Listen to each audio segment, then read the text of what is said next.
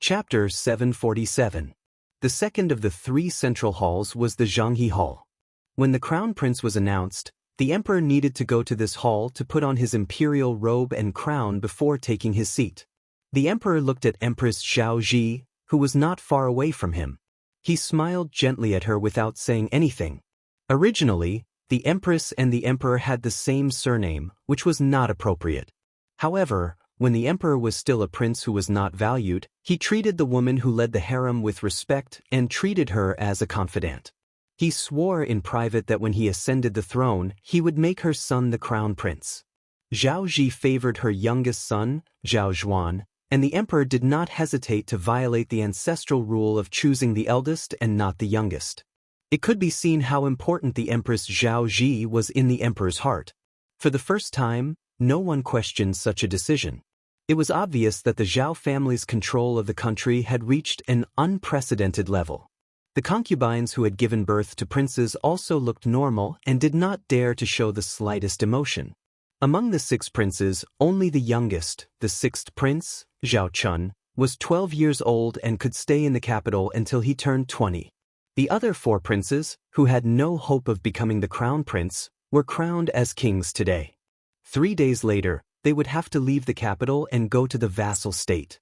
Before leaving the vassal state, they had to bid farewell to the new crown prince and kowtow 3 times. The 6 princes in Wooing Hall were divided into 2 groups. The first prince, the 4th prince, and the 6th prince gathered on one side. Zhao Wu was about to be conferred the title of Liao King and was given the title of Zhenbei General.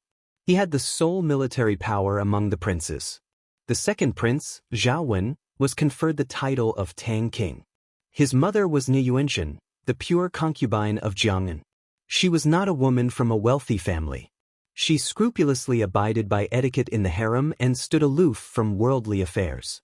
She had an extremely strict and gentle temperament. The prince, Zhao Wen, was also rather gentle, respectful, and thrifty. His eloquence was magnificent, and he was praised as having a deity in his pen and inkstone. He often discussed the Tao with Prime Minister Zhao Danping, living up to the word literary. The third prince Zhao Xiong was conferred the title of King of Han and would soon rule at the border of Jizhou. The virtuous concubine Peng Yuanqing, one of the leaders of the Northern Crown Prince group, was the daughter of the Peng family of Liaodong. Zhao Xiong was also the prince who made the royal family worry the most. It was rumored that he had made things difficult for the prince Zhao Kai many times. The 5th prince Zhao Hong was conferred the title of King of Yu. His mother was not a concubine, Xue Xiaoyu. Among the concubines, Yan Dongwu's hand was held by the 4th prince, Zhao Zhuan. Her hand was as cold as frost, and her beautiful face was somewhat restrained. Zhao Zhuan, who had a gentle smile, had sweaty palms. When he chatted with his brother Zhao Wu in a low voice, he kept turning his head and smiling at her. She didn't know why, but when she went to the capital to marry the royal family for the first time, she felt at ease about marrying the 4th prince who was not favored by the world. The couple's days were like glue. But when she realized that everything was not as straightforward and casual as she imagined, Yan Dongwu felt more and more like walking on thin ice. Especially when she went out of the palace to visit relatives half a year ago, she saw her father's old face that could not hide the excitement no matter how hard he tried. She saw her father crying with joy, but he didn't say anything. Yan Dongwu began to realize that everything was going out of control. After returning to the palace, she became more and more silent and cautious with her words and actions. Every time she went to greet the empress mother-in-law with her husband, it was like a war without smoke. This made Yan Dongwu very confused. The only thing she wasn't secretly happy about was that she was going to be the crown princess.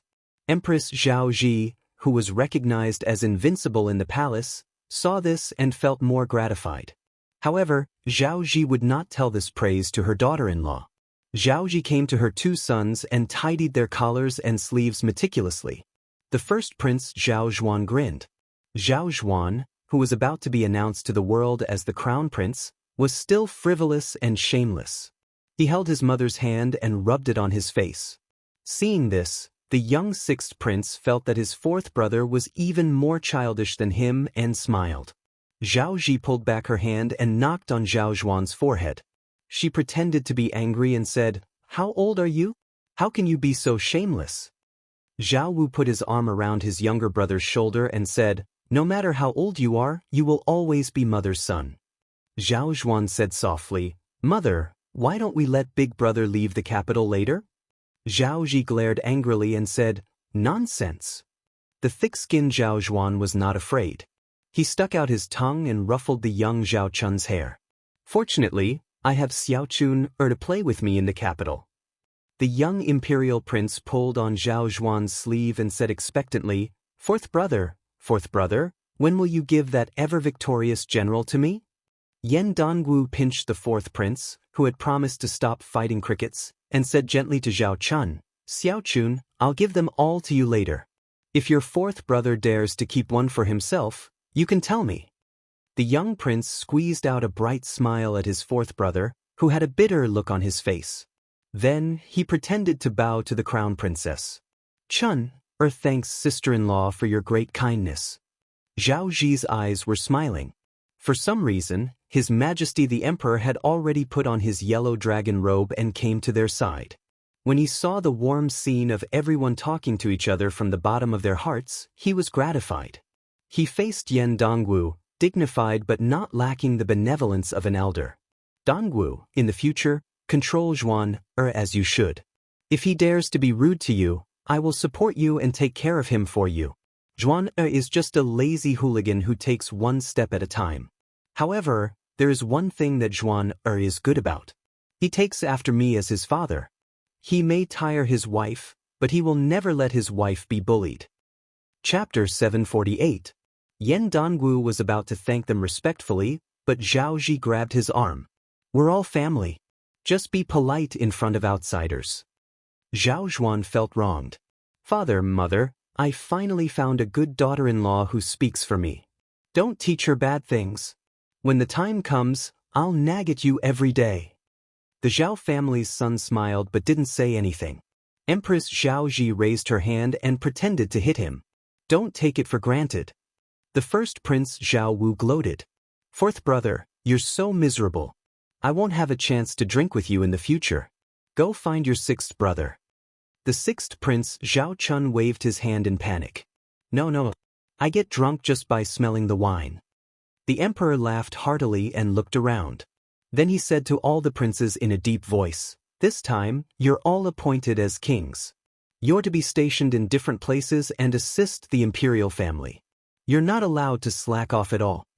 Except for Zhao Zhuan, all the princes bowed and accepted the order meticulously.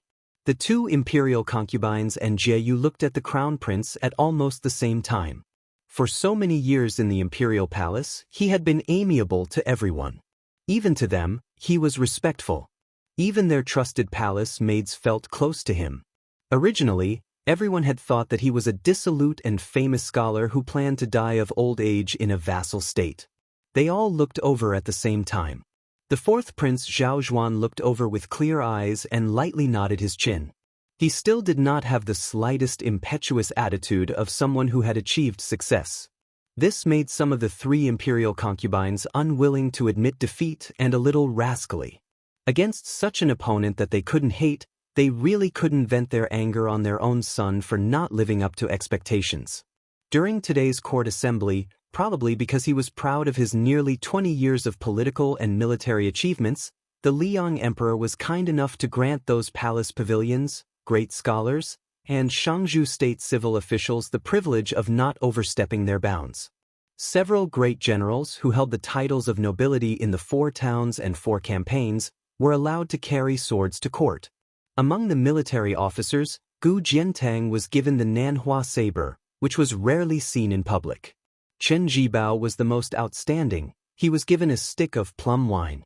The crown prince of Bailiang, Su Fengyan, was still wearing the simple and crude Bailiang saber at his waist. However, today was different from the past. The civil and military officials were not in a hurry to enter the palace. They had to wait for the emperor, empress, and princes to arrive before they could enter. Nearly 1,000 people waited patiently on the White Jade Plaza outside the palace and inside the city gates. Unlike the newly crowned princes who still had 3 days to stay in Great City, the 5 imperial family vassal kings would immediately leave the capital for their vassal lands after the court meeting.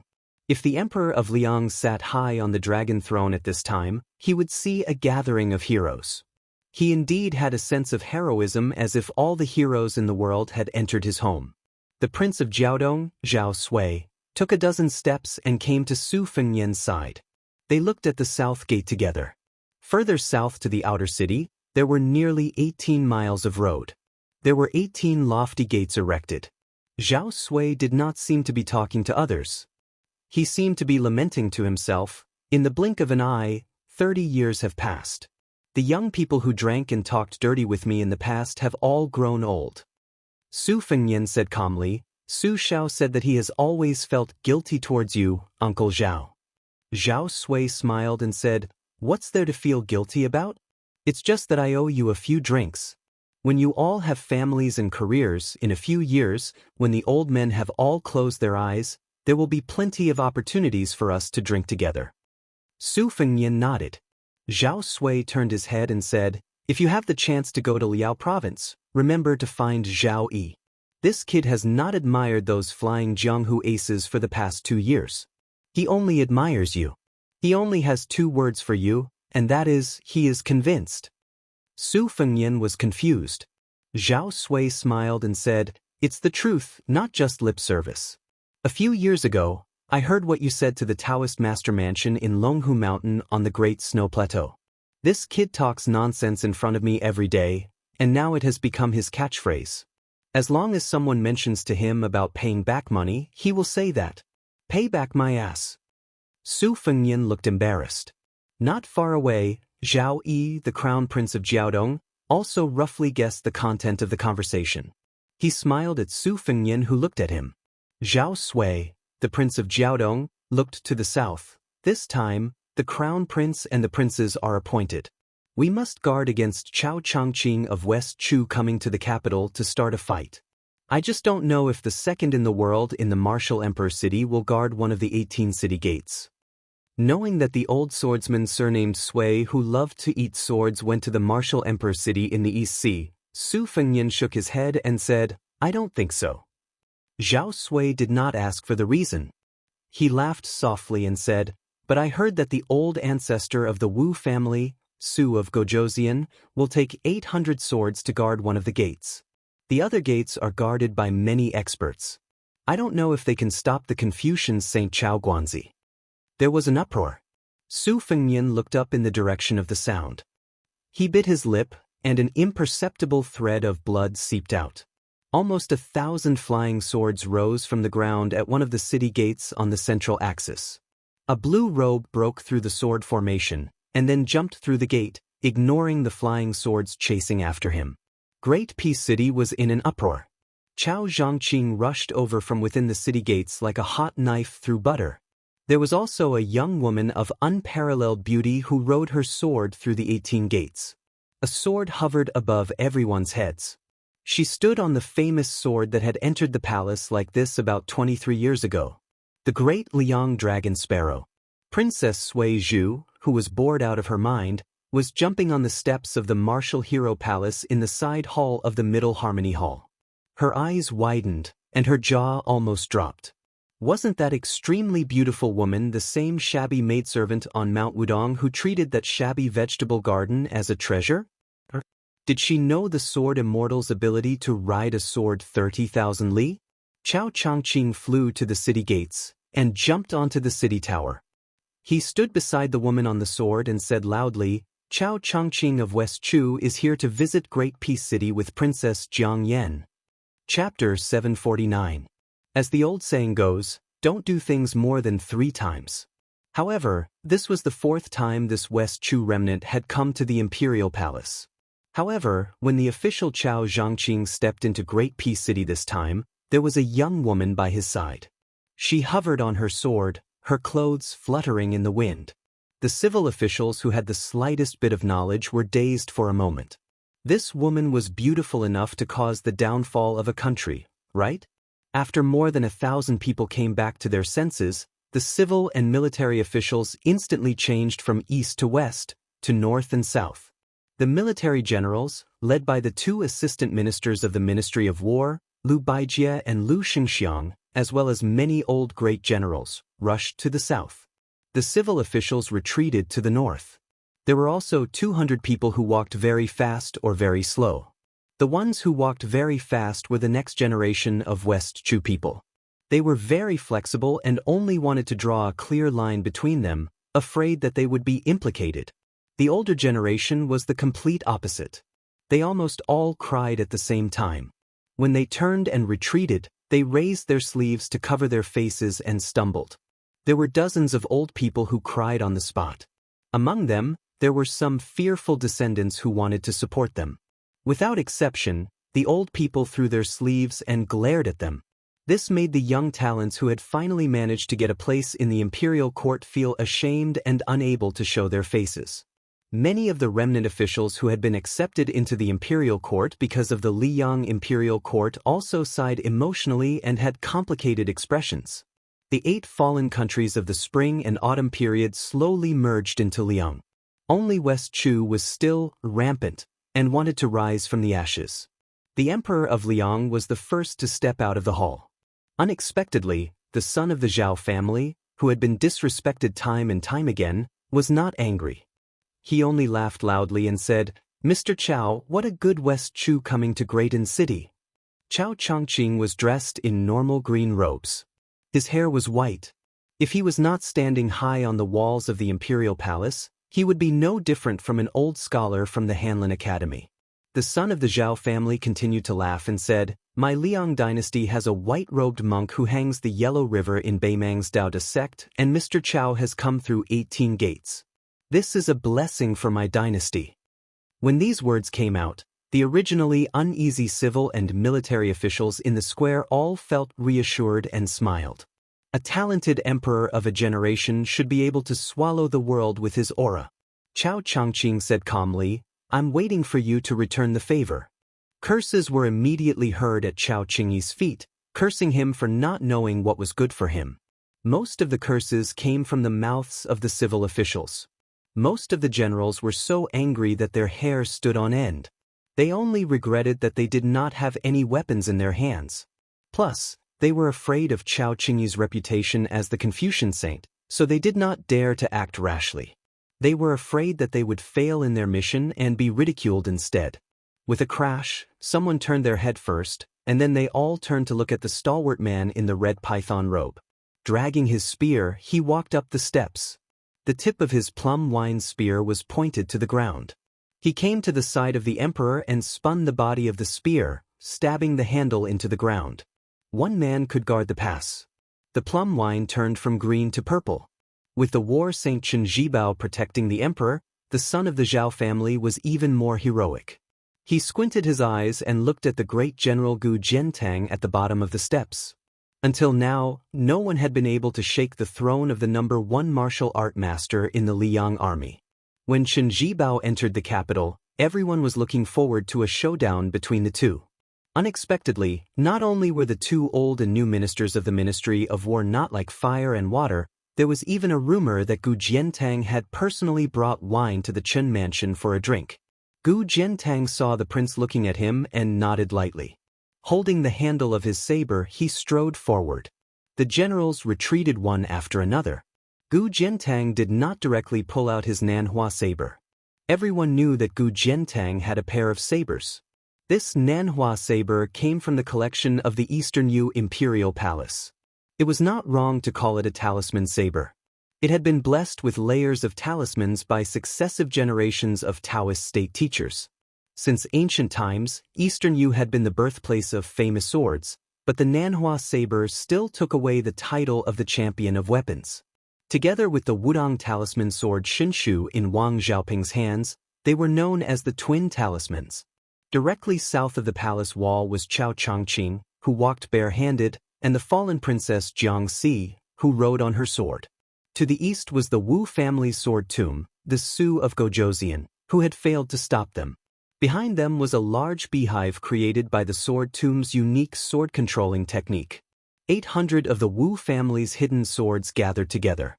To the west was Prime Minister Qingxi Zhao Danping, who came from Mount Longhu.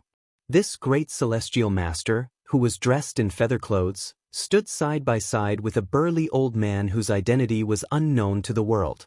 On the old man's back was a large sword that was almost twice the length of an ordinary ancient sword.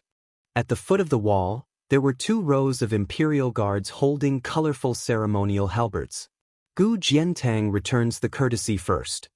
After Gu Jiantang finished speaking, he stretched out his arm, and a ceremonial halberd flew out from the hands of the imperial guards. Gu Jiantang, the #1 saber user in the world, rushed out in large strides and grabbed the ceremonial halberd that was flying rapidly toward him. With a soft shout, he blasted it toward Chao Changqing on the wall like a thunderclap.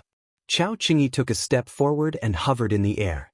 She put her index and middle fingers together and gently raised them toward the tip of the halberd that was coming at her with the force of thunder. The ceremonial halberd that was 1.5 feet long did not break inch by inch. Instead, it shattered into fine powder. Chao Changqing's hair was not messed up at all.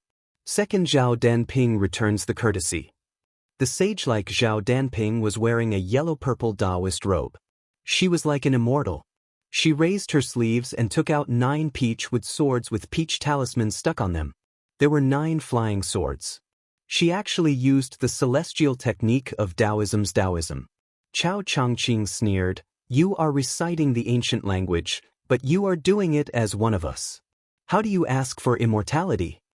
The distinguished official who dominated the world stretched out a finger and pointed it lightly. Among the 9 swords, 8 of them killed each other and shattered in the air. The last sword tried its best to reach in front of Chao Changqing.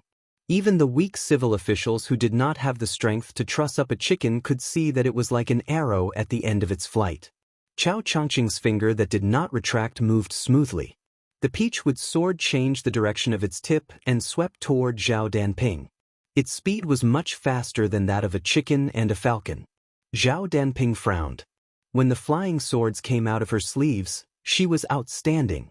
When she retracted the swords, she was embarrassed. When the flying swords returned to her sleeves, everyone saw that her Taoist robe's sleeves were swaying. It did not calm down for a long time. It was said that this great Taoist master was very familiar with eliminating demons. However, the Confucian saint's sword was full of great spirit. How could it be easy? She returned the courtesy twice, but it was resolved by the black-robed woman with a flick of her fingers. Chao Zhangqing had passed through the palace thrice, but he had never done so under the watchful eyes of so many people. Other than Handiao Temple and a few other top experts who were hiding in the palace, no one else had seen him with their own eyes, much less experienced him. The second time he entered the palace, there were 300 imperial guards in front of him, but they were directly bypassed by the black-robed woman. At that time, if Han Diaoxi did not have the unique advantage of Xian Finger against celestial phenomena, the emperor of the Zhao family would not be the emperor next to Chen Zhibao. Gu Jiantang, who came out with his saber, was only halfway through returning the courtesy when he was interrupted by Prime Minister Qingxi. He was faintly unhappy, but he still respected him as a celestial master of Longhu Mountain. He forced himself to suppress his majestic qi until the second courtesy was over.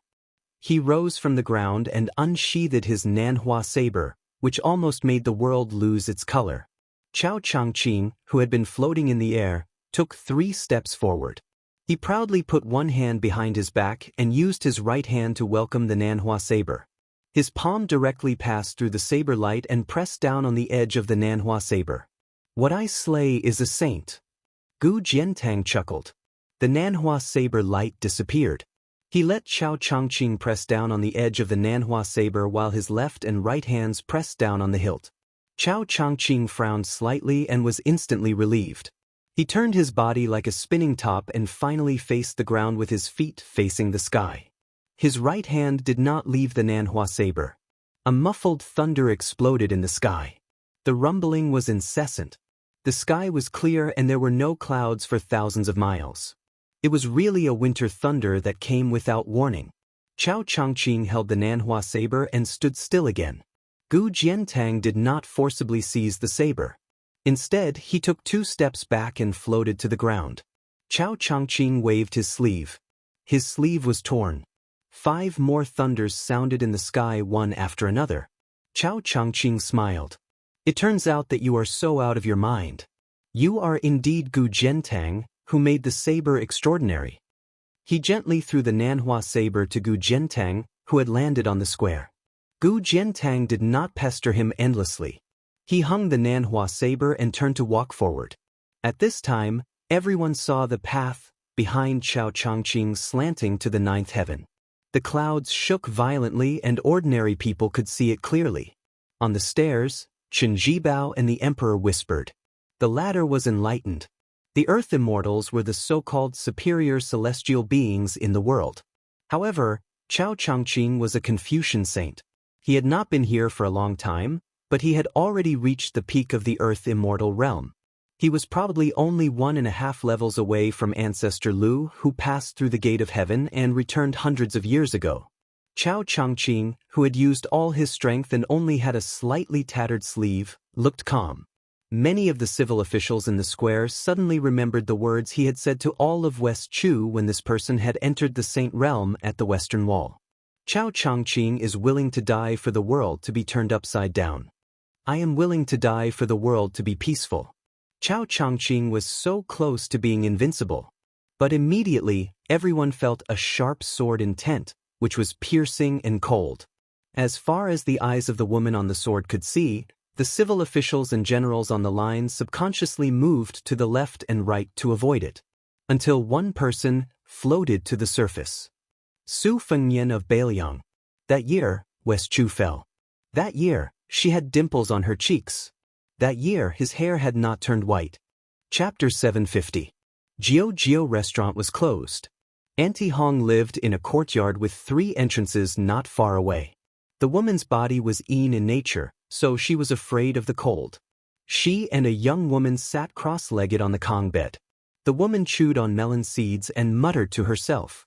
The young woman quietly listened to Auntie Hong's nagging without the slightest impatience.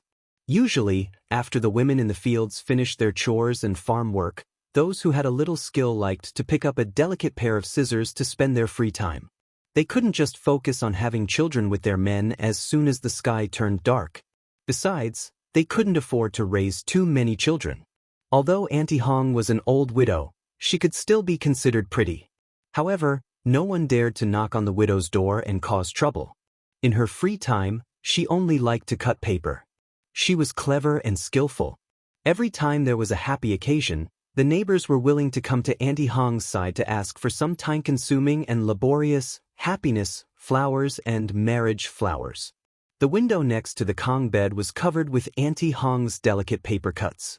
It was true to the saying of the older generation that when the window was opened, Auntie Hong would hang a sweeper under the eaves on cloudy days. It was very effective.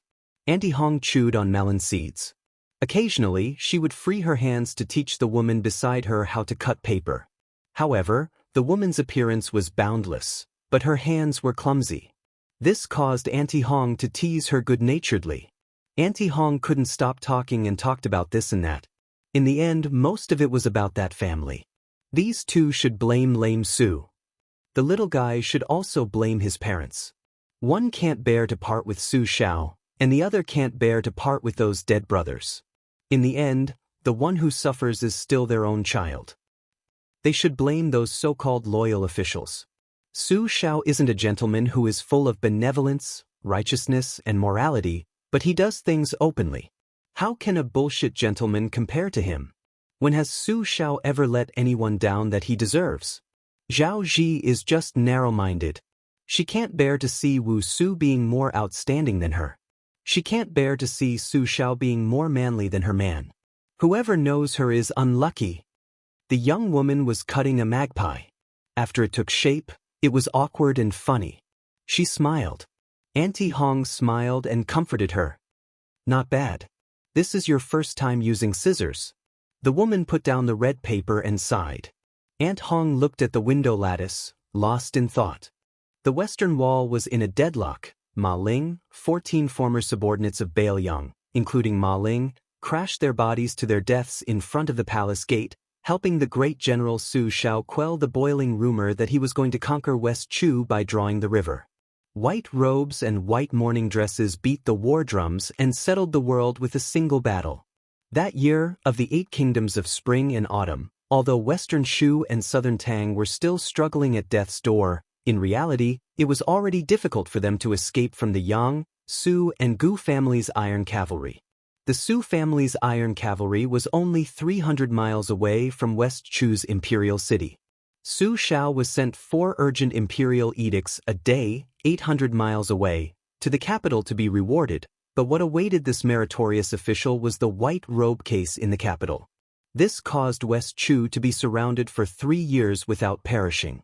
At that time, the Prince Zhao Yi, who had not yet been conferred the title of Duke of Guangling, wanted to take advantage of the situation to gain great military merits, but he did not expect to lose 2 battles in a row.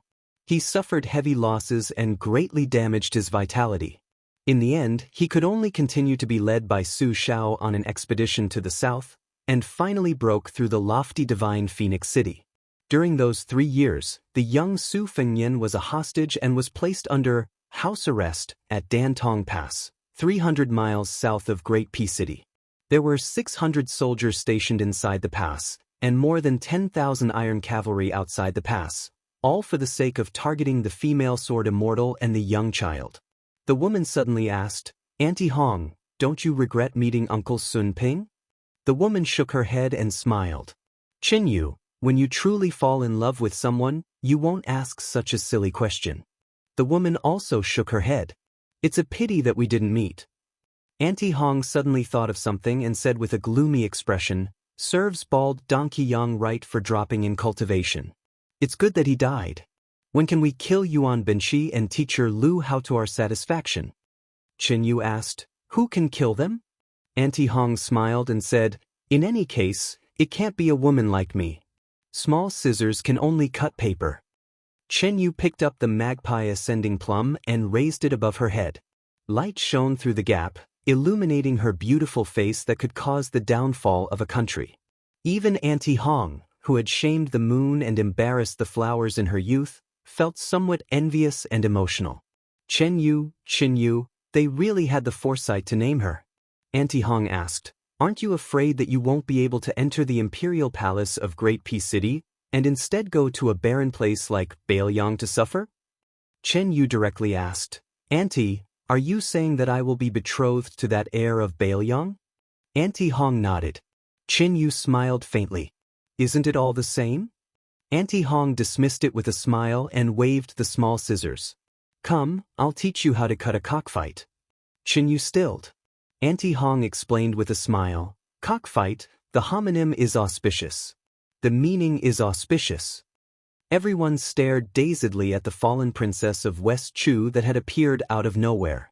The old officials of the capital did not hinder their love for beauty. They had truly never seen such an outstanding woman. Maybe that Qin Yu on the Rouge rankings could compare to her appearance, but in the end, Qin Yu was a woman who could only pick up a brush and embroider a needle. She definitely would not come on a sword. The woman whose original name was Jiang Si, but who had been changed by a bastard to Jiang and I, lightly uttered 5 words. The law of the heavens was vast. The scabbard did not move. The great Liang dragon sparrow had already left its scabbard to take the head. The 2 sword energies of Big Yellow and Big Purple wrapped around the slender ancient sword. It headed towards an eye-catching white python robe on the square. The moment before the flying sword left its scabbard, Yuan Tingshan, who had been allowed to enter the Dragon Gate and participate in the court meeting, smiled nastily. He looked at his future father-in-law, Gu Jiantang, and extended a hand. "Great General, lend me a blade." Gu Jiantang's expression was calm. He did not show any hesitation, nor did he make any unnecessary movements. The Nanhua saber at his waist came out of its scabbard like a dragon out of water. Yuan Tingshan, who had come from a humble background but suddenly enjoyed wealth, did not have any mentality of cherishing his fortune. He wanted to amaze everyone in Great Peace City. He had almost gone crazy these days. If he did not act now, when would he? You nobles enjoy wealth and have a clear conscience. I, your father, have to risk my life every time. Wealth comes from danger. Whoever stops me will die. The moment Yuan Tingshan, whose realm had skyrocketed, grasped the Nanhua saber, his hair was disheveled. It was as if he was possessed by a celestial being, as if he was possessed by a fiery demon. With the saber in his hand, he instantly knew that the great general had not only borrowed the Nanhua saber, but also contained a vast amount of vital energy. With such good intentions, how could Yuan Tingshan disappoint his father-in-law, the #1 saber user in the world? Yuan Tingshan gripped the saber with both hands. His eyes were red. With a furious roar, he chopped at the flying sword that had fallen to the ground. On the city gate tower, Chao Qingyi, who was fighting against Gu Jiantang and Zhao Danping, turned a blind eye. She calmly said, "West Chu returns the Bailiang salute." Chapter 751. This was a true thunderclap rising from the ground. Yuan Tingshan, whose notoriety had spread far and wide, swung his saber down. It was so ingenious that it struck the tip of the great Liang dragon sparrow sword. However, the flying sword still flew straight ahead without trembling at all. The Nanhua saber, one of the twin talismans, slid past the flying sword. The square at the foot of Yuan Ting Mountain cracked so much that rocks flew everywhere. The noise was ear-piercing. Fortunately, behind this mad dog were high-ranking military officers who were trained in martial arts. Facing the sudden disaster, other than Lu Shengxiang and Lu Baijie, who casually waved their sleeves to disperse the flying rocks, most of the others were in a very difficult situation. Su Fengyan took a step forward with his left foot and a step back with his right foot. He raised both hands. One hand cut the river, the other shook Kunlun. One sword broke the two forces. The tip of the sword went straight to Su Fengyan's chest. Su Fengyan said, "Sword, come." Black armor, childhood sweetheart, morning dew, spring water, peach blossoms. Moth eyebrows, vermilion bird, yellow tongue, yellow mayfly, golden thread, te-e. Ding ding dong dong 12 times. It resounded in the imperial city. The tip of the sword didn't change its direction, only 10 feet away from Su Fengyan's heart.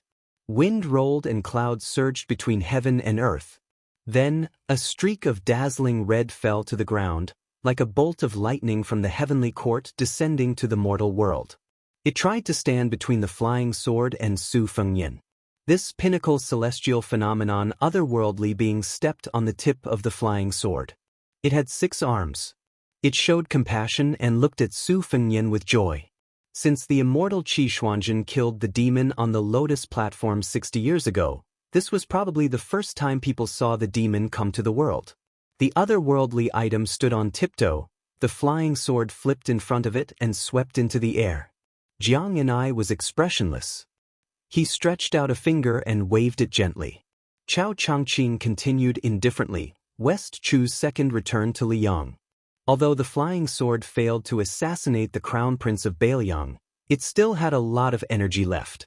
It flew over the heads of the otherworldly item in the red robe and the man in the white robe and flew toward the emperor of Liang, who was standing on the stairs. The sword Qi was like the Milky Way and the stars in the sky. The Zhao clan's son clenched his fists and didn't retreat a single step. Chen Zhibao reached out to hold the plum wine. He pressed down. The plum wine instantly disappeared. 100,000 soldiers were lying in ambush in Qidi. 10 steps away from the son of the Zhao family, the plum wine broke out of the ground and collided with the tip of the flying sword. He hovered in midair for a moment. There was clearly no sound, but the civil and military officials who did not know martial arts immediately covered their ears and squatted on the ground. Some of the weaker civil officials even showed signs of bleeding from their 7 orifices. Lu Shengxiang, Sword Immortal Tang Shi, Lu Baijie, and the others leaped high into the air, separating the plum wine from the thousands of people and the chaotic, formless qi that was leaking out like a flood. The plum wine finally bounced back into Chen Zhibao's hand. Standing on the scabbard, Jiang Anai coldly snorted. The flying sword flashed and disappeared back into the scabbard. Almost at the same time, Su Fengyan, whose blood was getting thicker and thicker at the corner of his mouth, grabbed the otherworldly item's arm and fiercely threw it to one side of the palace wall. The red robe with big sleeves, like a big red bat in the daytime, pounced on the tall and sturdy old man next to Zhao Danping. one of the two masters guarding the palace. In terms of realm, he was even higher than Xian Ji Han Diaosi. Master Lu Hao. After throwing the otherworldly item, Su Fengnian stepped forward nearly 10 zhang in one step, floating toward Yuan Tingshan. In Gangnam-do, he once wanted to kill Su Jihu. Su Fengnian raised his arm, his 5 fingers like hooks, and said in a low voice, "Sword, come again!" Xian Lei, Tai A, Peach Blossom, Jin Lu, Huang Tong. 5 flying swords with the sharpest sword chi smashed down at the same time. The immortal caresses the big top. Yuan Tingshan's face changed dramatically. His Nanhua saber raised a dazzling saber light. At the same time, he retreated step by step. However, his palm was bleeding from the web between his thumb and index finger. After taking 3 steps back, he rolled sideways. A string of blood splashed out from his back.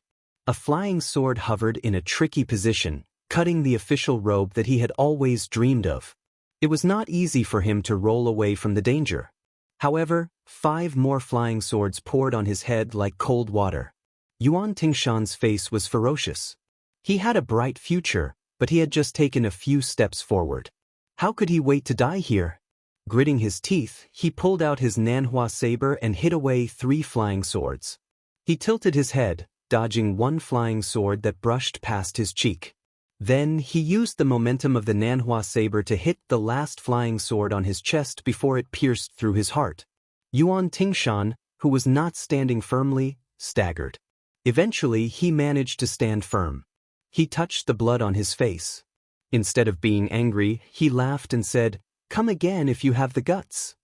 The civil and military officials in the square were speechless.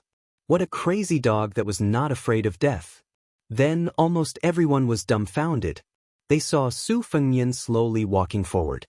However, Yuan Tingshan, who was inexplicably hostile to the crown prince of Bailiang, was like a grass carp that had unfortunately fallen on the shore. He was jumping around and struggling for his life. The distance was less than 5 feet. Yuan Tingshan's blood kept splashing everywhere. The world only knew that the Peach Blossom sword god Dong Tai had 12 flying swords in his small box. No one knew that there was another person in the world who could control so many flying swords. Finally, the distance was 3 feet. Yuan Tingshan, who had been waiting for this moment, dodged the 3 fatal flying swords. He let 2 of the flying swords penetrate his body and chopped down with his saber. The officials in the square, who did not dare to breathe, were all sweating. They were hoping that this crazy dog could kill the crown prince of Bailiang with 1 strike. However, the next scene made most people feel incredulous. Only Lu Xingxiang and Lu Baijie shook their heads. They felt that it was a pity, but they were also amazed. Yuan Tingshan withdrew his saber against the flow of qi. Lu Xingxiang felt that it was a pity that at the moment of life and death, Yuan Tingshan did not hesitate. However, in the end, he still cherished his life and did not do that shady business of exchanging a life for a life. Lu Baijie was amazed at Su Fengnian's audacity. This person could have won relatively easily, but he did not. He still dared to bet that Yuan Tingshan was more afraid of death than him. This kind of fight had left a huge shadow in Yuan Tingshan's heart. It was likely that he would not be able to erase it for the rest of his life. Su Fengnian slapped Yuan Tingshan's chest with his palm. He took a few steps forward and grabbed one of Yuan Tingshan's feet in the air. He turned around and suddenly smashed it on the ground. A big hole. Yuan Tingshan was clearly at his last breath. Gu Jiantang, who had been watching the fight with narrowed eyes, finally took a step forward. If Yuan Tingshan wanted to die in the capital, he had to go through Gu Jiantang. A gentle breeze rose. The white-haired young man stood quietly in the square. His python robe swayed in the wind. Just like his life experience, which was in a precarious situation. The eldest son of the Su family, who no one was optimistic about, finally tore off his tattered clothes. He had a kind of indescribable peerless elegance. Su Fengnian looked at Yuan Tingshan in the hole and grinned. "You are not worthy of my saber. Today, you are lucky to have a good father-in-law. Next time, I will personally peel off your skin." Chapter 752. Gu Jiantang glanced at Yuan Tingshan, who was lying motionless in the pit, his hands still tightly gripping the Nanhua saber. Gu Jiantang didn't think that the crown prince of Bailiang was so daring as to kill an official under the emperor's nose. Teaching Yuan Tingshan, who had an old grudge, a lesson was just a little too much. The people of the capital wouldn't really care about Su Fengnian. After all, his preposterous behavior had already caused calluses in the ears of the great Peace City. Furthermore, he had blocked 10,000 imperial students on the imperial road and even spat at them. This could be considered as foreshadowing today's fight, but it wasn't too strange. After all, hiding one's strength for more than 20 years, the heavens rewarded the diligent. In the end, there were great benefits. If it was a crown prince who had always had an excellent reputation, he would have been dragged away and stripped of his hereditary bestowment. There were actually only two things that really interested Gu Jiantang. First, why did Dong Tai's 12 flying swords end up in Su Fengnian's hands? Second, the origin of the red-robed otherworldly item that had pounced on Lu Haosher. Ordinary otherworldly items simply couldn't enter the imperial city that was filled with purple and yellow dragon aura. Ever since the devil sect that occupied half of Jianghu completely vanished after the battle at the devil-slaying platform, the world publicly acknowledged that there was no longer a heavenly demon. Gu Jiantang was in a daze for a moment. Even though he had been the Minister of War for 18 years, he still suddenly became furious. That Su family's child actually went back on his word and played hard to get with him. With just a thought, a flying sword with a perfect sword embryo pierced straight towards Yuan Tingshan's head. This made Gu Jiantang extremely shocked and angry. Under the feet of the emperor, Yu, a crown prince of a different surname, relied on the muddled debt that the Zhao family owed the Su family to collect some old debts. You picked the best time to pull chestnuts out of the fire. Gu Jiantang turned a blind eye and let you do whatever you wanted. However, you didn't know the severity of the matter and dared to insult me, Gu Jiantang, in front of all the important officials of Liang. Did you really think that I was a drowning dog that everyone could beat? Gu Jiantang used his sleeve to control his qi and wave away the flying sword Peach Blossom.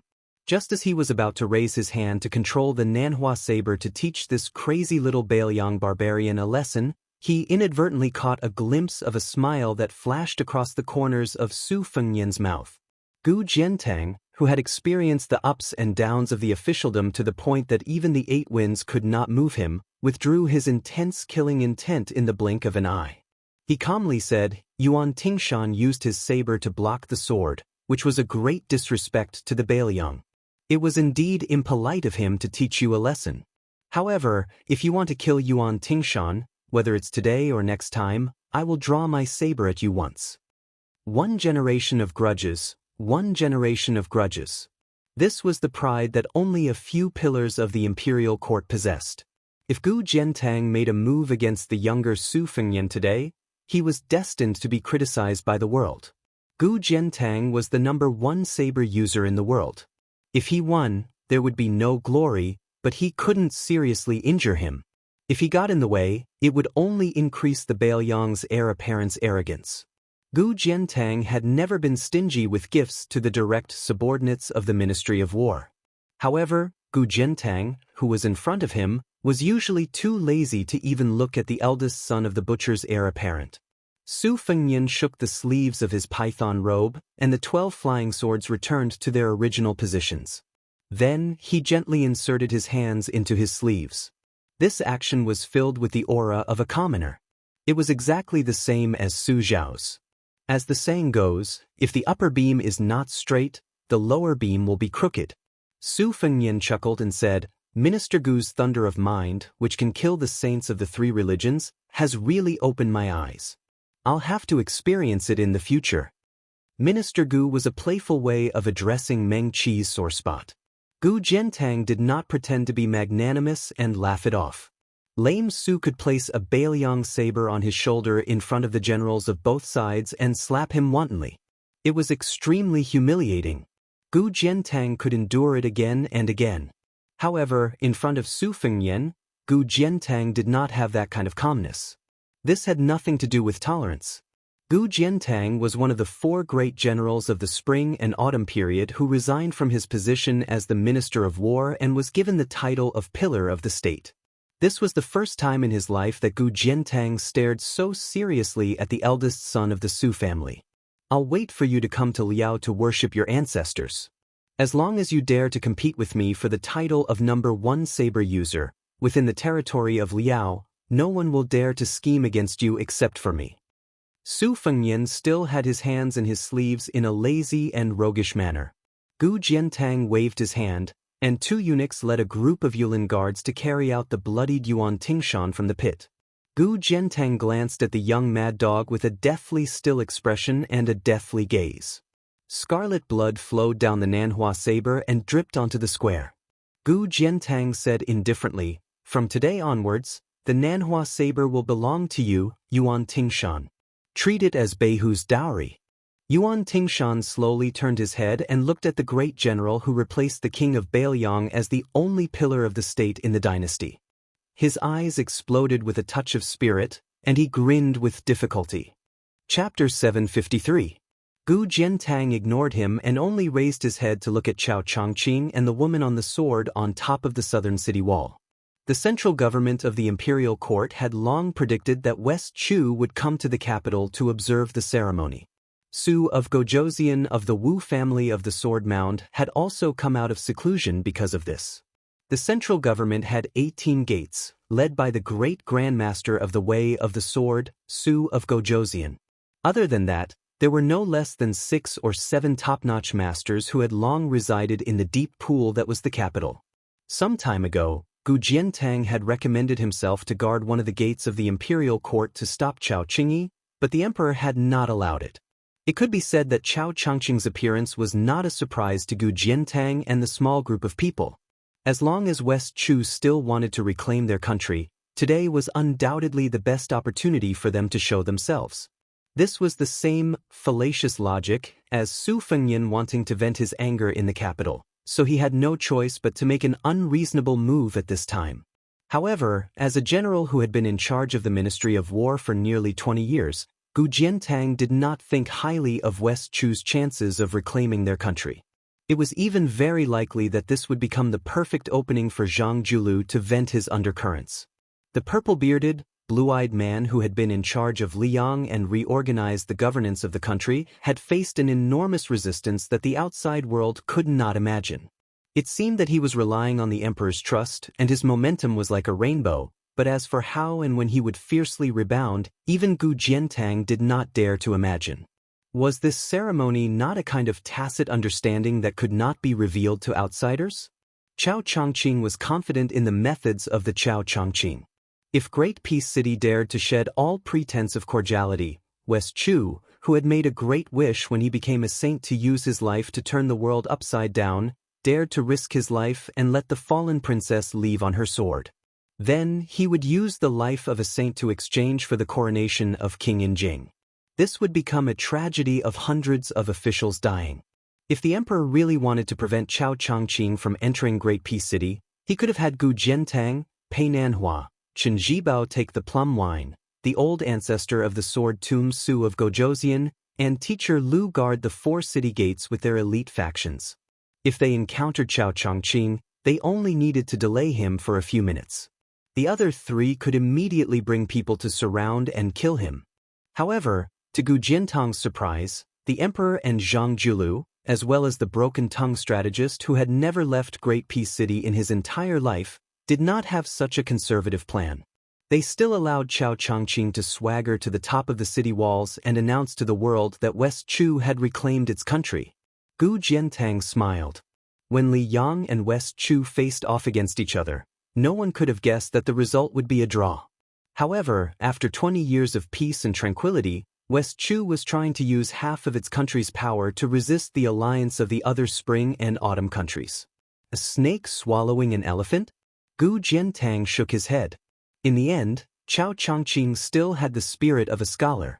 The emperor of Liang took a step forward and said in a clear voice, "I hope that in my lifetime I can peacefully play chess with Sir Chao in this great peace palace city and make friends." Chao Chongqing smiled and did not reply. Jiang and I flew away from the top of the city walls on his sword, causing the civil officials and generals in the square to tremble with fear. She twitched the corner of her mouth. The great Liang dragon sparrow soared into the clouds and disappeared. 2 dimples appeared on her cheeks. Was she laughing at him until his hair turned white? Chao Changqing immediately turned and flew away. The emperor let Song Tonglu, the head of the imperial palace, go up the steps and said softly. Then this powerful official walked near the steps and faced the square. He said in a deep voice, "The Bailiang heir Su Fengnian is allowed to withdraw from court. He does not need to report to the court when he leaves the city." After Su Fengnian heard the imperial edict, he still put his hands in his sleeves and turned to leave. The Zhao family's son, who had been paying attention to the Bailiang heir's next move, narrowed his eyes. However, he quickly relaxed and his expression returned to normal. Almost at the same time that Su Fengnian turned around, he walked towards the main hall and crossed the threshold. The Zhao and Su families parted ways. Most of the officials swallowed their saliva when Su Fengnian turned around. Especially the Imperial College's Right Chancellor Jean Lanting, who was supposed to be high-spirited. His face was dispirited as if he had lost his parents. After Su Fengnian walked out of the city gates, he stopped. The Yin item Dan Ing was connected to his mind. It was not inferior to the flying sword that he no longer needed to use his qi to control. After it threw the old hidden dragon into the city walls, in less than half an hour, it had silently gone back and forth between life and death countless times. The Yin item's arms drooped dispiritedly. Its bright red robe was also somewhat tattered. After all, it was a Yin item. In the peak duel between celestial state experts in Great Peace City, it did not occupy the right time. This was a fatal disadvantage. For it to be able to do this, it was already shocking enough. It was rumored that Lu Haosher, who had been in celestial state for longer than a normal person's lifetime, stood quietly at the foot of the wall. There was not the slightest trace of anger on his face. His eyes were as gloomy as a poisonous snake's, tightly biting onto the Bailiang heir. Su Fengnian first smiled at the Yin item. Then he walked towards Lu Haosher. When he was dozens of feet away, he stopped and said, "Don't die of old age too quickly." The old man's laughter was hoarse, like an old donkey grinding mud with a millstone. He stretched out a palm and made a flipping motion. This old man couldn't kill the big one in the past. Killing the small one is just eso. Su Fengnian stretched out a finger and wiped the corner of his mouth. The old bastard is hiding in the deep pool. I can't do anything to him for now. However, the 10 great clans of the spring and autumn period, the Nanyang Lu family that respects you as their ancestor, and the many talents that have the potential to serve the imperial court, I will send people to eliminate the weeds by the roots. Will you save them or not? I purposely didn't do these dirty things before because I wanted to talk to you in person after entering the capital. The old man was indifferent and emotionless. He sneered, "The clay Buddha crossing the river can't even save himself. How dare you talk nonsense in front of this old man?" Su Fengnian smiled and said, "Great rivers and mountains. Let's ride a donkey and wait and see." The white-haired young man put his hands in his sleeves and slowly walked on the imperial road. The Yin item in the red robe looked at the lonely figure with joy and pity. It looked at Lu Haosher, who was trying hard to suppress his killing intent. After Su Fengnian walked for a while, he pulled out his hands. Without turning his head, he suddenly asked, "From now on, you will be called Suing, okay?" The Yin item stretched out an arm and gently pulled on one of his sleeves. The man and the Yin item seemed to depend on each other. They didn't say anything as they walked hand in hand on the central axis of Great Peace City. Chapter 754. Su Fengnian walked alone to the carriage that deviated from the central axis. The coachman was naturally Blue Bird, who was dressed in green and embroidered shoes. Xianyuan Qingfeng, who carried the imperial jade seal, was dressed in purple and sat sideways behind Blue Bird. His legs dangled outside the carriage. Seeing Su Fengnian leave court so early, although Xianyuan Qingfeng was puzzled, he didn't ask. They sat in the carriage together. After Su Fengnian sat down, he smiled and said, "West Chu returned a sword strike to me. We'll leave the capital later and let Mr. Chow wait for a few more days. At the same time, we'll scare that Han Diaosi who's waiting for us somewhere. This Confucian sage won't be in the capital to retrieve the imperial jade seal. You should seize the time to absorb fate." Xianyuan Qingfeng frowned and said, only 40 to 50%. Su Fengnian smiled and said, one must be content with what one has. Getting 50 to 60% is good enough. Going too far is as bad as falling short. Fate is unpredictable. If something goes wrong, you'll be the one to suffer, not me. Come, take it out and let me take a look. I'll help you. Xianyuan Qingfeng wanted to say something but stopped. He snorted coldly and didn't move in the end. Su Fengnian was confused and said helplessly, do you really think this imperial jade seal is your exclusive property? Borrowing money and returning it is a matter of course. In the past, you were rude and unreasonable to me, but that was because I was easy to talk to and didn't lower myself to your level. I've been hiding it for the past few years. Chen Jibao is even more ruthless than me. He's already become a saint. During the Battle of Iron Gate, Chen Jibao was at the peak of martial arts and still couldn't defeat Chao Qing. If you offend this West Chu and delay his great cause of restoring the country, you're destined to suffer. Besides, when it comes to the fate of the Imperial Jade Seal, you're thousands of miles away from your father. You're just a layman, far inferior to me. I'll help you take a look and fill in the gaps. Are you still not satisfied? Xianyuan Qingfeng hesitated again and again, staring at Su Fengnian. Finally, she slowly extended two slender fingers, tilted her face, and pinched a red string that held the Imperial Jade Seal from her neck. She gently lifted it. Looking at the scenery on her chest, she should have pulled out the Imperial Jade Seal from between her two peaks. Su Fengnian didn't know whether to laugh or cry.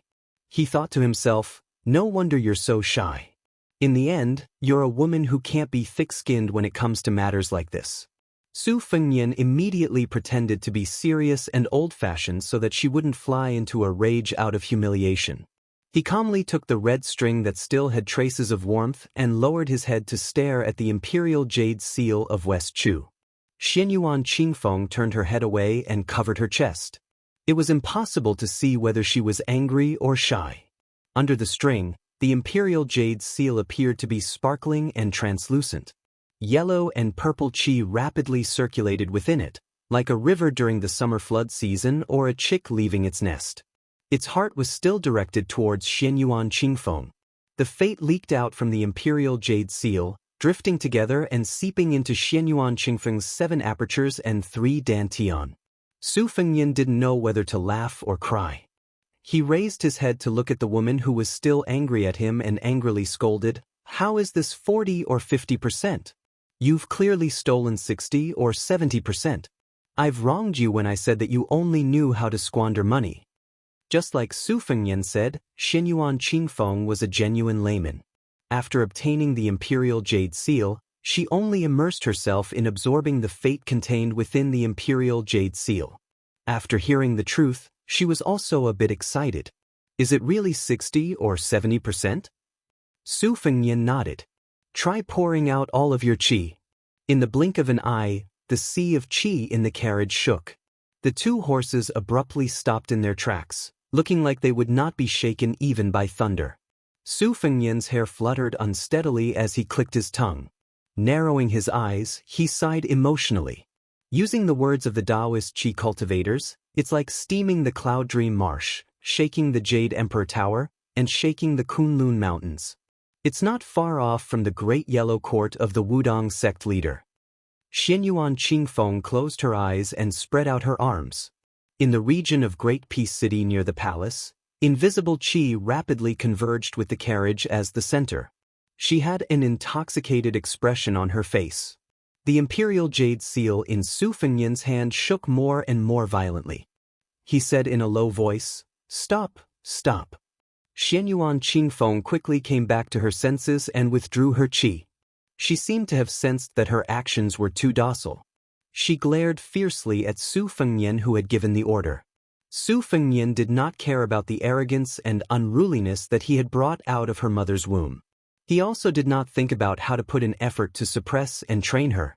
If all women had their edges removed, like Lu Qingyan of Qingzhou, all of them would be as smooth and sophisticated as pebbles. How boring would it be whether it was the Jianghu or the residence? He handed her the red string and the Imperial Jade Seal. Take advantage of these few days to absorb a little bit more. It's not good for others to become fat in one mouthful when their hearts are not enough. Especially women. They don't look good if they are too fat. Xianyuan Qingfeng stared quietly at this fellow and said ungratefully, "It's not funny at all." Su Fengnian put his hands in his sleeves and smiled. "It's really cold." After this year's winter, Great Peace City was indeed exceptionally cold. Su Fengnian waited for Xianyuan Qingfeng to turn around and put the imperial jade seal back into the depression in the mountain range. He suddenly asked, "Xianyuan Qingfeng, have you realized that you are actually very talented in scheming? Other people rely on practical knowledge and experience in the field of politics, but you rely on intuition?" Xianyuan Qingfeng said with disdain, "Don't think that I will be your Bailiang's dog. I will do business with you one by one."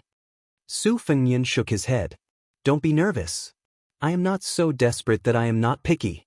It's just that I am in a rare good mood, so I will reward you verbally." Xianyuan Qingfeng hit the nail on the head. "You have made things clear with Lu Hao of the white clothes case in the capital? Have you set up the arena? After leaving the capital this time, you have completely cleared things with the Zhao family's son. In the future, you will rely on your own abilities to draw a line publicly?" Su Fengnian nodded with a smile. Chapter 755. There were many things in the imperial court that were deeply arranged behind layers of curtains. Every step was carefully planned, and every little detail was fought over. However, when put on the table and in the eyes of the court officials, it was often just that. It was very difficult to see the brilliance at a glance. Su Fengnian came to the capital to observe the ceremony as the heir of a vassal king. On the surface, he entered the palace with a saber and did not kneel. Undoubtedly, the emperor of the Zhao family gave him a lot of face. However, other than this sweet date, the other big sticks that came down were all firmly on Bailiang's head. Making an exception to promote Jean Lanting as the right chancellor of the Imperial College, seducing the great scholar of Confucianism Yao Baifeng to take a post in the capital, promoting Chen Zhibao, the protector of Bailiang, to the Minister of War, and promoting Yan Jieshi, the magistrate of Lingzhou, to the most illustrious member of the imperial family in one fell swoop. These four big sticks were all openly beaten on Su Fengnian's head in front of all the civil and military officials. How could Su Fengnian not take advantage of this situation to make a big fuss? It looked like he was acting out of spite, but it could also be that Su Fengnian was using his own method to stabilize the Bailiang cavalry's morale. The carriage slowly returned to Shima Wei Station. The rotten scholar Lu Wenbao was no different from an old beggar. He was still waiting bitterly under the dragon claw locust tree, waiting for Bailiang's heir to give him a chance to fulfill his ambitions. At this moment, he was squatting and gnawing on a cold and hard steamed bun. Although he had suffered in the areas of clothing, food, shelter, and transportation, he seemed to be in good spirits. Most of these people were like this. As long as there was a little bit of hope to look forward to, they could display astonishing tenacity. This was related to one's heart. Lu Wenbao was undoubtedly the type of person who had a big mouth and a big heart. After Su Fengnian got off the carriage, he still did not even look at Lu Wenbao. He did not even bother to cast a sideways glance at Lu Wenbao. Normally, a scholar who was confident that his knowledge and military strategy were not inferior to other people's would have already turned to other wise masters. However, Lu Wenbao's life had been full of ups and downs, but he still had his pride and unyielding character. The pride he gained from studying the sage's books had almost completely dissipated. Naturally, he had the great willpower to stick to the Green Mountain and not let go. But to be exact, it seemed more appropriate to stick to the Su family's locust tree next to him. Seeing that Su Fengnian was about to enter the post house, Lu Wenbao trotted over and said softly, "Young Master Su, someone is looking for you. It's a young lady with the surname Li. She didn't enter the post house and just wanted to chat with me. She waited for a long time, but in the end she couldn't endure the hunger and went to buy food." Su Fengnian was stunned. He laughed and said, "Did she say that her family lives in a temple and that the temple belongs to her family?" Lu Wenbao nodded vigorously and said with a smile, "Yes, yes. The young lady is quite interesting. I was just wondering why there would be a girl living in a temple." Su Fengnian was truly in a good mood this time. He said to Lu Wenbao, Go to the post house and find a warm place. If Tong Ziliang asks, tell him that I told you to stay. Unexpectedly, the old scholar did not know what was good for him. He shook his head and said, I don't care about a day or two. Lu Wenbao can endure hardships. He has already endured so many years. I think that when the hardships are over, the good times will be great. Su Fengnian didn't try to be courteous with an old scholar in his 50s who didn't even have a family yet. Xinyuan Qingfeng had already entered the inn. He had Qingyao enter first, and he stayed behind to welcome Miss Li Zi. Lu Wenbao asked carefully and curiously, Young master, why did you end courts so quickly? Su Fengnian said half-truthfully, I almost fought with Gu Jiantang, so I was chased back. Lu Wenbao was speechless and did not dare to ask further. In the distance, the young girl who was determined to be a chivalrous woman of the Jianghu jumped up and down towards the post house. If it was not easy for her to find out that Su Fengnian lived in Zayamawi, she would feel that she had gone through many hardships and traversed mountains to come here. This friendship that only Jianghu women could have, there was nothing else to say.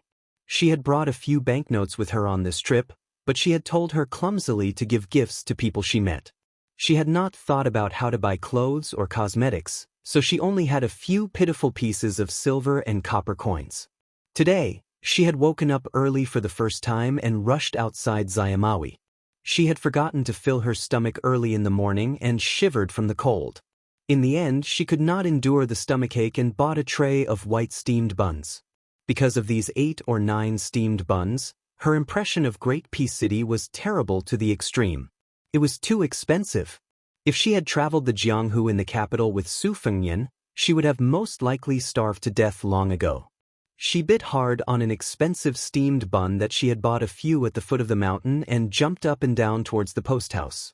She saw a familiar figure in the distance, but that person was dressed in white, with white hair, white clothes, and white shoes. Why did he look like a snowman? She was not sure. Could it be Su Fengnian? It was said that only those who were traveling would be timid when they were close to home, but Zayamawi was not her hometown. But because of him, she stopped jumping and slowly moved towards the Dragon Claw Pagoda tree. When she got closer, she saw the face that she had been thinking about day and night. The little girl was stunned, still biting on the steamed bun. She looked dazedly at the familiar yet unfamiliar man. She did not care about her chivalrous demeanor and etiquette as she turned and ran, the steamed bun in her hand falling to the ground. Lu Wenbao had an expression of disbelief. Had this little girl been scared silly by His Royal Highness beside him? Su Fengnian could not help but laugh. He walked over and picked up the steamed buns that were not too dirty and held them in his arms. The little girl ran out for a while before running back. She was like a pear blossom in tears. Su Fengnian, are you going to die? My father is very capable. I'll go back and tell him. Wait for me, you must wait for me. Then she turned and planned to run again. Su Fengnian freed a hand and pressed on her little head, twisting her around. I won't die. I just felt that I had to go out and attract attention, so I had to do something unconventional. That's why I dyed my hair white.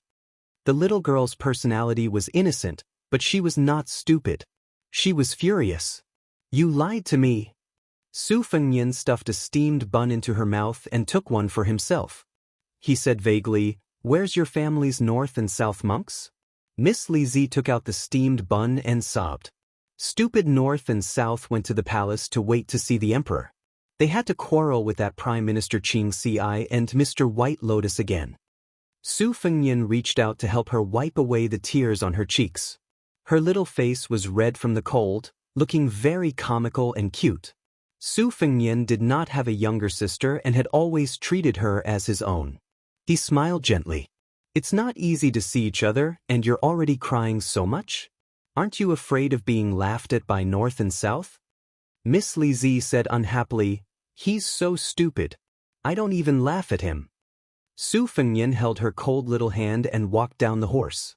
There was great joy in life, meeting an old friend in a foreign land. Su Fengnian turned and looked up gently. When someone came, they entered the Jianghu and were in high spirits. When they left, they entered the Jianghu and had a clear conscience. Su Fengnian turned and looked down at the little girl.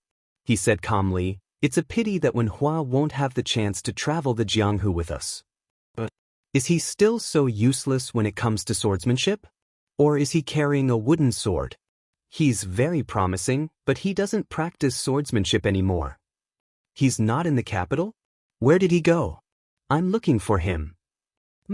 Wen Hua didn't even wait for me. He's not loyal. If I see him in the future, I'll scold him to death. Okay, if I find that brat first, I'll scold you too. Chapter 756.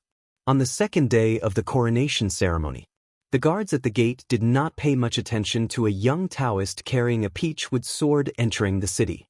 The Taoist priests of Mount Longhu often came to the capital to draw talismans and set up rituals. The people of the capital had seen many nobles with the same surname as the emperor. The only person at the gate who was impressed was this simple Taoist priest. He was not from Mount Longhu, the ancestral court of Taoism, nor was he a disciple of a Zhenren from a blessed place. He came from Mount Wudong, which had not been famous for hundreds of years. The Taoist priests in the world were under the control of Zhao Danxia, who was in charge of all Taoist affairs. Only Mount Wudong was an exception. After the guards at the gate let him in, they could not help but take a few more glances. They did not find out why the Zhenren did not show his face. They just thought that he was an ordinary Taoist priest who could not stand the strict rules of Mount Wudong and came to the capital to take a shortcut. After the Taoist priest entered the city, he asked for the location of the Maui post house and walked there. He accidentally took a long detour and walked for almost 2 hours before he saw the dragon claw locust tree outside the post house. He reported his identity to the guard at the gate.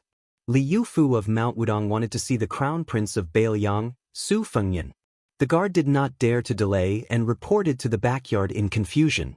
Li Yufu, who walked from Mount Wudong to the capital, did not have the demeanor of a Taoist priest. He sat on the steps outside the post house and rested for a while. He gently breathed according to the Heart Sutras of Mount Yuzhu. The old scholar Lu Wenbao glanced at him and ignored him. Su Fengyan was building the 8th snowman with Miss Li Zi in the backyard. When he heard Tong Ziliyang's report, he frowned and walked to the door. Li Yufu stood up and bowed, looking a little reserved. Su Fengyan's brows relaxed and smiled. Headmaster Li, I am not worthy of your courtesy. Wudong Mountain's Li Yufu was the next Wudong sect leader after Wang Zhongluo, who had cultivated the Great Yellow Court, and Hong Shixiang, who was the reincarnation of Ancestor Lu. However, Li Yufu seemed to be even more nervous than Su Fengyan. She did not even bother to exchange pleasantries. Instead, she blushed a little. She did not look like the great spiritual master of Wudong sect, but more like a little girl who saw a handsome man.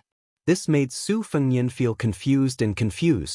The few times he went up the mountain, other than the young martial granduncle who rode the bull and some naughty little Taoist children, he only saw the good-tempered Wang Zhongluo and Wang Xiaoping, who demonstrated her strength with her sword.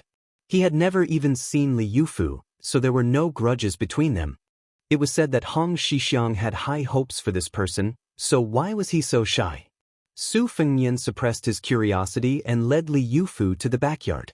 He was not happy at first because he was afraid of the worst result. He was worried that Li Yufu would represent Wudong Mountain to come to the capital to meet the emperor and recruit the Zhao family's emperor. Bailiang's internal affairs had been poached by the imperial court. If Wudong Mountain was added, it would really make people want to break the pot. Moreover, Su Fengyan had a very special emotional attachment to Wudong Mountain.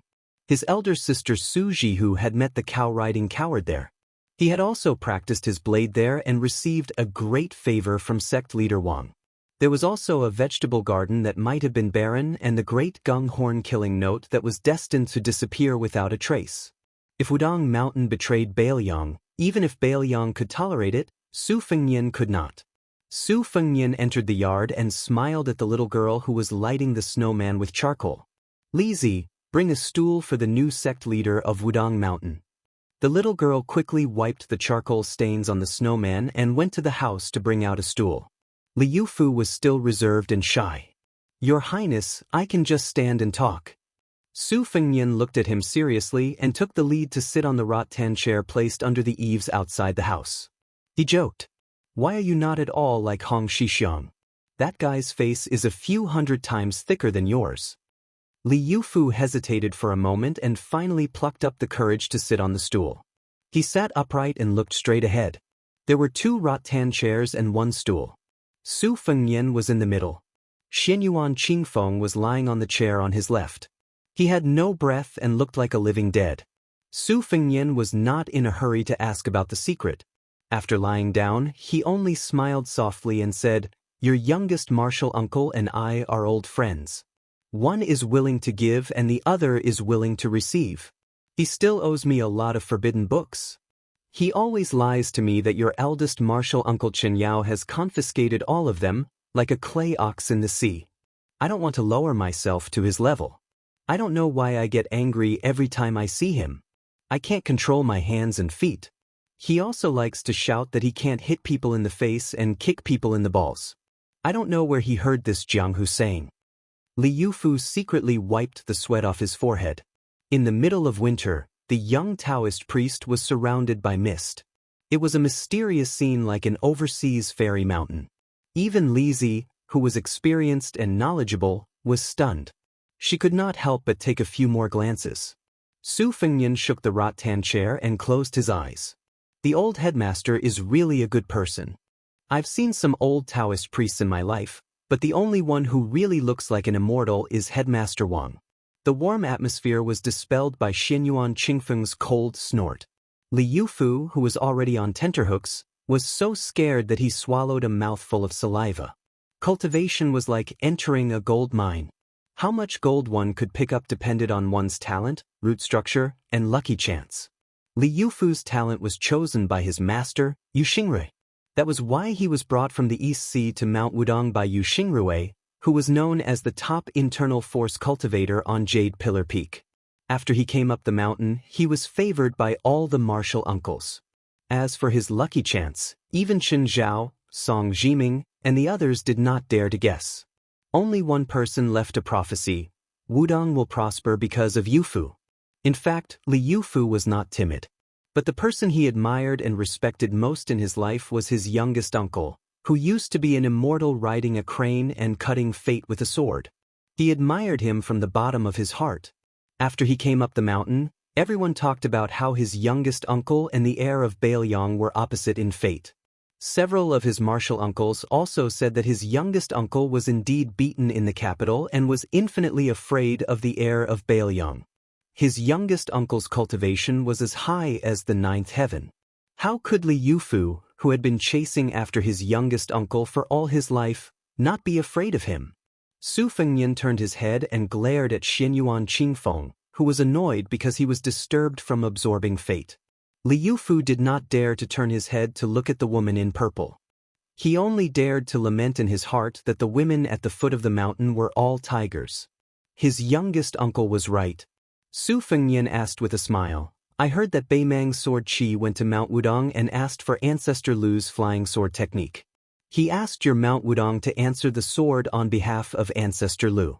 He fought his way to the top of Big Lotus Peak, but was forced back to the foot of the mountain by you." Li Yufu said in a low voice, "I lost my head in anger and acted on impulse. In fact, my swordsmanship is not as good as that sword Qi's." Su Fengnian smiled and said, "I guess your swordsmanship is not as good as Huang Qing's. But the level of sword principle is related to swordsmanship, but not absolutely. Huang Qing asked for swordsmanship and sword principle, so it's not surprising that you lost. It's like a woman with a good-looking face. She can be more beautiful, but how beautiful she is depends on the most important thing, her temperament." Li Yufu thought about it carefully and said sincerely, "Your Highness is right. I've learned a lot." Su Fengnian said jokingly, "Do you really think I'm some kind of Taoist master? You're so smart. Even if I fart out of boredom, you'll be able to figure out something. Li Yufu, don't be so suspicious. The reason why I dared to beat Hong Shishang back then was not because my cultivation was higher than his, but because he was narrow-minded." Li Yufu said seriously, "Your Highness is well-mannered." Su Fengnian held his belly and laughed. "Oh you, when you flatter someone, you're just like a bull rider. You're so sincere. No wonder you're from the same origin." Li Yufu's face turned slightly red. Su Fengnian asked, "You walked to the capital on 2 legs?" Li Yufu nodded and said, I went to the Earth Lung Mountain in the middle. Su Fengnian said playfully, my second sister once took a few bags of dragon sand from the Earth Lung Mountain. She said that an evil dragon appeared in the first blessed land of Taoism. Did you go to slay the evil dragon? Li Yufu smiled and did not deny or admit it. Su Fengnian was shocked. He glanced at the peachwood sword on the back of the new chief of Wudong. Li Yufu scratched his head. I did see the evil dragon, but I didn't kill it. I was hindered by someone. Su Fengnian nodded and said slowly, for yesterday's ceremony, Taiyan City specially worshipped Zhenwu Great Emperor behind the three main halls of the central axis. The statue was huge, like a small mountain. There was no other god worshipped in the capital. The Son of Heaven wrote the words controlling the central axis on the plaque to raise the status of Wudong Mountain in Taoism. You and I both know about this. Li Yufu took a deep breath and said frankly, Wudong Mountain had no objection to the imperial court's statue of Zhenwu Great Emperor in Taiyan City. But according to the teachings of Ancestor Lu, the Taoists on the mountain were not allowed to enter the capital to seek power. But for some reason, after the statue was carved, it swayed without wind. So I followed my master's order to enter the capital to investigate. On my way to the east, I sensed that it had something to do with the Earth Lung Mountain. So I went to the blessed land and found the evil dragon hibernating there. Speaking of this, Li Yufu stood up and said in a low voice, I'm willing to cultivate for the sake of the common people. Su Fengnian smiled and looked at the sky. Such a young immortal. Chapter 757. The second chapter was at 3 in the morning. The third chapter was at around 5 in the morning. There was one more chapter at night. Su Fengnian smiled and asked, when will you go to the palace to meet the emperor? Li Yufu shook his head and said, since the evil dragon of Earth Lung Mountain has been slain, the statue of Zhenwu Great Emperor on the central axis should no longer be a bad omen. I will not go to the palace and damage my cultivation. Chief Uncle Master once told me that there are 7 injuries in our cultivation.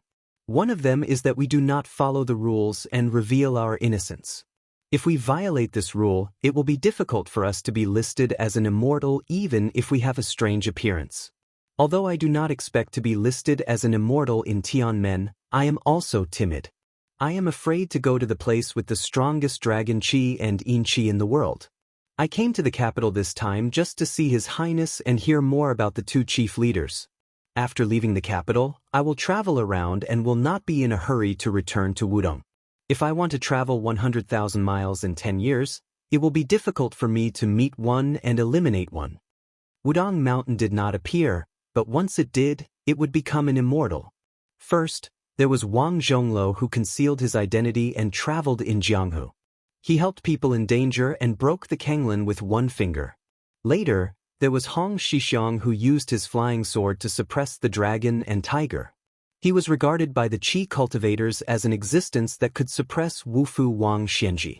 Su Fengnian joked, if you meet a girl you like in Jianghu and become an immortal Taoist companion, or even give up being a Taoist priest and not return to Wudong Mountain, your master and uncle masters will be so angry that they will vomit blood. Li Yufu blushed and said, I don't dare. Su Fengnian caught the loophole in his words and said, you don't? Li Yufu said sincerely, I'm not as good as Uncle Master. I'm not good at divination, so I don't know the mysteries of heaven. I don't dare to say what will happen in the future. Although I don't know many things in the world, I know what I should do. If I meet a girl I like, I can only forget about her in Jianghu. Su Fengnian remained silent. Li Yufu did not know the ways of the world and did not know how to warm up the atmosphere. He could only stand up and bid farewell. Su Fengnian came back to his senses and stood up as well to send him to the door. Li Yufu, who carried an ordinary peachwood sword on his back, hesitated for a moment. He pointed at the old pagoda tree and said softly, Your Highness, do you know that a Qi cultivator has done something to the Dragon Claw pagoda tree? Su Fengnian shook his head, his eyes gloomy. Li Yufu was relieved and did not ask any more questions. He condensed his qi and exhaled. The 7 steps of gang treading, the peachwood sword that had no murderous aura was slowly unsheathed and inserted into the root of the Dragon Claw locust tree. The current Wudong sect leader stretched out his fingers and made a gesture. He whispered, Draw the ghost and draw the evil. Lu Wenbao was shocked and hurried away from the dragon claw locust tree. The old Confucian scholar had learned a variety of things. He was skeptical about the yin and yang divination Taoism, but he did not dare to underestimate it. He opened his eyes widely and only saw the young Taoist show a good swordsmanship. After that, there was no movement. Lu Wenbao was very disappointed. Li Yufu frowned and approached the pagoda tree. He bent his right thumb and cut his index finger. The blood kept flowing. He drew a talisman on the tree trunk and patted it gently. The talisman disappeared. Li Yufu's expression did not relax but became more dignified. After thinking for a while, he crossed his palms. The left thumb was curled in the palm and the other 9 fingers were exposed. Su Fengnian was a layman when it came to Taoism talismans. Xianyuan Qingfeng, who was behind him, said calmly, "This Taoist is using the Tai lion spell. It is said that Lord Tai's mount is a 9-headed lion, so there is this spell. Previously, he was using the exorcism skill, while the lion spell is the skill of inviting the god. If the Taoist immortal of Dragon Tiger Mountain wanted to do it in one go, it would take half an hour.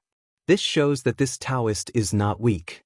Why is he so submissive in front of you? Is he really the current Wudong sect leader?" Su Fengnian ignored him. Li Yufu, who was very good-tempered, seemed to have found the clue after probing and realized the truth. He was angry for the first time. He is obviously orthodox, but he uses the unorthodox way. Li Yufu waved his sleeves and the peachwood sword under his feet rose from the ground. He flew toward the imperial palace. His hands made an obscure spell that even Xianyuan Qingfeng did not recognize. He looked solemn and said in a low voice, "Li Yufu, the 36th sect leader of Wudong, welcomes Zhenwu." After the 3 main halls of the imperial palace, there was Zhenwu. The majestic statue was 3 stories high. Zhenwu the great emperor guarded the north and ruled the black tortoise. He was wearing golden armor and holding a sword, stepping on turtles and snakes. Since Li Yufu rushed to Earth Lung Mountain to fight the evil dragon, the statue of Zhenwu no longer shook. Prime Minister Qingxi Zhao Danping, who had been guarding here, was also free. He did not have to wait here all day and worry about the statue collapsing. At this time, Zhao Danping was following His Majesty to the statue of Zhenwu the Great Emperor. Besides this great celestial master, there was also Bai Yu, an outsider of the celestial master residence, who was given to Mr. White Lotus by the emperor. There was also Zhao Ningxin, a young Taoist with the surname Ning, who often got lost in Dragon Tiger Mountain. He blocked the sword of the peach blossom sword god Dong Tai when he climbed the mountain. It was also Zhao Ningxin who wrote the Laozi's beard scripture, which slandered Buddhism and created a trend for the imperial court to destroy Buddhism. The group of people did not look mighty, but their momentum was unparalleled. The emperor of the Zhao family, the 3 great celestial masters of Dragon Tiger Mountain, Sun Tonglu, who was already the head eunuch of the Ceremony Directorate and the Internal Officials Directorate, and several people who were in their 30s. The new crown prince, Zhao Zhuan, was also among them. He was asking Mr. White Lotus for advice on cultivation. There was a debate between Buddhism and Taoism just now. The emperor of the Zhao family did not take sides. He just listened quietly and did not say a word. Although it was a debate, the monk with the strange Buddhist name, Hichun, was more like chatting with Bai Yu. If Zhao Zhuan did not make the final decision, Zhao Zhuan, who had been listening for nearly 4 hours, would have been sleepy. He turned his head several times to yawn. Empress Zhao Ji, who was present at that time, saw it and gave him a few fierce glances. Zhao Danping and Zhao Ningxin looked at a certain place in the south of the city almost at the same time. Chapter 758. Mr. White Lotus, who had read too much, squinted his eyes and realized the emergency situation. He glanced at Zhao Ningxin, who he thought highly of. Zhao Ningxin secretly stretched out his hand and quickly pinched his fingers. Zhao Danping did not even try to hide her anger. In the eyes of outsiders, the Taoist master of Longhu Mountain was bursting with righteousness, like a heavenly immortal in a thunderous rage. Crown Prince Zhao Zhuan, who had been indifferent to the matter, finally came to his senses and looked around. If the common people saw such a frivolous crown prince, they would be worried about whether the world would be peaceful in the future. The statue of Zhenwu, which had been motionless for a long time, began to shake again. This time, it shook more and more violently than before. Many of the hidden talisman arrays on the ground around the statue were pulled out and destroyed. Sun Tonglu had no time to be rude. He stood in front of the emperor to protect him, fearing that the statue would collapse. Zhao Danping flicked the tail of her white sword that was wrapped around her arm. She leaped forward and stepped on the eye of the array. She tried to stabilize the secret array that she had carefully set up. Unfortunately, she was not strong enough this time. The statue of Zhenwu the Great lost its roots and slowly slid toward the south. Zhao Danping's face was pale. She looked up and saw a peachwood sword flying toward her. The tip of the sword turned toward the south, as if it wanted to follow Zhenwu the Great to the south. The emperor of Zhao family looked normal and said softly, "Master Lu Hao, destroy that sword." The celestial state master who contributed the most in the case of white clothes quietly appeared behind the emperor. Zhao Danping tried her best to suppress the fluctuating formation map. She turned her head and said worriedly, "Your Majesty, don't act rashly on the peach sword that has already entered the formation. Otherwise, the statue may collapse." The emperor was expressionless and just stared at the minister who was good at writing beautiful poems. Sweat oozed from Zhao Danping's forehead. Crown Prince Zhao Ji chuckled, which was particularly harsh. Zhao Ningxin, who always gave people the impression that he did not care about anything, slowly walked out and blocked the path of the statue.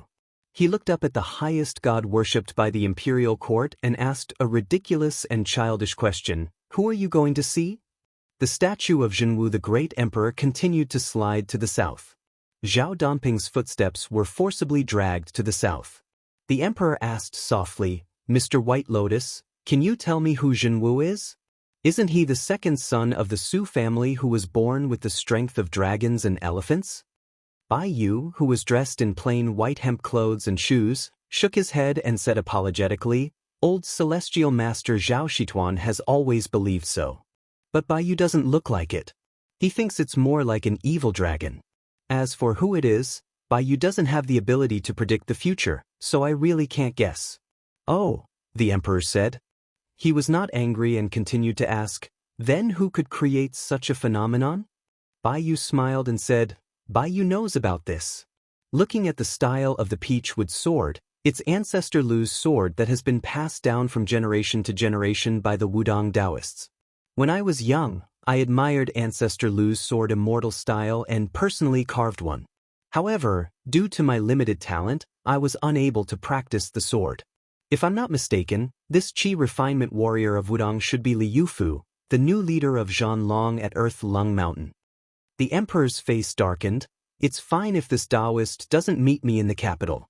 After all, Wudong has an ancestral rule of not entering the palace since ancient times. But Hong Shixiang broke into the city because of his strength, and this person was rude and disrespectful. Does he really think that my great peace city is a brothel? Does he think that he can come and go as he pleases just because he has some family background?" Bai Yu laughed it off and did not elaborate. Even though he was half-blind, he was still one of the most discerning people in the world. Senior Zhao Danping of the Celestial Master Residence worked together with a large group of Qi cultivators from the Imperial Astronomer. They used the Dragon Claw locust tree from Maui as bait and the statue of Zhenwu as a catalyst. They tried to suppress the Crown Prince of the Northern Liang during his temporary stay in the hostel. They also tried to exhaust his fate as if they were using a millstone to crush him to death. Bai Yu did not dislike this kind of emperor's hegemony, but he did not admire it either. He wanted to stay out of it. The art of war advocated the balance between the strange and the proper. This was the first strange, which was relatively hidden and obscure. The remaining one was obvious at a glance. Between the relationship between Wudong Mountain and Bailiang, if Wudong was tactful and took the opportunity to curry favor with the imperial court, then Bailiang, which was already revered as a Buddha, would completely lose the support of Taoism and become more isolated and helpless. The imperial court made an exception to promote the people who betrayed Bailiang in order to make the Su family a loner. As long as Su Shao died, Su Fengyan, who had inherited the title of King of Bailiang, could only use 300,000 cavalry to fill the hole in the northwest gate. He could not do anything else. Bai Yu sighed. It was a pity that Wudong Mountain was still stubborn and did not want to do any superficial work. It was no wonder that they had declined to this extent and could not compete with the rising Longhu Mountain. First, it was the battle between two Zen temples and Longhu Mountain. Wudong Mountain fought Longhu Mountain. This was the battle for the ancestral court of Taoism. Even if they won this battle, they would lose the entire temple. Wudong Mountain would lose too much if they won. Bai Yu shouted to Zhao Ningxin, "Ningxin, come back." Zhao Ningxin hesitated for a moment and finally walked sideways to the south route of the statue of Zhenwu Great Emperor. While speaking, Bai Yu quietly waved his hand. Most of the others were paying attention to Zhao Ningxin's actions, but only Zhao Danping noticed Bai Yu's gesture. He gritted his teeth and removed the defense of the array. Outside the Maui post house, Su Fengyan asked with a smile, "Someone did something to the dragon-clawed locust tree. Do they have bad intentions against me?" Li Yufu nodded with a dignified expression. Su Fengyan asked, "Is it related to fate?" Li Yufu still nodded. Su Fengyan, whose fortune was as white as a piece of paper, almost burst into laughter. He held back his laughter and said, "All right, don't piss off those Zhao family people. Just focus on your 100,000 miles journey. You don't need to care about these dirty things. Take back the Peachwood sword and leave the capital." Li Yufu blushed and said, "The Peachwood sword is in the array. It's hard to take it back." At the end of the long street outside the post house, a middle-aged swordsman in a green robe appeared. He carried a sword on his back. Walking slowly, his face was simple like an ancient necromancer. He bowed to the new chief of Wudong Mountain. Li Yufu hurriedly returned the bow and said respectfully, "Greetings, Uncle Wang." Wang Xiaoping, who had been cultivating his sword for 20 years. Wang Xiaoping was unhappy. Obviously, he was not happy that the young chief was involved in the battle of the dynasty. Li Yufu was simple, but he was not stupid. He was embarrassed at the moment. Su Fengyan did not expect Wang Xiaoping, the best swordsman of Wudong Mountain, to appear in the Maui post. Li Yufu explained, "Uncle Wang left his last words. When your highness enters the capital, Brother Wang will enter the world." Wang Xiaoping took off the talisman sword Shinshu and threw it to Su Fengyan. He said in a hoarse voice, "Both brother and brother have said that they will see you in the capital." Su Fengyan took the famous sword. He did not have time to guess why Wang Xiaoping was willing to speak. He asked in surprise, "What can I do with the Shinshu?"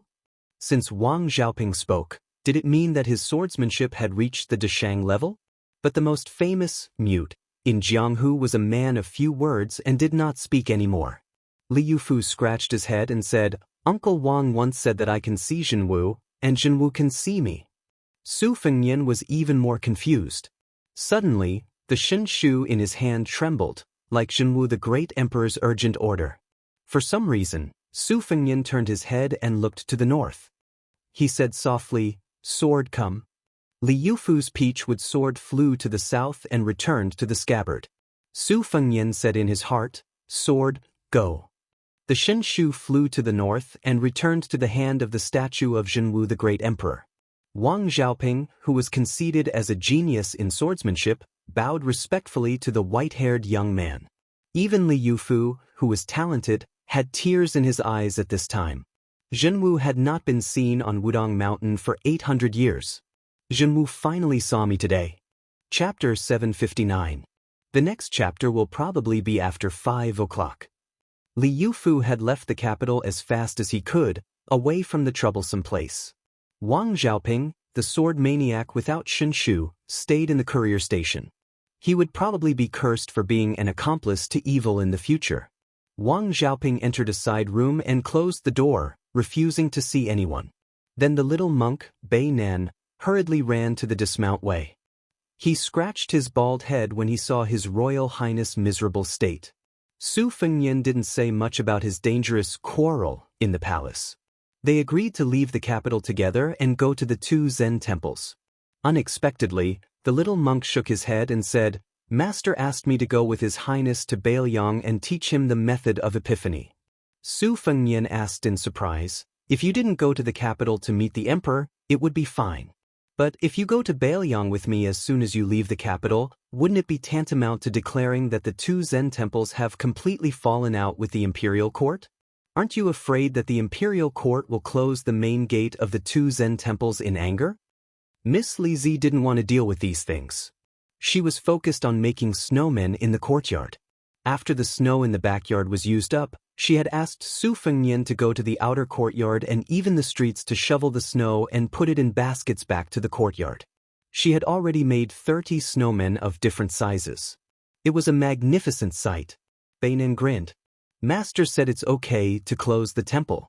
The monks in the temple won't starve to death anyway. It's only natural that we feel full and warm. Only when we suffer will we be sincere.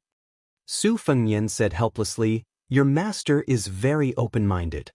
Bainan looked worried.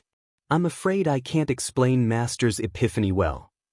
Su Fengnian was bored to death on the rattan chair. He said with a casual expression, "Bainan, why don't you and Li Zi not go to Bailiang? Or when I miss you, I'll invite you to Bailiang as guests." Miss Li Zi had already used up all the accumulated snow and successfully made the last snowman. She patted her frozen red hands and walked over. When she heard this, she was stunned. She wanted to refute aggressively, but then she thought of something. She was so scared that her face turned pale and she hesitated. Apparently, she had remembered the nightmare of the stupid Nanbei who had left after becoming a Buddha. Su Fengnian said calmly, "I believe in fate. I'd rather believe in it than not. But believing in it doesn't mean that I have to accept my fate. I don't care what your master, Li Zi's father, thinks. If you dare to go to Bailiang, I can tie you up and throw you to the South Sea or the East Sea. Bailiang is indeed the easiest place to spread the enlightenment of the Dharma, but you also said that one's heart is more sincere when one is suffering. Then go to a place other than Bailiang to suffer. Bailiang, we will not open this door to you for the time being." Apart from talking about the Dharma, the little monk Nanbei, who was stupid in everything else, was suddenly in a dilemma. Su Fengnian did not give them a chance to think. He continued to say mercilessly, "You should leave the capital immediately, so that you won't be implicated by me." Miss Li Zi's eyes were red and she bit her lips. Su Fengnian said with a straight face, "Don't you understand the order to leave?" Miss Li Zi said with a crying voice, "I haven't seen you for a while and your hair has turned white. What if you die next time? I only have 2 friends, you and Wenhua. What do you want me to do if I can't find Wenhua?" Su Fengnian wanted to say something but stopped. The stupid Nanbei put his palms together and walked to east and west. Su Fengnian closed his eyes and said softly, "You can go through Shishu and enter Nanzhao. You can go all the way to the South Sea. The road is difficult, but it's relatively safe." Miss Li Zi had just grown up and turned from a girl to a woman. This time, she did not act coquettishly or pester him. She turned her head and wiped her tears. She sniffled and said softly, "Then I'm leaving." Su Fengnian kept his eyes closed and his heart of stone. She finally moved to the door of the backyard. She turned her head and said, "I'm really leaving." Su Fengnian was indifferent. Xianyuan Qingfeng quietly rolled his eyes. After a while, Xianyuan Qingfeng did not know whether to laugh or cry. A small head poked out of the door with tears in his eyes. Then, a bald head also sneakily poked out. Su Fengnian stood up abruptly, and his 2 heads went back into hiding. Su Fengnian stepped over the threshold. Seeing her back to him, he walked over and twisted her ear. He turned her around and lowered his head with a gentle smile. "In the past, it was always me who gave you gifts. This time, when you go to the South Sea with Nanbei, remember to help me pick out a few gifts. When we meet in the future, I'll ask you for them. I'm tacky. I'll give you the most expensive gifts." Miss Li Zi lowered her head and said, "Oh." Su Fengnian turned to Monk Nanbei and said with a smile, "Then I'll leave this sister to you. Take good care of her. Remember, 10,000 pounds of rouge and face powder can't compare to a living person." Monk Nanbei nodded. After seeing them off at the entrance of the Shima Wei post house, Su Fengnian only waved his hand and turned around, leaving behind a crying young girl and a young monk who was at a loss of what to do. Back in the yard, Su Fengnian squatted in front of a knee-high snowman. He was lost in thought. His second sister, Su Weisheng, had been strange since she was young. When she was young, she had once carved the words, "banishment to 3,000 miles," on the back of Zhenwu the Great Emperor's statue on Mount Wun. At that time, the Taoist priests on Mount Wudong treated her as a child and acted without restraint. Now that he thought about it, it could be said that the prophecy had come true. Xianyuan Qingfeng asked, "You're the reincarnation of Zhenwu the Great Emperor?" Su Fengnian said indifferently, "None of the people around me have good karma. My mother lost the land sword immortal, my eldest sister's life was full of misfortune, my second sister almost died of plum wine, my master Li Yishan died of illness, and my younger brother might enter the finger mystery realm for me. Aren't you afraid?" Xianyuan Qingfeng laughed from the bottom of his heart like a madman. The word miserable doesn't even begin to describe it. I'm so happy that I'm about to die. Su Fengnian exhaled heavily. He didn't care about the crazy woman's gloating. He stood up and said, "Let's go home." The world's #1 talisman sword, Shintu, returned to Zhenwu the Great Emperor. Zhao Dongping's expression was uncertain. She silently calculated the heavenly secrets, but she couldn't even find a clue. Mr. White Lotus sucked in a breath of cold air and said in a questioning tone, "Sword maniac Wang Xiaoping." Sun Tonglu and the other workers subconsciously lowered their heads and looked at their feet. They didn't dare to take another look at this scene, which they didn't know if it was a bad omen or an auspicious sign. Zhao Ningxin, whose face resembled an ancestor of Mount Longhu, stood there in a daze, muttering and shaking his head. After Mount Longhu suppressed Wudong, purple and gold lotuses bloomed in the dragon pond. Mount Longhu's Taoist masters were also full of talents, and there was a tradition that the surname Zhao and the surname Zhao complemented each other. After Qi Xuanzhen slew the demon, Qi Xianxia, who wielded a horsetail whisk as a sword, became famous in Jianghu. He was said to have the potential to become one of the top swordsmen of the generation. His name was Ji Miao. Qi Xianxia was indeed chivalrous and had the air of an immortal. In addition, the 4 great celestial masters with the surname Zhao were still alive. Zhao Danping was in the capital, and the junior Zhao Ningxin had appeared out of nowhere. Moreover, with Mr. White Lotus's assistance, Mount Longhu's luck could be said to be quite prosperous. However, although they looked good, the celestial master's residence was worried. There weren't many lotuses left in the dragon pond, and they were still showing signs of withering. This puzzled the celestial master's residence. His Majesty calmly said to Zhao Danping, "Celestial Master Zhao, go to the imperial astronomer." Zhao Danping accepted the order and hurriedly left. Chapter 760. Even though Zhao Zhuan had become the crown prince, he still had the same carefree attitude as when he was a refined prince. The emperor turned his head and smiled. "Zhuan, take Mr. White Lotus and Attentive Spirit to walk around. If there's anything wrong, write a report to me later. Remember, don't ask anyone to write it for you." Zhao Zhuan nodded bitterly. As the crown prince and the 2 Taoist priests strolled around the palace aimlessly, Zhao Zhuan suddenly smiled and asked, "Mr. White Lotus, what if the eldest son of the Su family is the Zhenwu Great Emperor? Wouldn't that be troublesome?" Bai Yu chuckled and said, "Be an immortal in heaven and a human on earth. If that's the case, it's fine." 800 years ago, the Emperor of Great Qin reincarnated as the Zhenwu Great Emperor, but he still couldn't unify Beimang. He could only pass away with regret like a mortal. Zhao Zhuan asked a very sharp question. "Master, the world envies immortals for their immortality. In the past dynasties, there have been emperors begging for alchemists to refine pills or visit immortals, but none of them are immortal. There hasn't even been an emperor who lived past 100 years. Since Mount Longhu is the ancestral court of Taoism, has there ever been a senior Taoist master who truly achieved immortality? I don't really believe in the Taoist scriptures about ascension. Do you believe it, Mr. White Lotus?" According to the laws of the Liang sect, the crown prince could call himself Gu. Mr. White Lotus laughed and said, "Bai Yu was brought to Mount Longhu by my master when he was young. He once asked him if there were immortals in the world. I'll only repeat what my master said. He said that Taoists seek the great Tao when they cultivate, just like those herbalists who go up the mountain to gather herbs. Some people are lazy, but sometimes they're destined. They go into the mountain to gather rare herbs and return with a full load. There's Hong Shixiang in Wudong, and Mount Longhu where Bai Yu is from.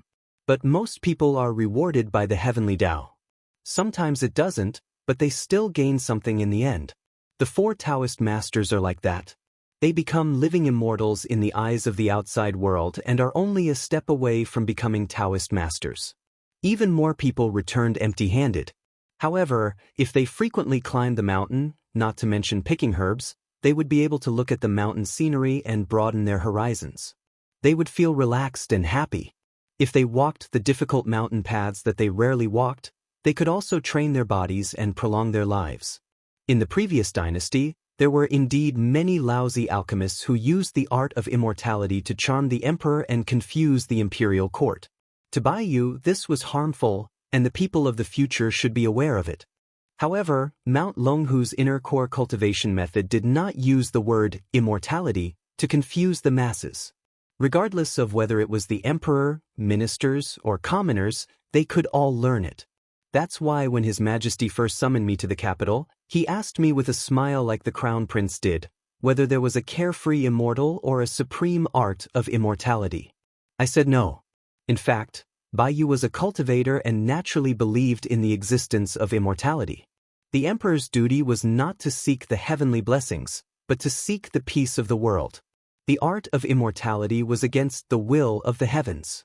The emperor was called the Son of Heaven because he was blessed by the heavens. Therefore, to achieve immortality was extremely difficult and was not favored by the heavens. The movement of the stars, the flow of the rivers, the imperial court, life and death all followed the 2 words, etiquette. In the current dynasty, Confucianism was ranked higher than Taoism because of its benevolence and righteousness. It was indeed the best medicine to govern a country. However, there was no medicine in the world that could cure all diseases. Taoism's calmness was another medicine. The Buddhism of the Central Plains was also another medicine. His Majesty did not destroy the true Buddhas, but the fake Buddhas. Was it not for the sake of allowing the Crown Prince to pardon the Buddhists when he ascends the throne? Good medicine is bitter, but His Majesty's heart is also bitter. The Crown Prince hides his strength and bides his time. His Majesty understands the essence of Huang Lao, but you must be considerate. Crown Prince Zhao Zhuan had been absent-minded when he was listening to the debate between Buddhism and Taoism. Now that Bai Yu was speaking, he was completely focused, not missing a single word. He looked around and saw that there was no one around.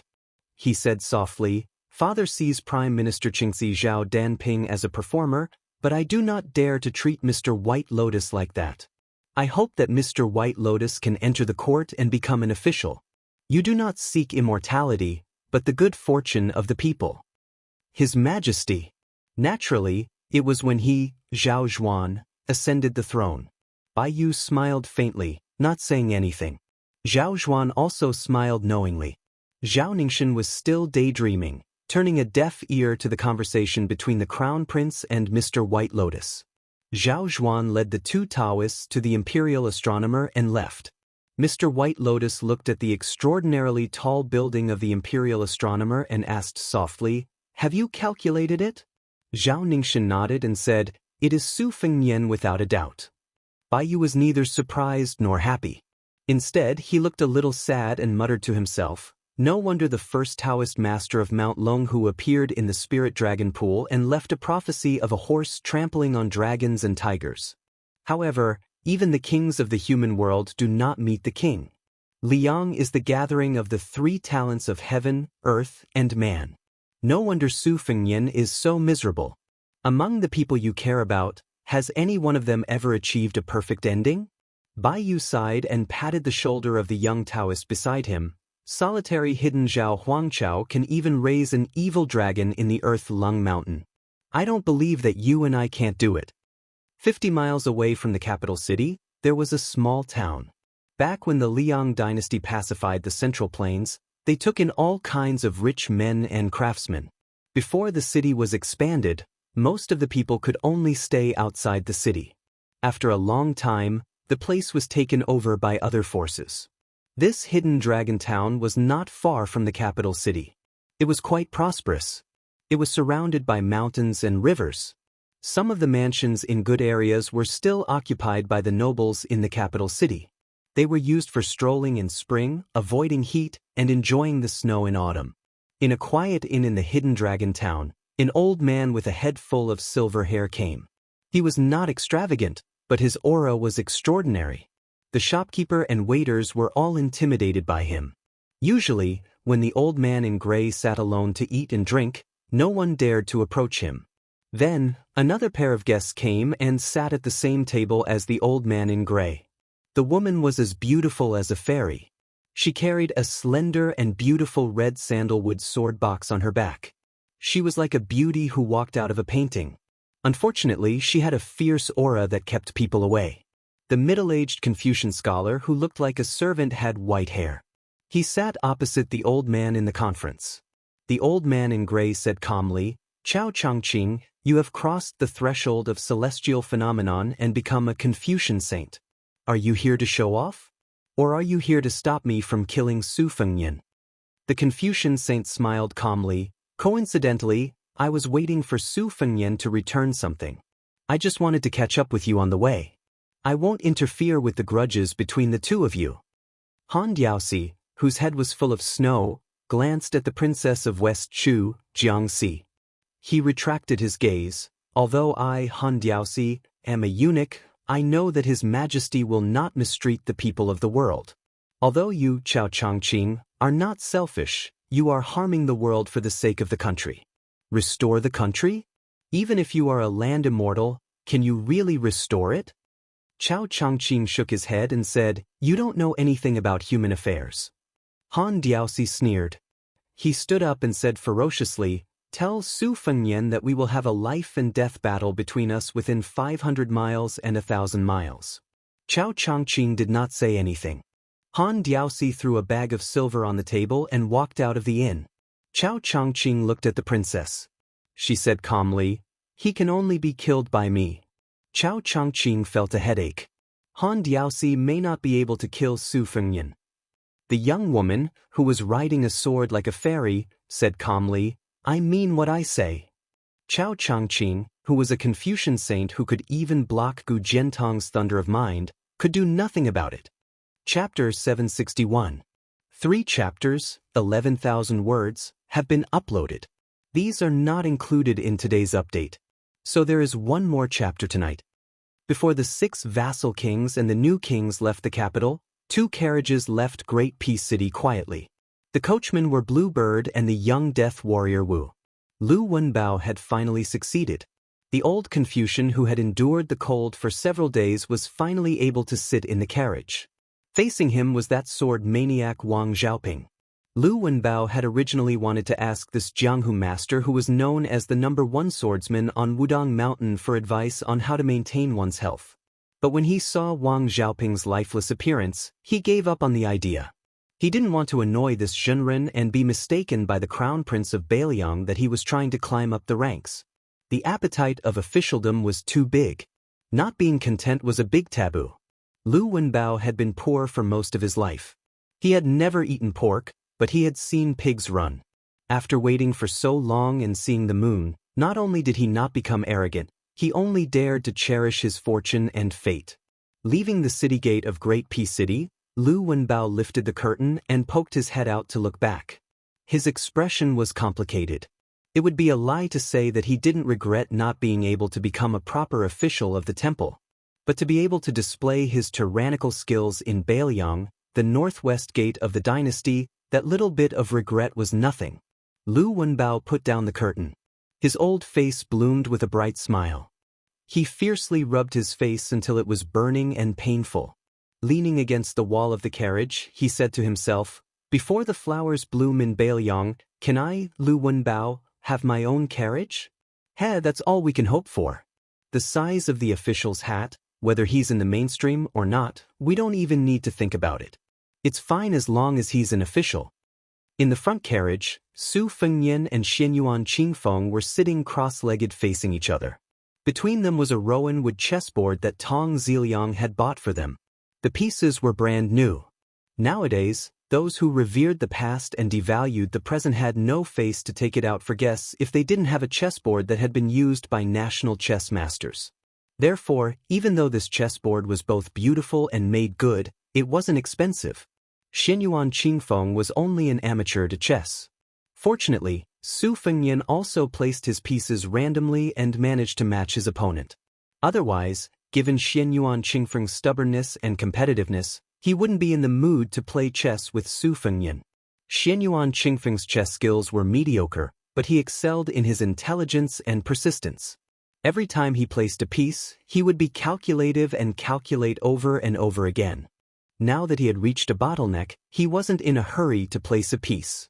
He held a round black piece between his fingers and looked at the chessboard. If Mount Hui crosses the bottom line of the imperial court one day and is surrounded by the purge army, will you abandon me? Su Fengnian leaned against the wall of the carriage and placed one hand on the cold box of chess pieces. You won't believe me even if I say I won't. Xianyuan Qingfeng's thoughts were like antelope horns. You're really good to that, Miss Li. This is the first time I've seen you treat an outsider like this. Su Fengnian teased, jealous? Chapter 762. Xianyuan Qingfeng raised his head and glanced at him coldly. She was such a mean woman that no one liked her. Su Fengnian quietly waited for her to make her move. He said slowly, "Don't you find it strange that Su Xiao could make it this far? My master once said that when Su Xiao joined the army early on in the Tu Liao, he had no choice but to do so. He fought the hardest and earned the least amount of military merit. Most of the merit was given to the generals above him. My master once said that when Su Xiao was a miscellaneous lieutenant, he had less than 1,000 men under his command. He fought the hardest and earned the least amount of military merit. Most of the merit was given to the generals above him. My master once said that when Su Xiao was a miscellaneous lieutenant, he had less than 1,000 men under his command. He fought the hardest and earned the least amount of military merit. Most of the merit was given to the generals above him while they watched the show. My master once said that when Su Xiao was a miscellaneous lieutenant, he had less than 1,000 men under his command. He fought the hardest and earned the least amount of military merit. Most of the merit was given to the generals above him. My master once said that when Su Xiao was a miscellaneous lieutenant, he had less than 1,000 men under his command. He fought the hardest and earned the least amount of military merit. Most of the merit was given to the generals above him while they watched the show. My master once said that when Su Xiao was a miscellaneous lieutenant, he had less than 1,000 men under his command. He fought the hardest and earned the least amount of military merit. Most of the merit was given to the generals above him while they watched the show. My master once said that when Su Xiao was a miscellaneous lieutenant, he had less than 1,000 men under his command. He fought the hardest and earned the least amount of military merit. Most of the merit was given to the generals above him while they watched the show. My master once said that when Su Xiao was a miscellaneous lieutenant, he had less than 1,000 men under his command. He fought the hardest and earned the least amount of military merit. Most of the merit was given to the generals above him while they watched the show. My master once said that when Su Xiao was a miscellaneous lieutenant, he had less than 1,000 men under his command. He fought the hardest and earned the least amount of military merit. Most of the merit was given to the generals above him while they watched the show. My master once said that when Su Xiao was a miscellaneous lieutenant, he had less than 1,000 men under his command. He fought the hardest and earned the least amount of military merit. Most of the merit was given to the generals above him while they watched the show. My master once said that when Su Xiao was a miscellaneous lieutenant, he only had less than 1,000 men under his command. After Su Xiao got older, he liked to talk to me about his past. He talked about how he was handsome and elegant when he was young, how many girls liked him, how he pulled a big bow and killed a fierce tiger. I didn't really believe these things, but he said that he was used to washing his face with snow, that he could taste fish from grass and tree bark, and that when he woke up, he always felt like he could see the souls of the dead. I believed him. In the past, I always used the phrase, "A real man doesn't talk about his past glory," to rebuke him. For some reason, now I really want to hear him talk about his past. Xianyuan Qingfeng thought about how to place a chess piece, but his arm remained suspended in the air. Su Fengnian said self-deprecatingly, now everyone in Beiliang knows that I once went to Beimang alone and accomplished several great things. Actually, there were many times I was scared to death over there. When I met Tuoba Chunsun, who was accompanied by 2 great demons, I almost thought I was dead. When I met Luo Yang, who was practically the ruler of the entire world, I also thought I almost died in the Great Qin Dynasty's imperial mausoleum. In the Ruran Mountains, I faced the 5th raccoon of Mount Bubang, which was slightly better. I used to wonder how Su Shao could become the king of Beiliang. It was only after my 3 travels that I began to understand that being a man is actually just walking with your head down.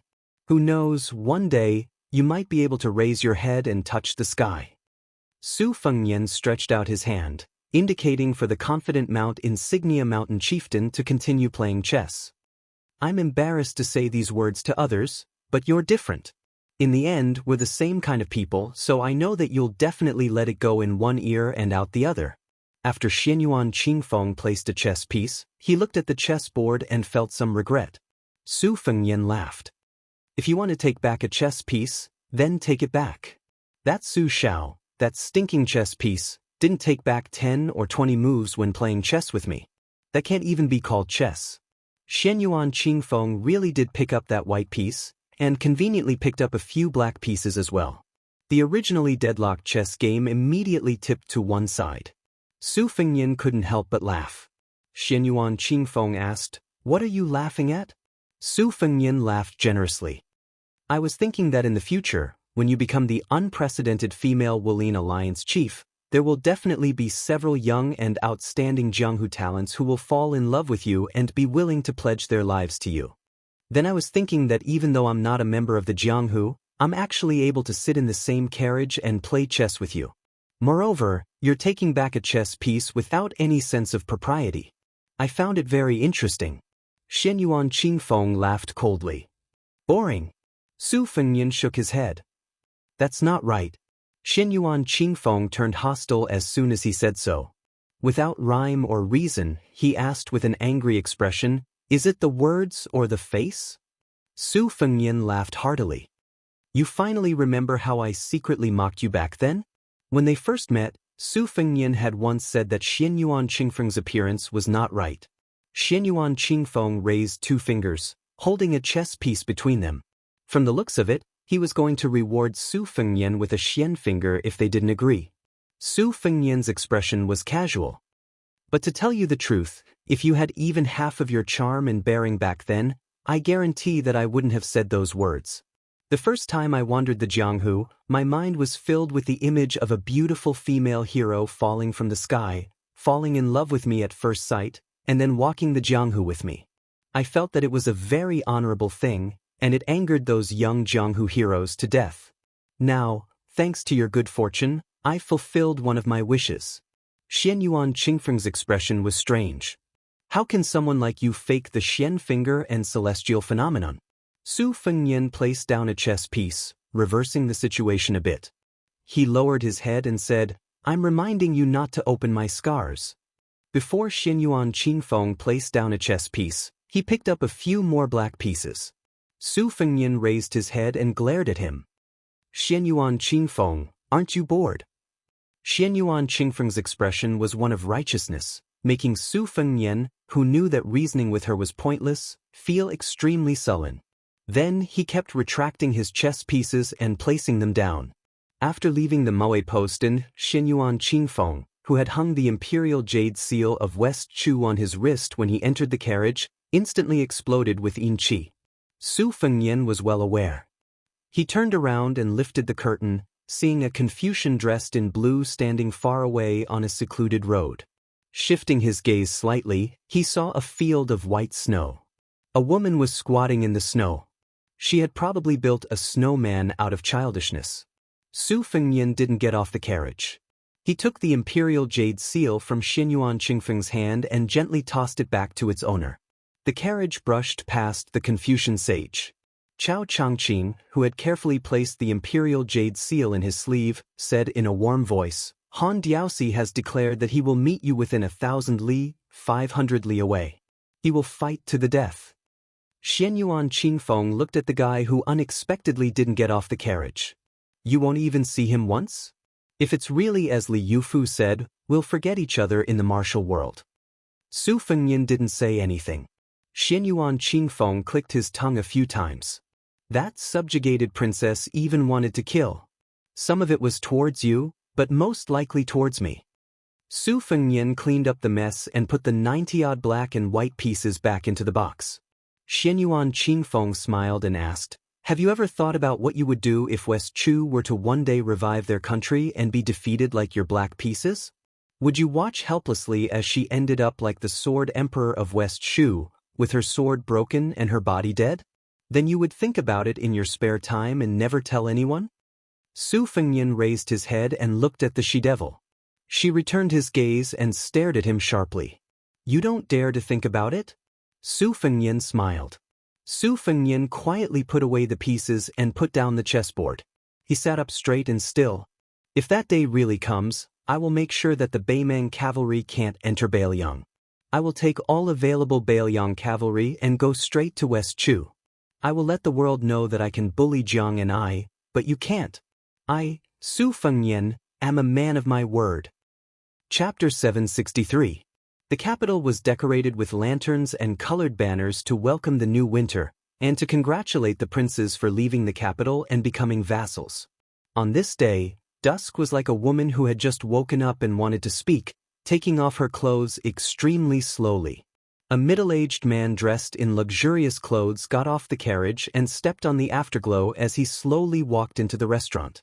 Inside the restaurant, there was not a single self-proclaimed glutton. They were all blocked by the wooden sign outside the door, and had come in high spirits only to return in disappointment.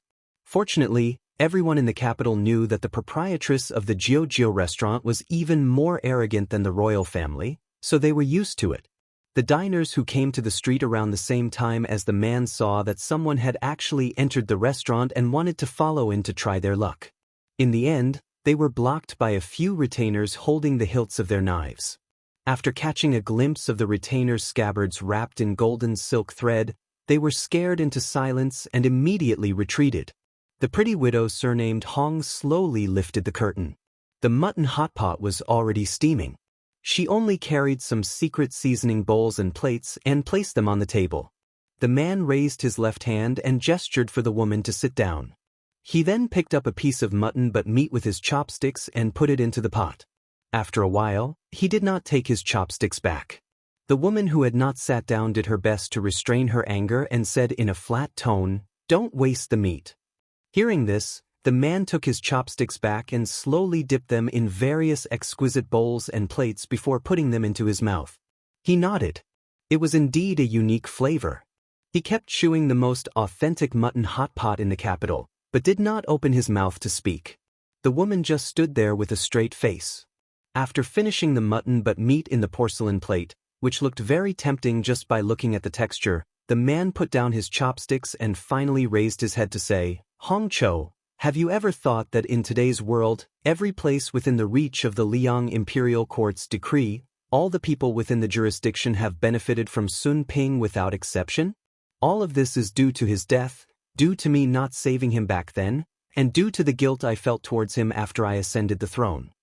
The woman who was addressed by the current emperor sneered, "Hong Cho is only a woman with long hair and short knowledge. She doesn't care about the big picture. She only knows that without a man, she can only resent those bastards who killed him. The reason why I didn't pour a few kilograms of arsenic into the pot today is because I know it won't kill you." The emperor retracted his gaze. There was a fragrance in the mist that was not greasy. After a day of hard work, he only felt comfortable after eating a dozen chopsticks. He did not care about the woman's angry words and resentment.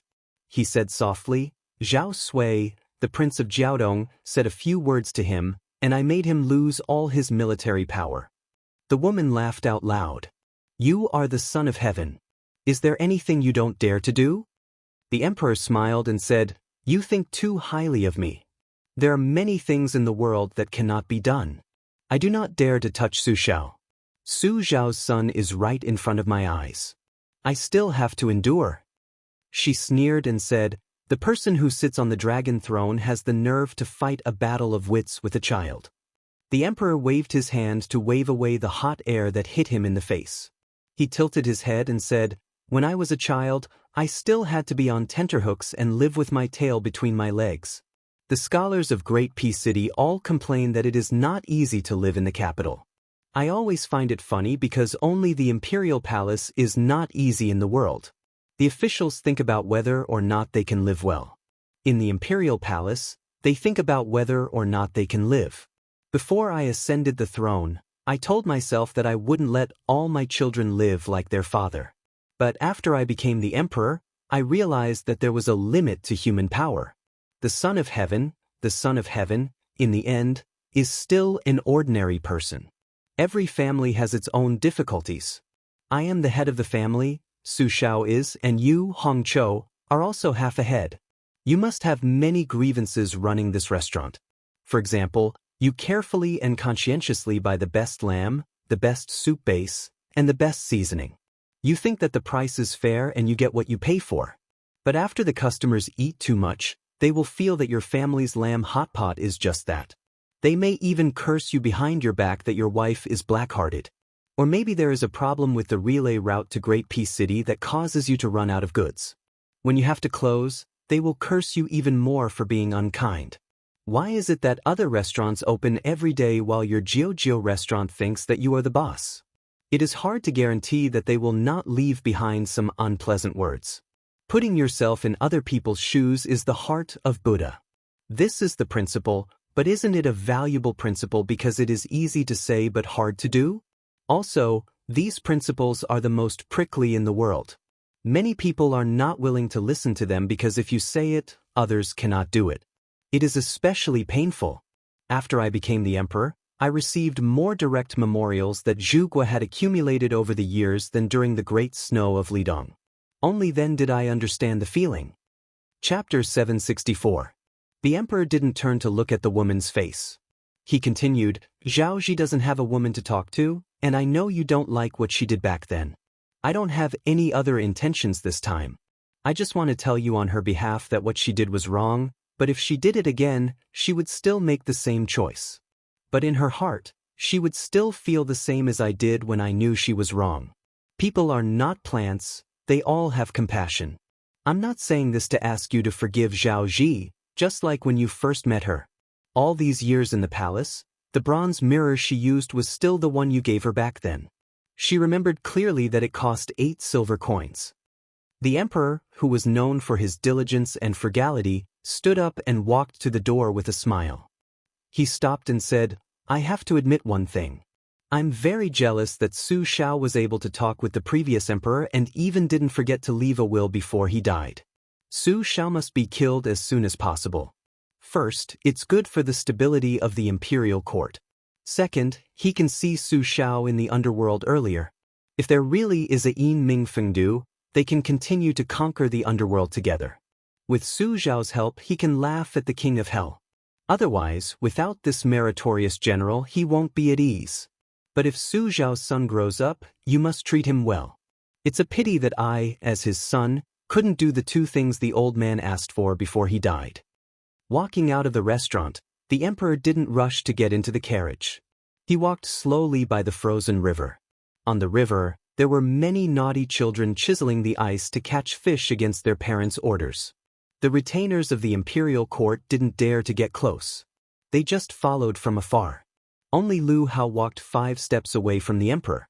The emperor said casually, "Lu Hao, a group of promising children of the Lu family have been sent to the capital. Don't worry."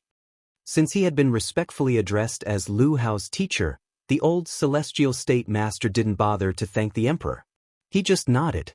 The emperor stopped and stood by the river. He cupped his hands and said to himself, "Su Shao, if your son dies before you, I'll give you a perfect title. But if I were to die before you and kill the innocent, Zhen would give you such a well-deserved title. The grass withers, the eagle's eyes are sharp, the snow is gone, the horse's hooves are light." On the post-house road, there were 2 carriages heading south at high speed. In the sky, there was a mystical green and white luan piercing through the clouds. He went to the Shangyin Academy. When the melon is ripe, it will fall. If he didn't pick it now, it would be too late. Su Fengnian had always wanted to turn Wutangen into another spring snow building in Guangling. Although it was not impossible to operate without her, he knew that oil and salt were expensive when he was in charge. Moreover, Su Fengnian did not want the girl who liked to carry the white cat to be looked down upon in Shangyin Academy. At this time, Su Fengnian and Bluebird were sitting back to back, enjoying the scenery along the way. Wu, the man of sacrifice, was a young man. The two carriages were running side by side on the wide road. Bluebird always gave others an unapproachable appearance, but once they were accepted by her naturally, it could be said that she was very considerate. She made a gesture to the young man. Wu grinned and the two jumped up to exchange carriages. Su Fengnian moved slightly and sat sideways behind the young man. Wu wanted to say something but stopped, so he couldn't swing the whip so smoothly. Su Fengnian smiled and said, "If you have something to say, say it." The young man who didn't even have a name asked softly, "Young master, I don't like the woman in purple in the carriage. I hate her from the bottom of my heart." Su Fengnian asked curiously, "Why?" Wu, the young man, was a straightforward person. Since he had opened his mouth, he poured beans out of a bamboo tube. He complained, "Who is this woman? Isn't she just a female bandit from a small mountain? What right does she have to be so arrogant in front of young master? If it were me, I would have kicked her off the carriage. She isn't satisfied at all.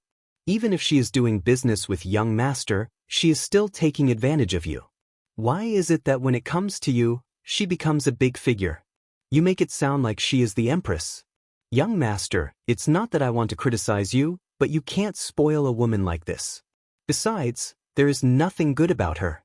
I have glanced at her a few times, but I didn't see if her buttocks were raised or her breasts were bigger. Only her face is acceptable. But young master, who are you? You are an indomitable spirit. In this world, other than you, who would dare to kill the emperor's son?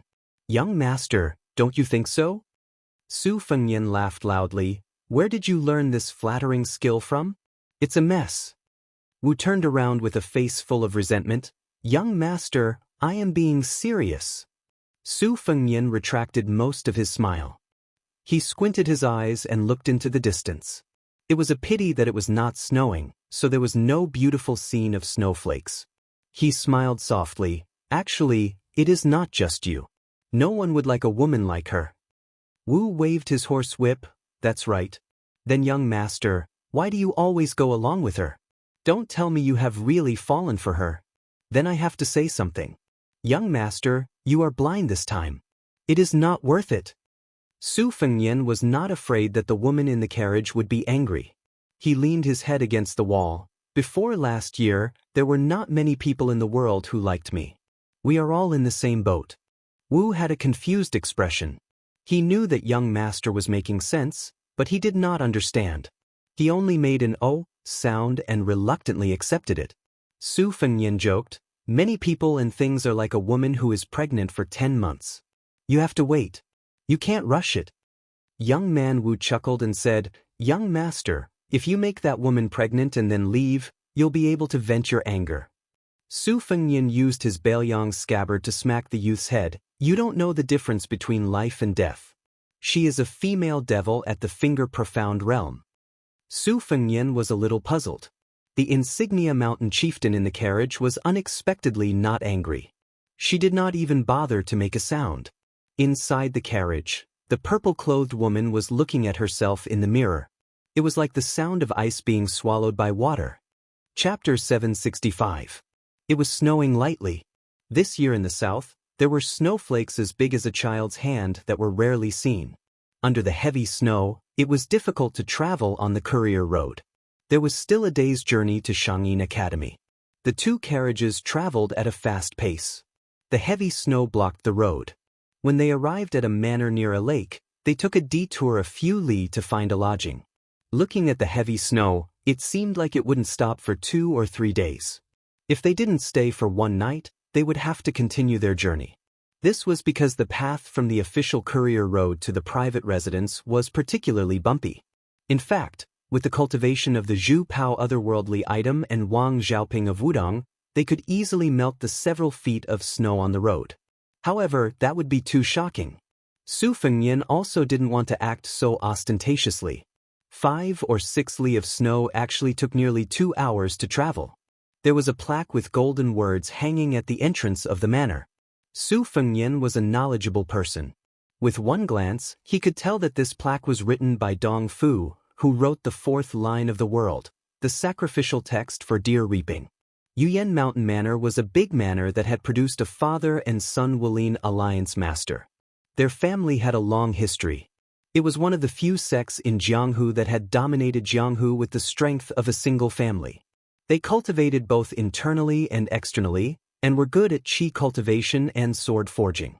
Yuyan Mountain Manor's Dragon Rock incense burner was once as famous as the Tongshi sword furnace that forged the Ba Xiu sword, but the Tongshi sword furnace was now in ruins. Although the Dragon Rock incense burner did not follow in the footsteps of the Dragon Rock incense burner, it was a pity that it had been closed for 20 or 30 years. In the past 60 years, this manor had never produced any outstanding talents. It was only supported by the accumulated kindness of its ancestors.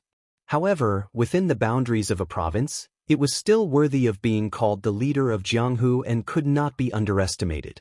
Su Fengnian got off the carriage. The manor was sweeping the snow in front of its door. Even though it was snowing heavily, the manor still had servants diligently sweeping the snow every few hours.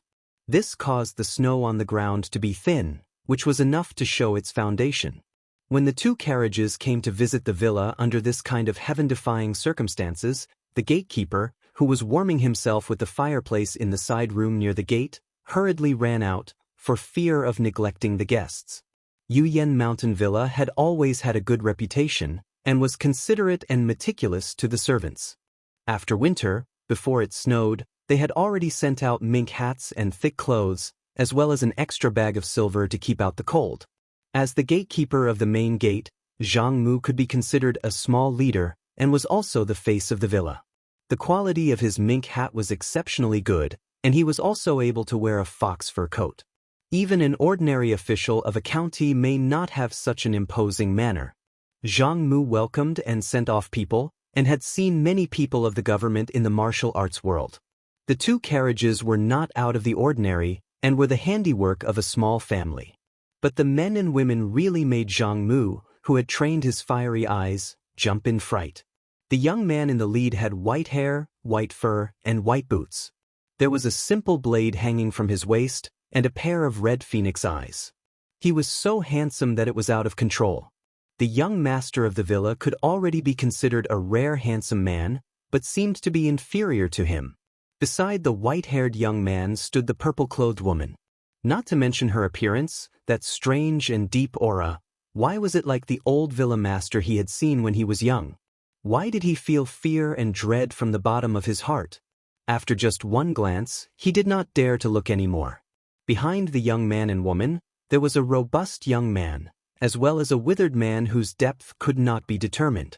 There was also an old Confucian scholar who was shivering in the cold and stamping his feet.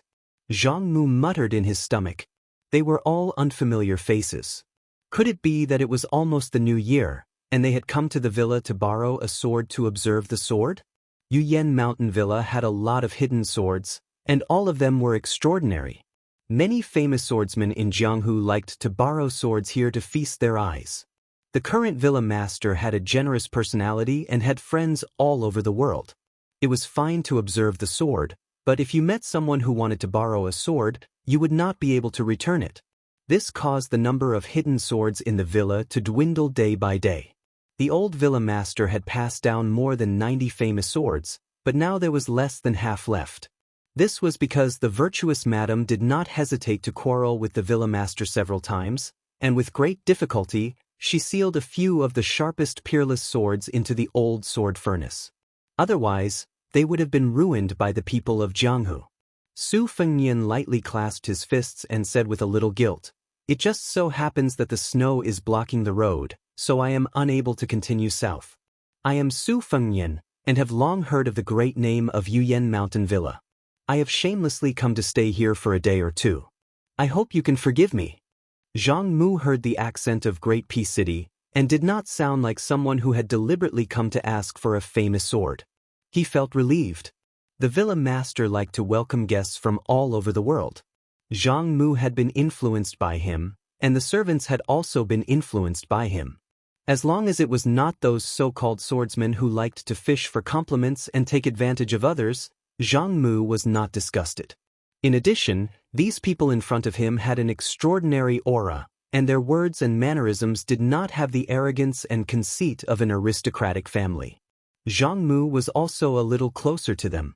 He was hesitating whether to ask them to wait for a moment so that his subordinates could go and report, but he felt that it was inappropriate for these guests who had come from afar to wait outside in the snow.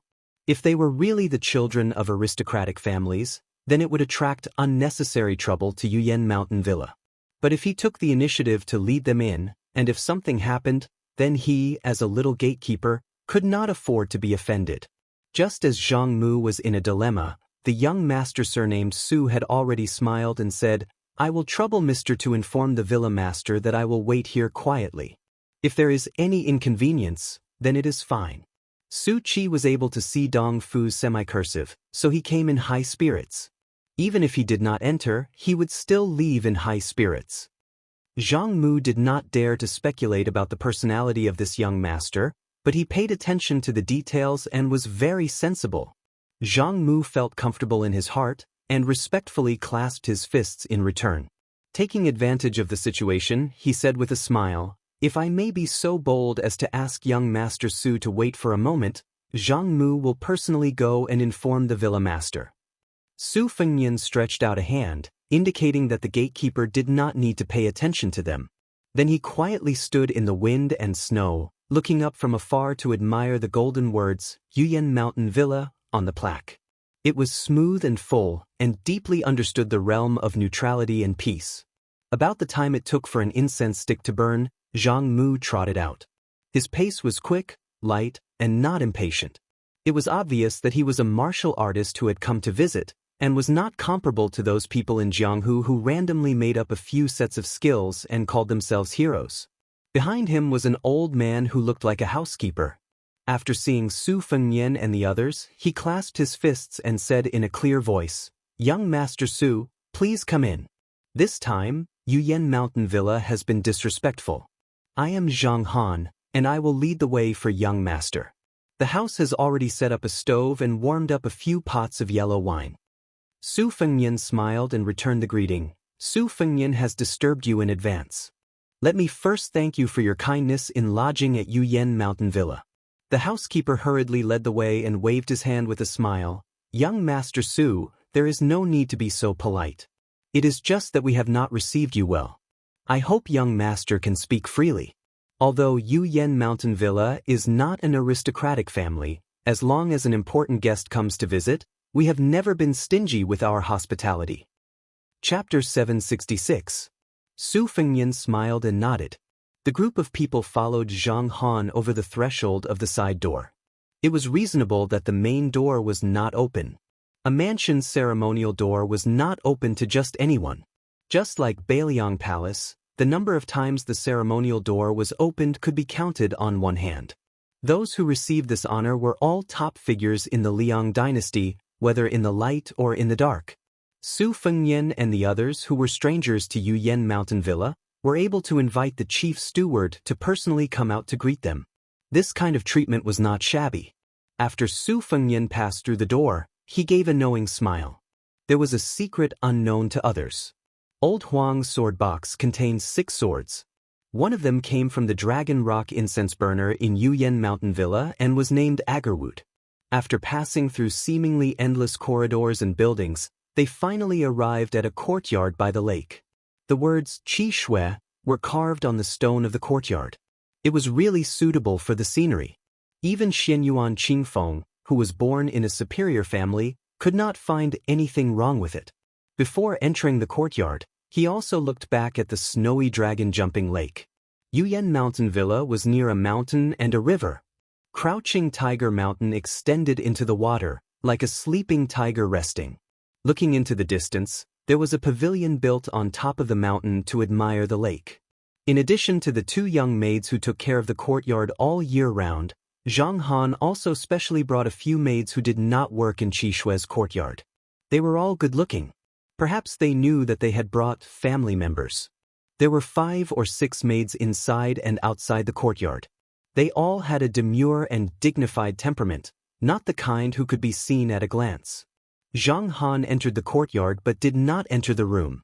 With a smile, he said to Su Fengyan, "Young Master Su, the Manor Lord unfortunately has something to do and cannot come to see you immediately. Young Master Su, please forgive him." Su Fengyan shook his head and said, "I should have gone to see the Manor Lord personally. If the Manor Lord came personally, I would feel really guilty. Old Mr. Zhang, you only need to tell me when the Manor Lord is free and I will go personally to thank him. I did not expect the snow to block the road and delay the schedule. I had no choice but to stay in a hurry. The gift is too light. I am really ashamed." Zhang Han was in a good mood. He laughed and said, "You are a guest. Young Master Su is too polite. Honestly speaking, Zhang Han was truly infuriated by those dogs-hit pugilistic experts. They might seem carefree, but as soon as they met the Manor Lord, they would address him as their brother and boast shamelessly. They were so shrewd that even he, the head butler of the manor, felt ashamed of his inferiority. They would stay in the manor for anywhere from a few days to a few months, eating and drinking for free. Their table manners were terrible, and the slightest negligence would cause them to run over to the Manor Lord and speak sarcastically. There was once a famous swordsman in his 50s who actually dared to humiliate the maidservants of the manor. As for those swordsmen and rangers who came because of the Manor Lord's reputation, they were all here for the sword hidden in the manor. They were all scheming against the Manor Lord, and Zhang Han was ultimately just a servant. Even if he hardened his heart to play the role of the villain, he wouldn't be able to achieve anything. Thus, the Manor Lord was a good person who couldn't bring himself to do such a thing. Zhang Han was ultimately just a servant, and even if he hardened his heart to play the role of the villain, he wouldn't be able to achieve anything. Today, meeting such a polite and tactful young Master Su made Zhang Han feel more at ease. After all, if Yuyan Mountain Manor wanted to make a comeback, they needed those down-to-earth Jianghu friends. The more the better. If the Manor Lord's father was a disciple of an official with real power, it would be a great blessing to Yuyan Mountain Manor. Zhang Han left quietly. The 5 maids' beautiful eyes rippled. They could not help but take a few more glances at the young master in the fox fur coat. He was really handsome. Moreover, it was not the kind of handsome that was made up of makeup, but filled with a heroic spirit. The 3 outer courtyard maids originally had some complaints. Who would be willing to serve an outsider in this cold weather? After seeing Su Fengyan with their own eyes, they were filled with joy. Their beautiful faces were overflowing with joy. This made the young man Wu secretly happy. I knew that his young master would be popular wherever he went. He could not help but glare at the woman in purple. The latter was keenly aware of the young man of sacrifice's gaze. Their gazes crossed. It was unclear what was going on. At the very least, there was not much killing intent. The young man was stunned for a moment. Did this ghostly woman change her personality? There was no sign of fighting or killing. The small courtyard really had warmed up a few jars of the manor's own superior yellow wine. There was plenty of charcoal in the stove. The door was half open, but it still made people feel warm. Through the courtyard door, one could see the silvery white lake. The courtyard was not big, only 2 entrances. There was enough room, and it did not give people a feeling of desolation. The 2 maids who had been working in Qi Shui's courtyard were busy. In fact, the courtyard was clean, but it was nothing more than a show to let the guests feel the hospitality and goodwill of the manor. The 3 maids who came to visit served the yellow wine and the guests. Su Fengyan smiled and asked them if they could drink wine. They looked at each other and smiled. After nodding, one of them said that they could only drink about a tael of wine. They did not dare to drink too much. Otherwise, if they were seen by the steward, they would be reprimanded. Su Fengyan asked for a few more wine cups. The guests and the maidservants drank the yellow wine together, and the atmosphere was joyous and harmonious. Sword maniac Wang Xiaoping did not drink. He went into the room and closed the door.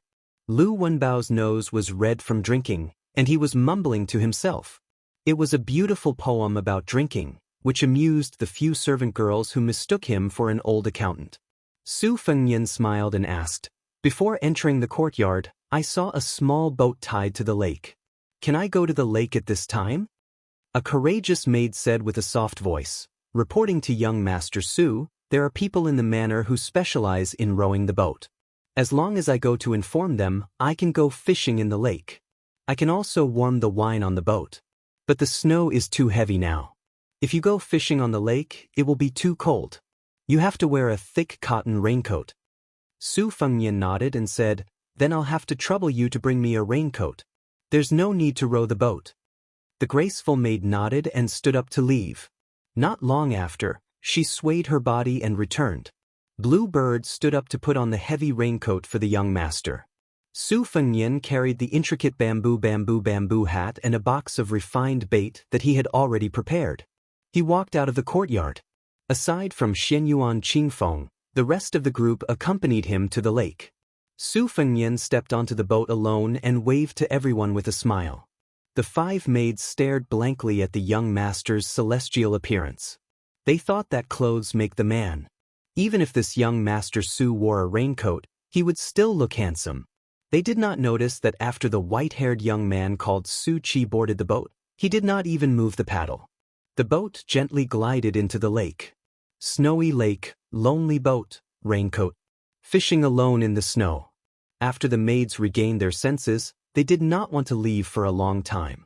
When they could no longer endure the snow and cold, they reluctantly returned to Qi Shui's courtyard. An hour later, a group of people in white stepped on the water. There were both men and women. They were as graceful as white butterflies and had an otherworldly aura.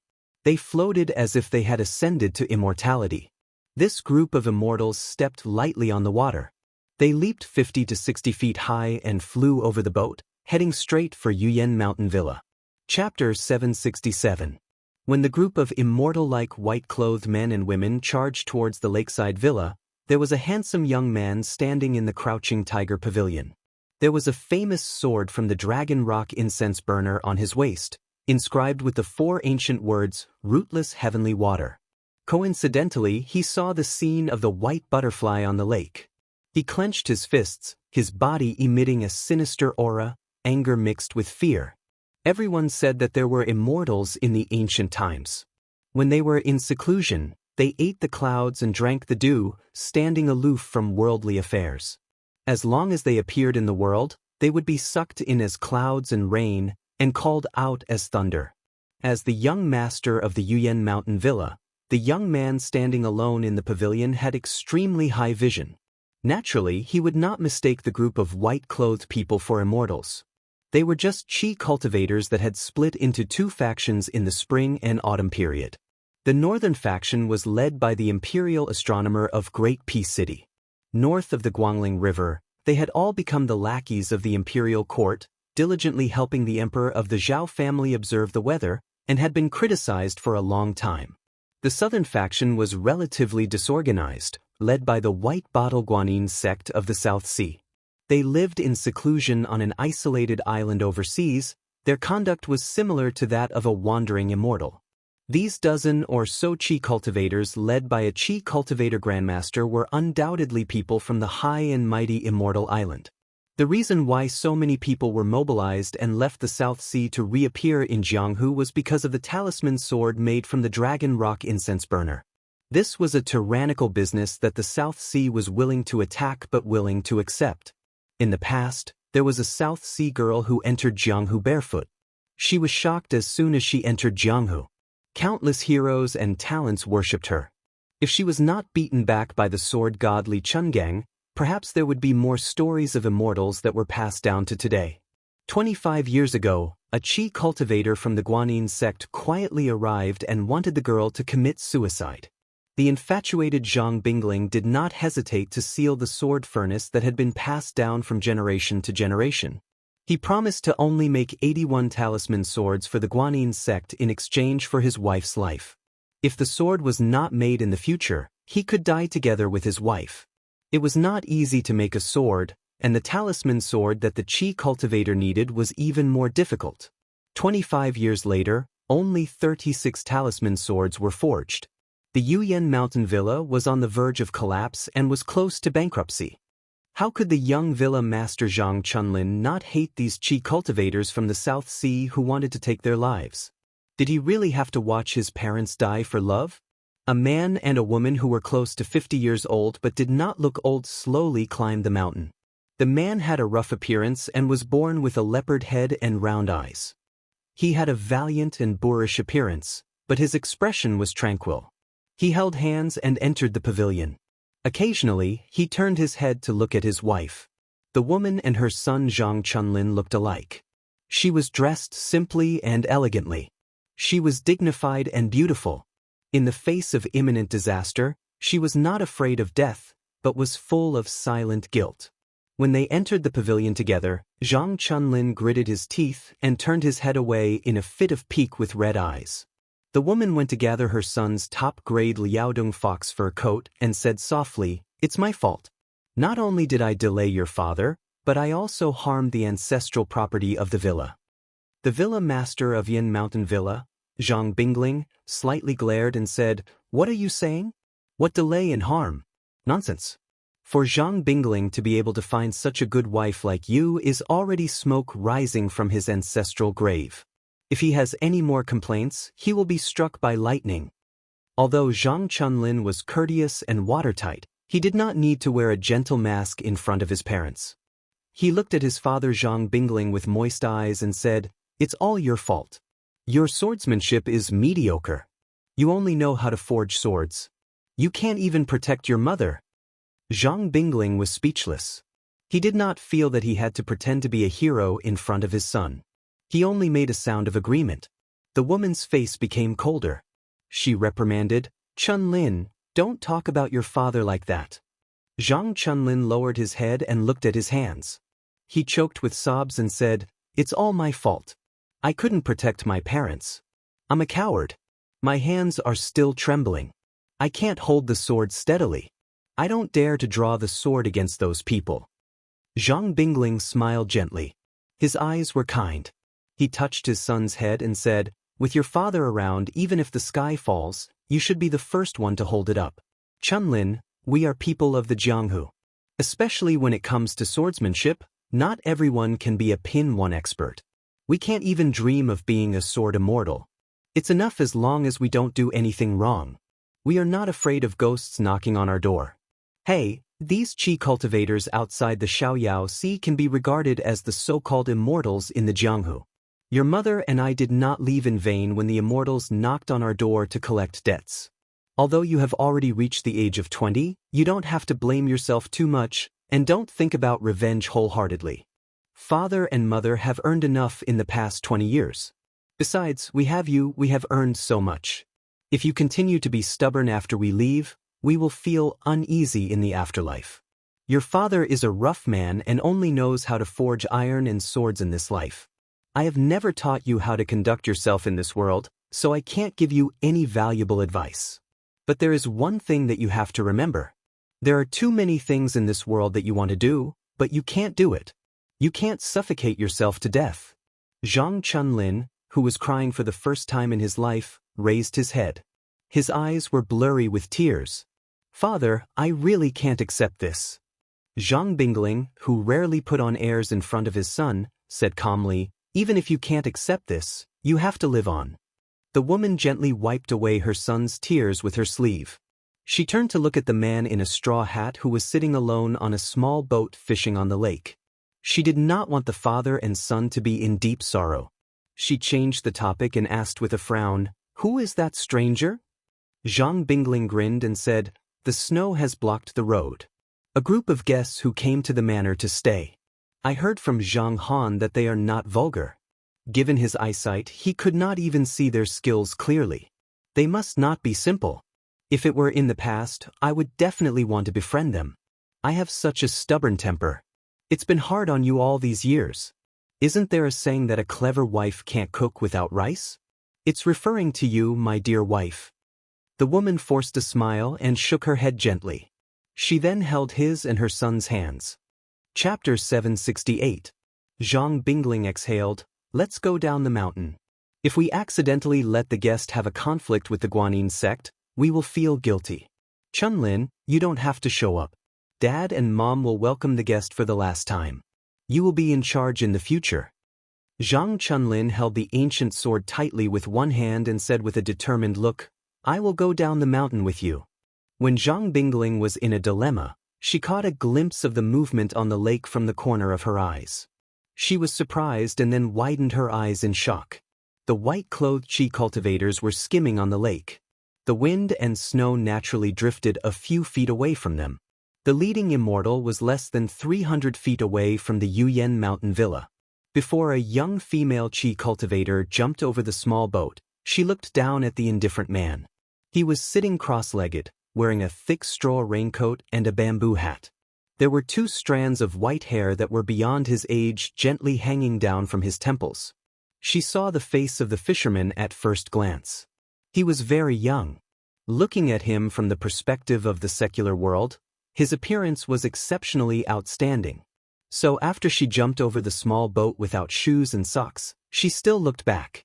She wondered if this guy was scared out of his wits or was intoxicated by fishing on the lake and really did not see anything. Su Fengyan, who was sitting alone on the cold river, had been holding his breath and concentrating. He turned a blind eye to these white-clothed chi cultivators who were floating on the lake. Even if he was stepped by them, he did not have the slightest movement. He even deliberately hid the otherworldly item that was about to stir up his appetite. On one hand, Su Fengyan was only staying in the Yuyan mountain villa halfway. He did not want to be nosy. If these immortals and fairies in the eyes of the secular world were the distinguished guests that the villa needed to welcome, Su Fengyan did not think that it was the right way to be a guest to let the greedy Su Ying kill. On the other hand, Su Fengyan was only hostile to the imperial astronomer in the capital. The chi cultivators in the south had no enmity with him. It was fate that brought them together and they could enjoy the scenery together.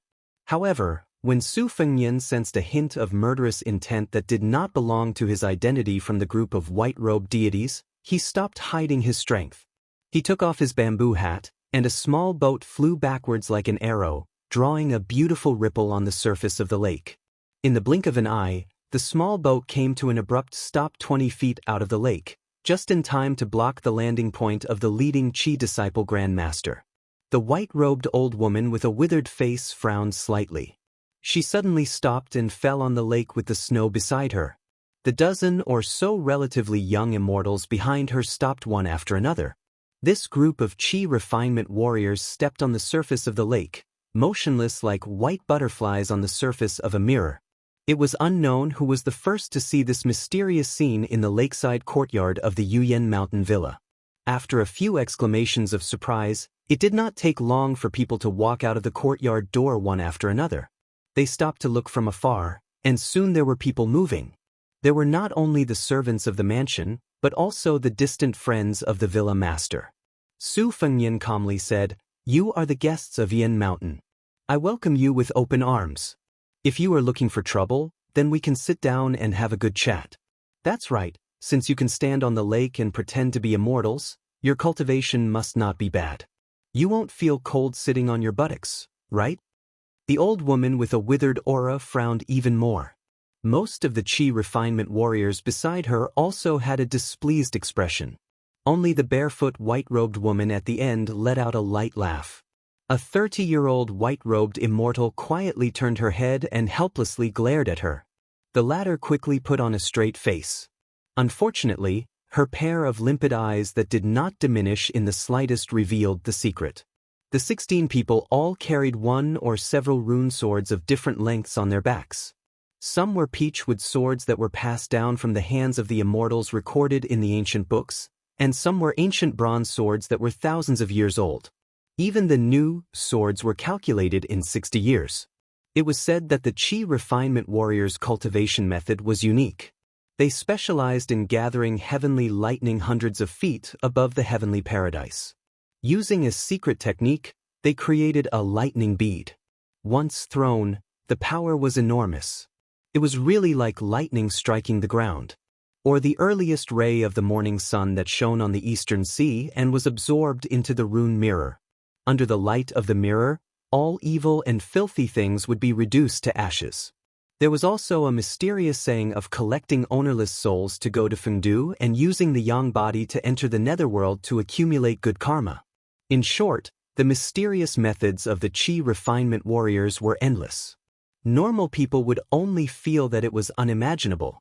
They would also sincerely respect them as if they were immortals who carried out justice on behalf of the heavens. In reality, the Qi refinement warriors originated from the ancient alchemists. They were somewhat similar to the Taoist master who refined pills. It was just that the Qi refinement warrior's path was narrower and further. A young male Qi refinement warrior coldly said, "Get out of the way." Su Fengnian was a scoundrel who was unmoved by force or persuasion. He smiled and said, "Ask me first." Then he lightly patted the Baoyang saber on his waist, "Ask my saber again." Although the old lady was one of the few top Qi refinement masters in the world, she was not blindly overbearing. She said indifferently, "Going to Yuyan Mountain Villa is just to collect the sword according to the agreement. Young people, it is a good thing that you are willing to draw your saber to help those who are in trouble. But you must also be reasonable." Su Fengnian stood up and patted the snow on his shoulders. "I know a senior who once got a good sword from Yuyan Mountain Villa. You can take the sword, just take it. But if you want to bully others with your power, I still say the same thing. Ask me, ask my saber." The male Qi refinement warrior who spoke coldly previously did not conceal his anger. When an ordinary man was angry, blood would splatter for 5 steps and heads would fall to the ground. When the emperor was angry, millions of corpses would fall and blood would flow for thousands of miles. In the eyes of the ordinary people, how could the anger of an immortal be lighter than the anger of the emperor? Everyone knew that immortals were good. They knew that immortals were high and mighty and were not inferior to emperors, generals, and ministers. This Qi refinement warrior did not hide his true feelings. His anger flared up and the fierce wind and snow around him fluttered non-stop. He was so angry that he laughed and said in a loud and clear voice, "How dare you? Do you want to sit on the ground and discuss Tao with me? Fine, then I will let you sit." The white-clothed immortal really sat down. It was like a mountain suddenly filling up the river and sea. Except for the old lady who was the leader, the rest of the Qi refinement warriors stood a few feet above the lake. The lake was shaking and the momentum was terrifying. But what made this person extremely embarrassed was that the lake near him was shaking violently, but the small boat was as if it was out of the lake and on the shore, unmoving. Su Fengnian did not use harsh words to mock the Qi refinement warrior who made a fool of himself. He only narrowed his eyes and looked up at the goose-feather-heavy snow. He said to himself, "An old senior who ate swords once said something that made me yearn for very much. There are 3 million sword immortals in the sky, but they all have to bow down to me. It really suits the occasion." Su Fengnian retracted his gaze. After taking off his straw raincoat, he said with a smile that deserved to be taught a lesson, "Come, come, come. You have to ask me first before you are qualified to ask about the Baoyang saber on my waist." Chapter 769. 4,000 words, so it's a little late. There's still the next chapter. Try to get it done before 6 o'clock. Zhang Chunlin said angrily, "Is this person crazy?" The head of the villa, Zhang Bingling, was also worried. The woman was the personal disciple of a Qi refinement master in the Guanyin sect. She was expected to inherit the mantle and take over the master's legacy. This was also the reason why the Guanyin sect was furious. There were millions of people who practiced martial arts in the world. A rare character like her had always been seen as an embryo that cannot be bought with money. After the woman fell in love, she focused on helping her husband and teaching her children. Her cultivation was already gone, but her foresight was still there. Similarly, she did not think that the guest could gain any benefits. It must be known that the old woman among the 16 Qi refinement warriors not only had a high status in the Guanyin sect, but also had a very high seniority among the Qi refinement warriors in the entire south. She looked like an old woman, but in fact, she had lived for nearly 2 decades. In martial arts, she might be afraid of the young and strong. But in Qi refinement warrior, there was no doubt that the older she was, the more experienced she was. Like swordsmanship, Li Chungang, who had a huge feud with the Guanyin sect, could reach the top before the age of 30. After reaching the top, no one could compare to him. But for Qi refinement warrior, in 1,000 years, only a few people had great luck before the age of 30. The pugilistic world liked to praise someone's supreme talent as a rare occurrence in 100 years. For Qi refinement warrior, it was not an exaggeration to say that it was a once-in-1,000 years occurrence. Li Chungang happened to bury such a talented person who did not change half of the country's territory. Zhang Chunlin immediately took the lead and walked out of the pavilion. "I'll go and stop that lunatic. There's no reason for outsiders to bear the disaster of the Yuyan Heights." Zhang Bingling and the woman looked at each other and smiled. They went down the mountain hand in hand. Newborn calves were not afraid of tigers because they had not entered the mountains and did not know the power of the conical eye worm. Due to Zhang Chunlin's family background, he was afraid of the Qi refinement warriors to the extent that he did not even dare to draw his sword. Zhang Bingling mocked himself as a blacksmith and his swordsmanship was average. But Zhang Chunlin's talent was excellent. When he was 20, he was only a step away from the master realm. In the past 5 years, he did not dare to slack and waste. He was obsessed with swordsmanship, but he still did not dare to fight with the whites. So when he saw the small boat on the lake blocking the road, he was a little annoyed that the guests did not know what was good for him. He was more worried that the white-haired man who was fishing alone in the boat would be implicated by the Yuyan Heights. After all, although Zhang Chunlin was the young master of the Yuyan Heights, he was still a simple person. Even if his talent was inherited from his mother, he was still Zhang Bingling's son and had a precious heart. The terrifying thing about the Qi refinement warriors was not that their swordsmanship could kill people easily, but that these Qi refinement warriors were like the favored children of fate. After they entered the Qi refinement realm, they could rely on their own opportunities to obtain one or even several great magical powers from the Xianfinger realm or even the celestial realm. Ordinary martial artists in the Jianghu, not to mention the level 2 master realm, even the top masters of the Vajra realm could fight with them. Before they used their trump cards, they would not be at a disadvantage. On the lake, Su Fengnian was facing 16 Qi refinement warriors with different achievements. Hearing the 3 words, Baoyang Blade, except for the old woman who was the leader, the rest of the white Qi refinement warriors did not care at all. The Guanyin sect was isolated in the sea. Even during the Spring and Autumn War, they did not care about anyone's feelings. Before the Central Plains was in turmoil and the Divine Land sank, there were countless emperors and ministers in the sea who worshipped the Guanyin sect with the most prestigious secular identity. When they met Immortal Tan, they all followed the etiquette of a disciple. They were ecstatic and sincerely asked for advice on how to maintain their health. The Qi refinement warriors of the northern sect were also called Dragon Attaching Sect or Dragon Supporting Sect. They were similar to the ancestral court of Taoism, Dragon Tiger Mountain. The Qi refinement warriors of the southern sect were more like the peaceful Wudong Mountain in a corner. They did not ask about the common people but only ghosts and gods. After the 16 white Qi refinement warriors of the Guanyin sect left the sea and landed on the shore, they only walked on the steep path. They climbed the mountain when they met the mountain, stepped on the water when they met the water, collected the sky thunder when they passed the heavenly abode, and hunted the flood dragon when they were near the abyss. They did not meet the common people face to face. When the sun rose from the east, they breathed in and out the morning glow on the peak of the mountain. It was true to the old saying that immortals did not show their true colors. In their eyes, the life and death of the Yuyan Mountain Villa were nothing but the growth and death of the grass and trees. They did not disturb their hearts at all. This was not because the Qi refinement warriors regarded other people's lives as lowly as ants, but because the Qi refinement warriors treated themselves the same. A white-haired man with a Baoyang blade was not worth mentioning in the eyes of these Qi refinement warriors who were used to worshipping immortals. What really impressed them was the cultivation of the man who sat steadily on the bow of the boat. Heaven's net has a long arm. The Qi refinement warriors were the secret characters who found the loopholes in the Heaven's Secret. If the Heaven's Secret wanted them to leap over the Dragon's Gate, then they would support them. The Imperial Astronomer Dragon Affiliation sect came because of this. If the Heaven's Secret was missed, then it would be regarded as an extraterrestrial demon, An evil and filthy thing. They must break the soul and send it to the Moon Mirror Courtyard so that it would never be reincarnated. The Guanyin sect did this even more.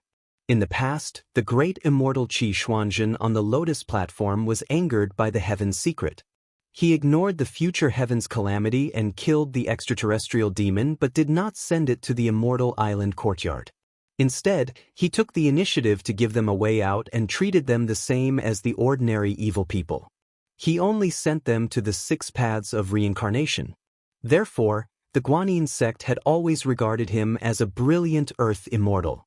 When Su Fengnian fought with others, no matter how extraordinary he was, he never liked to nag. It was only a matter of life and death. Today, he made an exception. He lightly stepped on the boat and the fishing rod on the boat jumped up. He held it with one hand and shook his wrist.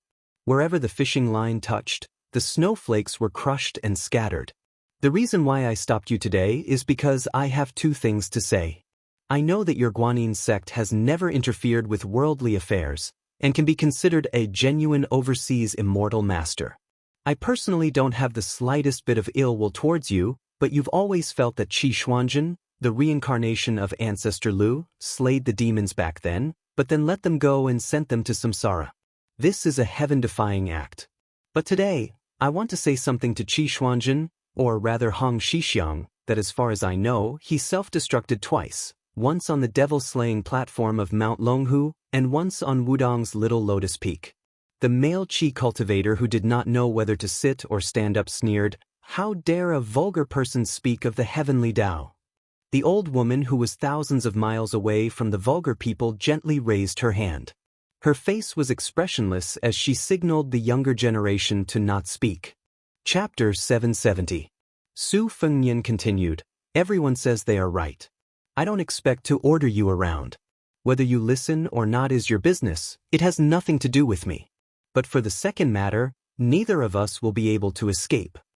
Most of the white-robed immortals were somewhat dissatisfied with this person's nonsense, but they were not too angry. They just felt that it was a little funny to listen to an ignorant child who was still wearing diapers boasting about the important matters of the country and helping the people in front of the loyal officials of the imperial court. The barefoot woman was probably an unreasonable freak. She didn't fit in with the crowd at all. Her eyes were wide open, overflowing with spiritual energy, as if she had seen a ferocious beast divine object recorded in the ancient books of the sect. Su Fengnian ignored their expressions. Holding his fishing rod and wearing his cold blade, he turned around to look at the pavilion at the top of the mountain, but it had already disappeared. Retracting his gaze, he smiled and said, "The first senior who taught me swordsmanship was a blacksmith. He once bragged to me that he had only been in Jianghu for a few years, but he had already met a very famous person. He even said that he felt like old friends at first sight, so he stole his family heirloom and gave it to him. Only later did I find out who he was, and who was the young man who gave him one of the famous swords in the sword case. The sword was called Agarwood. It was left in Martial Emperor City. It was once the best sword made by the Dragon Rock incense burner. The young master who gave him the sword back then also became the master of Yuyan Mountain Villa. I don't know why you Guanyin sect sent 16 people here at once. But I sensed that one of you had a murderous intent. So even if I am unreasonable, I have to interfere. Yes, you won't care if I'm wearing the Northern Liang saber or not.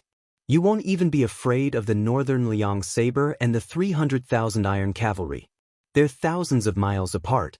Even if one side is Su Shao and the other side is the sect master of the Guanyin sect, it's impossible for them to go to each other's territory to cause trouble. Therefore, today's matter is over. If you can't reach the shore, can you not kill people in the village?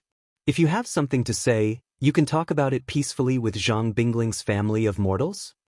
The old woman sighed. Today's matter is over. If everyone was like you, there would be no place for us Qi cultivators in the world. Su Fengnian waited for her to continue. The old woman shook her head. Unfortunately, some rules can't be broken. Our agreement with Yuyan Mountain Villa was set by the master before he went into seclusion. If there are 81 talisman swords in the Dragon Rock incense burner, it doesn't matter if there are a few less. I can risk being punished and plead for Zhang Bingling to keep her life. But the talisman sword's matter is really important. Moreover, whether Zhang Bingling is alive or dead, our sect doesn't care. But the traitor must be killed. Without rules, nothing can be accomplished. This is the reason why people think that we Qi cultivators are heartless. If you want to do the heavenly Tao, you can kill your own family. Su Fengnian smiled. You have explained everything. Since we don't owe each other anything, then let's fight to the death. Even on the island, the old woman who was known for being close to the heavenly Tao smiled. After leaving the island, the total number of words she said was less than 10. At this time, in less than 30 minutes, she had already exceeded it. Young master, you can do whatever you want. Even if I and 15 disciples of the sect die on the lake, it is because of fate and will not implicate anyone. But in the talisman sword's matter, even if 16 people died, there will still be another batch coming to Yuyan Mountain Villa.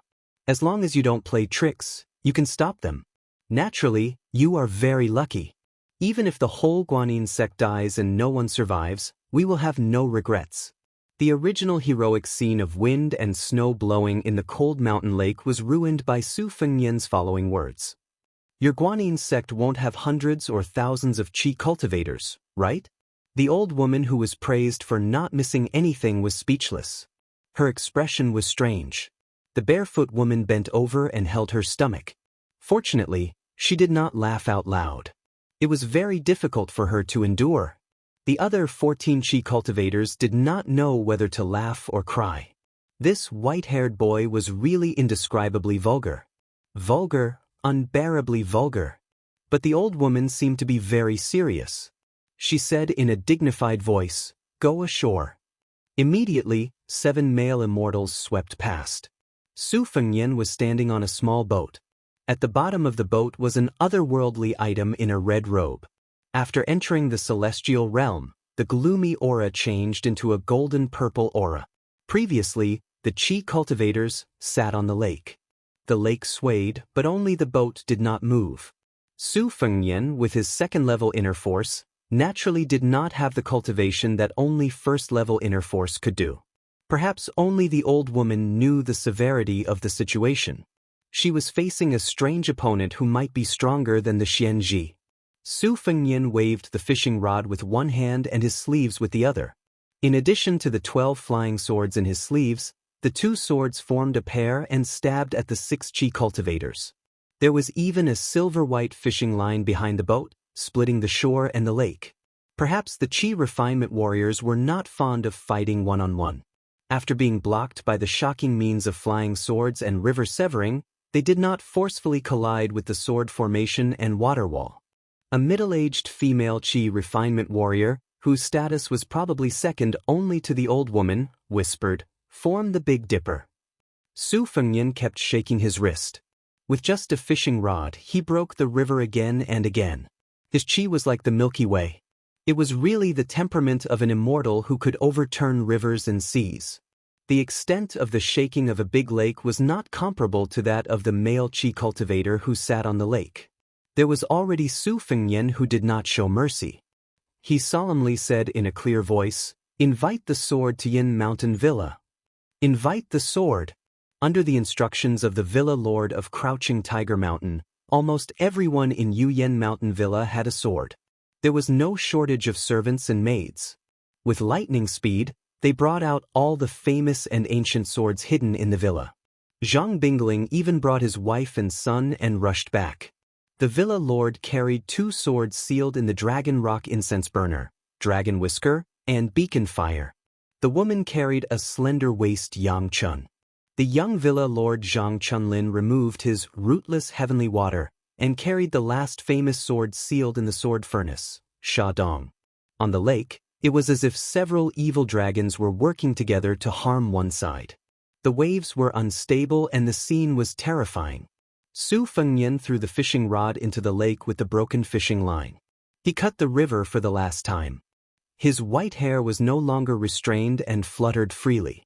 He looked like a celestial being who was mixed with celestial beings and demons. It was not that heroic spirit, but a sadness that no one could understand. His voice was as loud as a bell. "The world can't remember you, so I'll do it again for you." It was said that a man whose heart was not content was like a snake trying to swallow an elephant. This white-haired young man had the spirit of an evil python trying to swallow the heavens. The thousands of swords in Yuyan Mountain majestically flew from the mountain, the villa, the sword sheath. Without exception, they all flew towards the man on the little boat. He had not drawn his sword. So he said that he would ask me first, then ask my sword. Su Fengnian stepped out, his two hands shaking. One hand was like an immortal touching the top, the other hand was like an azure dragon. In one breath, the thousands of swords smashed onto the heads of the 16 Qi cultivators. Chapter 771. The world had only heard that the sword god of the older generation, Li Chungang, had once caused Mount Longhu to lose all face in the great snow plains of Mount Hui. Such a magnificent scene was only hearsay, and could not truly understand its magnificence. With thousands of swords floating in the air, if one was under them, would one not feel the pressure of Mount Tai? Zhang Bingling and his wife looked at each other in dismay. On one hand, they were shocked by the stranger's ability to cut off the white robes, as well as using thousands of swords to suppress the immortal. On the other hand, they were confused as to why this person would act. Zhang Bingling was generous and generous. He seemed to be a prodigal son that did not manage his family well, but his own sword skills were mediocre, and he was unable to stabilize the position of the villa in Jianghu. He could only use this method to make friends. It was like casting a net to catch fish, relying on luck to act, hoping to catch a few carps that would become dragons in the future. After so many years had passed, he had long been disheartened. The people of Jianghu who lived in Jianghu were mostly as slippery as loaches. Their hot-bloodedness and loyalty had been worn away along with their sharp edges and corners. This time, when they were in danger, they only needed to come and watch. The other 80 or 90% would use excuses, and the better ones would send letters to decline. Most of the famous swordsmen who had borrowed the swords to escape did not remember how grateful they were at that time, saying that they would repay the kindness of a drop of water with a gushing spring. They simply did not send any messages, not even letting out a fart, continuing to be the famous swordsman of Jianghu. Fortunately, Zhang Bingling was open-minded. Since he did not even care about life and death, he let nature take its course. He did not care too much about this group of sanctimonious people. It was his son Zhang Chunlin who was so angry that he gave them the ironic title of Gentleman of the Sword and Justice. After Zhang Chunlin had personally witnessed the spectacle of thousands of flying swords in the air, he turned his head to Zhang Bingling, his voice trembling. "Father, is it the descendant of a good friend of our villa?" Zhang Bingling shook his head in self-mockery. "It doesn't seem like it. 200 years ago, when Yuyan Mountain was at its peak, the two ancestors were the leaders of Jianghu. Perhaps they had such an extraordinary friend, but it is absolutely impossible now. You have seen the friendship that I have exchanged for half of the hidden swords of the villa. Even your uncle Chao Yu, who I have a life and death relationship with, has only stagnated at the second level of cultivation for many years. But the person on the lake is clearly not only at the Vajra level. If not, we wouldn't have been able to stop those Qi refinement warriors from charging into the formation." Zhang Chunlin's stomach was full of wine and vinegar tea. Could it be little ancestor Lu Xianxia from Mount Longhu? But it didn't seem like it. There was no horsetail whisk or Taoist robe. It is widely rumored that the fallen princess of West Chu can ride her sword into the sky, but she is clearly a woman. Zhang Bingling said with a carefree smile, "God knows. I don't care anymore. I can only resign myself to fate. In this fierce battle, with our skills, even if we wanted to add flowers to the brocade, we wouldn't be able to interfere. Perhaps we might even be more of a hindrance. If Yuyan Mountain Villa can escape this calamity, then Zhang Bingling is willing to kowtow 100 times to this unknown benefactor." Zhang Chunlin asked cautiously, "Father, I want to learn swordsmanship from him, can I?"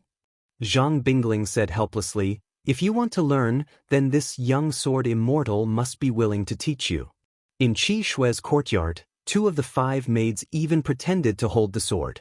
Since Yuyan Mountain Villa was famous for its Qi cultivation and sword casting, the servants in the villa had also practiced some mental mantras and skills that were very clever in the eyes of outsiders. But after the 2 words, sword, The flying sword was unsheathed. The two people outside Qi Shui's courtyard not only did not notice how the ancient sword was unsheathed, but their delicate bodies were also pulled forward and almost fell to the ground.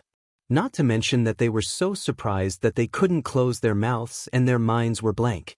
They couldn't understand why such a handsome child, who was very easy to talk to and drink with them around the stove, even the gatekeeper Zhang Mu and the chief steward Zhang Han burst into tears in an instant. They secretly thought that it must be the Lord and Madam's good karma that made such an immortal appear in Yuan Mountain Villa. A woman in purple holding a zither in one hand and wine in the other slowly walked to the pavilion on Crouching Tiger Mountain. The zither was Qi Shui's treasure. A jar of yellow wine turned from boiling to warm. When she was about 70 or 80 feet away from the pavilion, she rushed up and sat on the ground. With the zither on her knees, she raised her head and drank a mouthful of yellow wine. She just suddenly pressed the string with one hand. The sonorous sound was like the cry of a phoenix in the ninth heaven, clear and unparalleled. That year on the top of Mount Hui, when the scholar entered the sage realm, there was no snow on the snowfield. It was just a heavy rain. After the waves calmed down, before Li Chungang became a sword immortal on the land again, there was a man she hated to the core who held an umbrella for her. She didn't know whether she hated him or not. When she came to Mount Hui, she finally caused the death of her parents. She could only feel guilty for the rest of her life. Or she hated him for having the identity of the heir of Bailiang, which was envied by everyone, so he didn't have to suffer like her. She could only rely on herself like a weak duckweed. She didn't know why she was asking a tiger for its skin. She was willing to do business with such a sloppy beggar who was in dire straits when she first met him. When did she stop hating him as much as before? Was it because she knew that he went to Beimeng alone and his luck was gone like a piece of white paper, while her state skyrocketed because she absorbed the imperial jade seal, so she could finally pity him? Or was it because after he knew that the wooden sword ranger broke his sword, he was so depressed but didn't tell anyone? He only told her about his dream and the snowman while lying on the deck chair? Or was it because he bent down and gently tied a knot for her skirt under the table when they went to the Zhejiao embassy in the snow of Then City? Sitting on the top of the pavilion, Xinyuan Qingfeng finished a jar of wine and threw it high into the lake. Sword maniac Wang Xiaoping was probably the last outsider to join in the fun. She walked out of the courtyard and looked up at the heavy snow. She didn't know if she was thinking of the time when she saw her master carrying her younger brother up the steps of Wudong. She also saw her eldest brother following behind silently and continuously brushing off the snow for her younger brother. Wang Xiaoping, who was serious in speech and manner, smiled knowingly. The resentment in her heart that her eldest brother was lucky to have the golden court and then lost it. She also felt that her younger brother didn't hesitate to sacrifice himself to achieve the Great Way for another 300 years. Looking at the back of the young man on the lake, Wang Xiaoping patted some snow off her shoulder. Senior brothers, even if I, Wang Xiaoping, once disliked Su Fengnian from the bottom of my heart, I will still bear the burden. Wang Xiaoping, who was practicing her sword on the mountain and going down the mountain to ask for the Tao, was still smiling. She strode to the lakeside and stretched out her hand. She condensed a long sword from the snow. It was crystal clear. Who dared to come ashore? Since Wang Xiaoping was doing things like killing demons, she had also killed the so-called immortals from overseas. Chapter 772. In fact, Su Fengnian did not expect Xinyuan Qingfeng and Wang Xiaoping to take action. This had nothing to do with trust. He was used to not relying on outsiders for everything. Of course, the otherworldly item in the red robe was an exception. The friendship between a living person and an otherworldly item was built up from several life and death battles. They worked together to kill the devil Luo Yang at the Dragon Wall of the Yellow River, went to Ruoshui to meet Su Huainan, went up the mountain of soldiers to kill the fifth raccoon, secretly intercepted at the Iron Gate Pass, the Sky Demon's descent in Tai and City, fought against Master Lu Hao, and finally left the palace city hand in hand. Su Fengnian believed in her, which was the same as believing in himself. Therefore, the otherworldly item named Su Ying was hidden at the bottom of the boat to nourish the realm. Su Fengnian relied on it to borrow thousands of swords. Facing the 16 white-clothed immortals, he could only feel at ease. The flying swords, which were densely packed like locusts, fiercely smashed down with the immortals' great momentum. Only then did Su Fengnian personally experience the power of these immortals from overseas. If it was a one-on-one battle, except for the old woman who led the group, Su Fengnian was confident that he could kill them within 10 moves. However, the 7 male Qi cultivators formed the Big Dipper formation. The accumulated power of the 7 talisman swords could not be underestimated. The more than 300 flying swords on their heads only destroyed the sword formation, severely injuring one of the immortals who was guarding the eye of the formation, and slightly injuring 3 or 4 others. The rest could fight with all their strength. Since ancient times, Guanin's sect was famous for having more yin than yang. Therefore, Su Fengnian took out 600 swords and threw them at the 8 immortals. The strange sword formation formed by the talisman swords spun like pearls, forming a mirror. Not only did it not hurt anyone, it did not even destroy one of the talisman swords. The remaining swords flew towards the old woman alone, but were all bounced back when they were 10 feet away from her. It was Su Fengnian's first time controlling swords on such a large scale. His technique was inevitably rusty and sluggish. However, after 3 journeys, Su Fengnian's mind had been polished to perfection. The flying swords were like the 12 complete sword embryos of Dong Tai. How could they be exhausted after a spurt of energy? After a wave of flying swords smashed the top of the head, he waved his hand in a semicircle, controlling the majestic flying swords with the small boat as the center. The second wave of flying swords turned to the side and attacked from the side. The lake was injured by the sword aura, tearing up countless splashes. The vast expanse of white goose-feather snow was stirred up before it fell into the lake. The position where Su Fengnian stood gave people the feeling that between heaven and earth, he was using thousands of black swords to kill millions of white snow. The people on the lake followed the rotation of the flying swords. There were 2 groups of men and women dressed in white. Their footsteps were agile as they stepped on the lake's surface, walking side by side. Together, they faced the evil and ferocious swords that were like the otherworldly items of Fengdu that were confusing the world of the living. At this moment, the old woman who was standing still at the same spot was the closest to Su Fengnian. The 8 female Qi refinement warriors' clothes fluttered in the wind like the flying fairies of Dunhuang. The wide mirror surface formed by the talisman swords changed from horizontal to vertical. The 8 talisman swords were incomparably agile and lively. Under the guidance of the Qi refinement warriors, they achieved a mysterious state that was extremely quiet on the surface. On the other hand, the male Qi refinement warriors were slightly more hurried. The talisman swords of different materials only swept out one by one, trying their best to deflect the 300 flying swords that were coming at them. The Qi refinement warrior who was sitting on the lake to embarrass himself previously actually had a good cultivation base. After the Qi refinement warrior in the eye of the formation was seriously injured, he immediately took charge of the Tianshu. When facing the enemy, he still had some arrogance born from his identity. At this moment, he did not have the slightest bit of impetuousness. Vaguely, he had the demeanor of a Qi refinement warrior who had reached a higher level. This time, they targeted the Yuyan Mountain Villa to take the talisman swords. Taking the sword was one thing, and gaining experience was another. The Qi refinement warriors undoubtedly knew the essence of the stone from another mountain could be used to improve the jade. On this journey to the north, there was already a senior sister who took advantage of the situation to improve the state while watching the moon by the lake. From the vast Finger Xian realm, which was like a mountain of treasures, she comprehended one of the wonders. According to the unique saying of the Qi refinement warriors, it was like the dragon palace searching for treasures, retrieving the dragon's eye and returning it. If one could obtain the good fortune of heaven and earth and luckily comprehend the great wonder of the celestial state, it would be regarded as a success of obtaining pearls. The flying swords and the talisman sword formation either touched or collided with each other. The sound was like the mountain collapsing and the rocks cracking. It was far better than the sound of firecrackers hanging beside one's ear. The old woman was still indifferent. She flicked the sword away as it came. She did not look at the white-haired young man who seemed to be dominating the great momentum.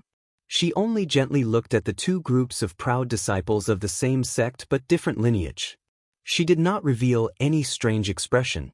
After driving the flying swords twice, the sword-driving technique improved at an amazing speed. Su Fengnian raised both hands. In the third wave, 300 flying swords still rushed to the male Qi refinement warrior. The remaining 700 flying swords simply ignored the old woman who had a profound cultivation and rushed to the female Qi refinement warrior. Moreover, the most exciting thing was that this time, the flying swords did not gather together like a dense pile of flying feathers. Instead, it seemed to be extremely messy. The flying sword's trajectory was simply chaotic, making it impossible to guard against. It was not possible for a sword formation mirror to block all of them. The Qi refinement warrior was better than concentrating on Qi refinement warrior. In the end, their Qi could swallow the heaven and earth. Only in terms of physique, most of them were far from being comparable to second-grade martial artists. Not to mention 700 flying swords, even if only a few flying swords pierced through the body, these fairies in white would die. A female Qi refinement warrior who was as beautiful as a gorgeous woman but had a graceful temperament said calmly, "Condense the treasure bottle." 8 swords condensed into a big bottle, as if the southern Sea Guanyin was holding a treasure bottle. The talisman swords turned from moving to still, and their Qi was connected into a net, weaving into a big net. The woman who had escaped from the treasure bottle sword formation smiled slightly and withdrew her talisman swords. She gently breathed on the talisman swords and murmured softly, "Finger sword. Finger mountain to fill the sea." She had encountered the bottleneck that every Qi refinement grandmaster in the southern Sea Guanyin sect would encounter. This time, after leaving the island and observing the moon to comprehend the mystery of finger mystery, she finally broke through the bottleneck with the finger sword. The white fairy did not ride the flying swords out. Instead, she straightened her middle finger and hooked her thumb to her ring finger. Using this, she kept pointing on the flying swords. A little spiritual light was a talisman, and little spiritual light formed the fairy book. The flying swords covered the sky and the sun. First, one of them fell into the lake, then 2, 4. Perhaps there was a limit to the power of human strength. After about 100 flying swords fell into the lake, she flipped them over. Finger sword. Finger CC to destroy mountain. The 100 swords in the lake jumped out of the water again. They were actually under her control. They turned the tips of the swords and flew towards Su Fengnian's flying sword. In this way, not only did the pressure on the treasure bottle sword formation decrease, but it also allowed the male Qi refinement warriors of the Big Dipper talisman sword to take a breath and change the formation. Some of them even took out their treasured weapons. They could not only fight against the flying swords with their talisman swords. Su Fengnian, who stood alone at the bow of the boat and kept the wind and snow away from him, was not angry or afraid. He sneered and said, "Sword comes. Do you really think that only the sword in the sheath can be used as a killing sword? If I ride 100,000 swords, they will be as light as cotton and crush you to death." Su Fengnian's sleeves fluttered in the wind. The white snowflakes on the world lake condensed into a line, each forming a short sword and an inch sword. Heaven and earth seemed to be frozen and still. Everything stopped. There were only swords. Countless swords. Black and white. At this moment, the young man who was carrying a saber but riding a sword, in the eyes of the stunned people on the shore, only the celestial being did not appear. "I am almost invincible in the world." Chapter 773. During the battle in the alley of Beimang, the blind female Guqin player, Xue Songguan, had stopped the rain in the alley in an instant.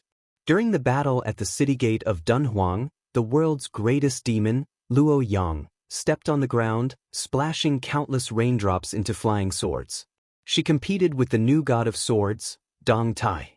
In terms of level, Su Fengnian was not as good as the blind Guqin player who had skipped the Vajra entering Mystery Finger. In terms of internal energy, he was miles ahead of Li Chungang and Luo Yang outside Dunhuang. However, under his feet, there was a two-faced and six-armed celestial phenomenon expert in a red robe. Both of them were mentally connected. Su Ying continuously transferred internal energy to Su Fengnian. Like a flood rushing into the lake, Su Fengnian naturally had the illusion of being an independent sword deity. Su Fengnian thought he knew his limits. He used his heavenly energy to make tens of thousands of crooked snow swords. The deterrence was far greater than the actual effect. However, he did not know that in his body, there was a dilapidated pond that looked like a withered lotus leaf. A purple-gold lotus seed had broken out of the ground and a tender seedling was swaying gently. Above everyone's head, there were tens of thousands of white swords on the lake. They were slanted horizontally and vertically, and their thickness and length did not have a fixed pattern. However, in terms of grandeur, it was indeed rare. Su Fengnian's unique understanding of swordsmanship, coupled with the support of Su Ying's perfect celestial phenomenon level, had finally created this picture scroll on the Dragon Lake.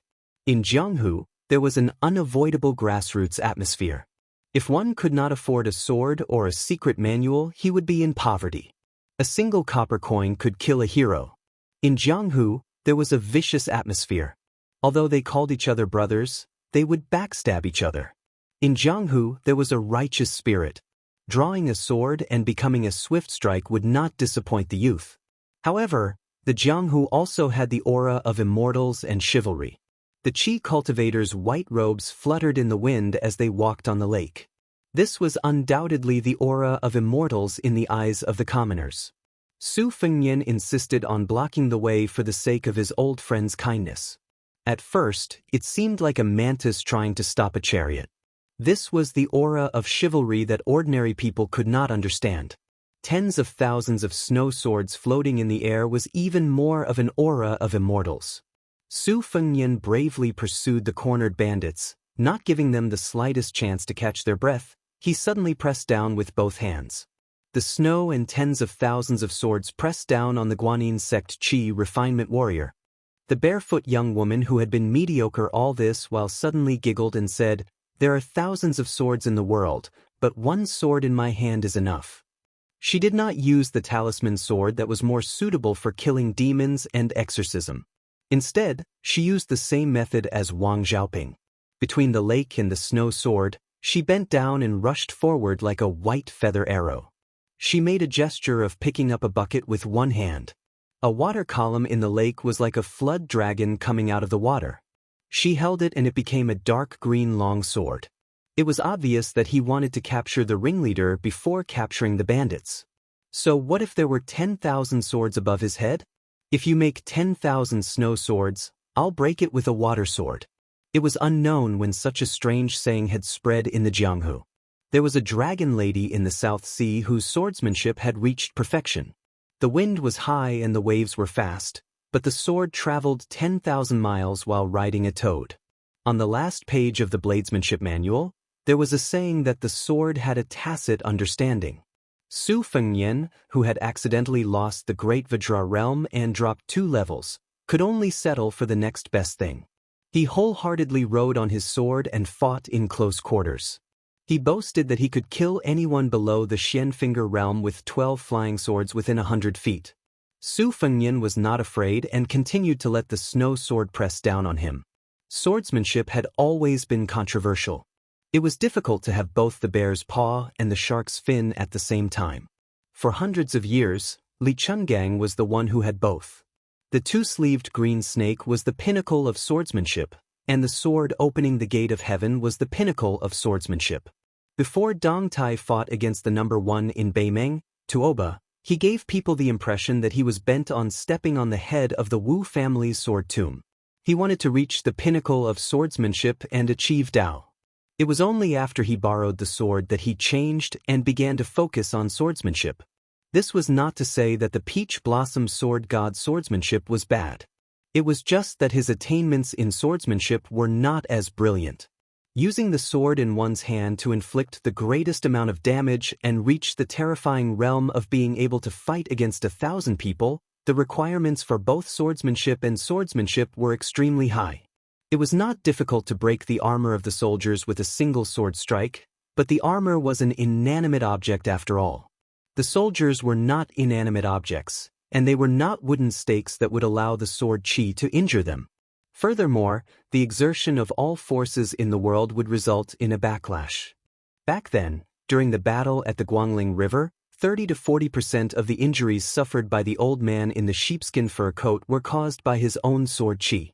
Ji Huo Boyd finger, its power lies in its godly speed. When the sharp nail pierces into the metal and stone, the force is gathered at one point. Riding a sword too much would cause one to be distracted, and these two supreme essences of the martial Tao would definitely be damaged. This was also the reason why countless renowned swordsmen in the sword forest of the world disdained to ride their swords to kill their enemies. An inch shorter was an inch more dangerous. Riding a sword away from one's hand was already extremely unwise, and it was even more boring to pour down a rain of swords from the sky. How could casting a net that covered the sky to catch fish compare to the fierceness of hooking a fish? After Ancestor Lu, the only person who truly carried the weight of swordsmanship was Li Chungang. After Su Fengyan pulled down the snow sword in the sky that was relatively more powerful than gravity, he had been waiting for this moment of life and death. However, it was slightly different from what he imagined. Originally, he was afraid of the old woman, not the young girl who was stabbing directly at him. Su Fengyan was cautious by nature. To put it bluntly, he was timid and always thought of the worst. Facing the South Sea Qi cultivators, he had always been a little doubtful. Although the Qi cultivators were untainted immortals, these 16 people whose cultivation levels differed greatly from the South Sea's shore and went deep into the Liang dynasty's hinterland. They would definitely not fight in close quarters like tigers that were made of paper. At first, he was worried that there was a real brilliant swordsman lurking at the bottom of the lake, waiting for an opportunity to strike. However, Su Ying's abundant qi was like the roots of water plants spreading to the bottom of the lake. There was no abnormality. Since she was not at the bottom of the lake, she was naturally among the 16 people. Su Fengyan had already known that the qi cultivators would have a backup plan. After seeing the beautiful woman's finger sword, he had already overestimated the Guanyin sect. However, when he saw the understatement of the sword, he realized that he had still underestimated it. That sword was made of water. It came from nowhere and turned into a pool of lake water and fell into the lake. However, the barefoot woman still flew straight towards him. This made Su Fengyan, who had already set up the thunder pool, realize that something was wrong. As expected, the 12 flying swords with the perfect sword embryo were like soldiers who had betrayed their masters the moment they pierced the qi cultivators into a sieve. Although they did not attack, they were as docile as butterflies around the woman. They spun lightly and happily without any sword qi or killing intent. This made Su Fengyan, who had never lost control of the flying swords, feel shocked and bitter. This lass was so scheming. That move of using water to make a sword was just a pretense. She herself was the real secret sword. Although it seemed like she was seeking her own death, she had something to rely on. Su Fengyan once heard from the old man wearing a sheepskin fur coat that in the world of swords, there were two kinds of people who were true geniuses. One was like Dong Tai, whose Taoist skills were not vulgar. Peach blossom branches were swords, rotten wood was swords, and rainwater was swords. There was nothing in the world that could not be used as a sword. The other kind was even rarer. They were born with a natural affinity for swords and could subdue swords. They themselves were the supreme sword embryo. No matter how good your swordsmanship was or how sharp your sword moves were, as long as you were not a sword immortal, if you were not careful, you would be defeated after you used your sword. Since he had asked the sword, then he would ask the saber. Chapter 774. Su Fengyan pressed the handle of the Bailiang saber on his waist. The old woman suddenly said, "Charcoal girl, come back." Unexpectedly, after the qi refinement warrior of the south who was a man of his word, the barefooted woman with a weird nickname still laughed. Not only did she not slow down, she even rushed forward at a high speed, focusing on the saber. Before Su Fengyan could do anything, the otherworldly item in the red robe went against its will. It quietly jumped up from the bottom of the lake, grabbed the young woman's soft feet, and dragged her into the bone-chilling water. Su Fengyan and the old woman of the South Sea both showed a headache that could not be concealed. They were helpless like their parents who could not control their naughty children. Su Fengnian sent a message to the otherworldly item. He slightly bowed to the old woman who had not made a move and said politely, "Bailiang Su Fengnian greets Guanyin Sect Senior." The old woman smiled. Her weathered face was like a withered tree in spring. She deliberately ignored the word Bailiang and said, "I didn't expect to meet Sword God Li's disciple. The young swordsmen of the Central Plains are full of talents. Indeed, I have underestimated the heroes of the world." Su Fengnian calmly asked, "Senior, can you temporarily take a step back? I will try my best to compensate Guanyin Sect." After Su Fengnian understands the delay of the casting of the rune swords in the Dragon Rock sensor and your sect's elimination of the traitors, I will definitely give Senior a reasonable explanation. The old woman hesitated for a moment, then she waved her hand and said, "You can't say that we are backing down. On Crouching Tiger Mountain there are Xianji masters, and on the shore there is Wudong Wang Xiaoping. If you have the intention to kill, today our sect will be in a miserable state of extinction. Since you took a step back first, I won't be shameless enough to ask for a yard after taking an inch. There are about 3 years before the master comes out of seclusion. During this time, the 15 disciples of our sect will follow me to the north and south of the river to sharpen their minds and cultivate their noble spirit. After 3 years, if Yuyan Mountain Villa can promise to give us 70 rune swords, I will personally return to the sect and plead for Zhang Bingling. As for the life and death of the traitors, it still needs to be decided by the master." Su Fengnian smiled. "Junior will ask one more question. Why is the casting of the rune swords so difficult?" First, the materials are hard to find. Similar to Li Chuangong's wooden horse and cow, they are all flying stones. Secondly, the forging of the talisman sword is very different from the forging of ordinary swords. There is not a single difference. Back then, the agreement of 81 talisman swords is not that our sect is bullying others. The Dragon Rock incense burner of Yuyan Mountain Villa is the material collected by our ancestors. It is enough to forge 80 talisman swords. It is just that Zhang Bingling is a master in forging ordinary swords. Unfortunately, he is dragged down by his worthless sword attainments. He is also a frog in the well, and in the matter of the talisman sword, not only did he not make any contribution, but also wasted many precious materials. Su Fengnian gestured, "Such a short sword can be used to forge several of the rune swords that your sect needs." The old woman said blandly, "If there are no accidents and the probability is successful, there can be 8. Su Fengnian lightly bowed again. He raised his head and said seriously, "The agreement of 3 years, Junior can agree on behalf of Yuyan Mountain Villa." The beautiful woman who had comprehended the two-finger sword from the Finger Xian realm smiled. "If you take the people of Yuyan Mountain Villa to Bailiang and go back on your words, do you want our sect in the far South Sea to be enemies with the 300,000 cavalry of Bailiang?" Su Fengnian's smile was sincere and intoxicating. He raised his hand to tie his hair and said, "This unparalleled fairy sister who has made the rune swords is too serious. Junior is not a person who goes back on his words." The beautiful woman, whose real age couldn't be determined, was obviously stumped by this fellow's glib tongue.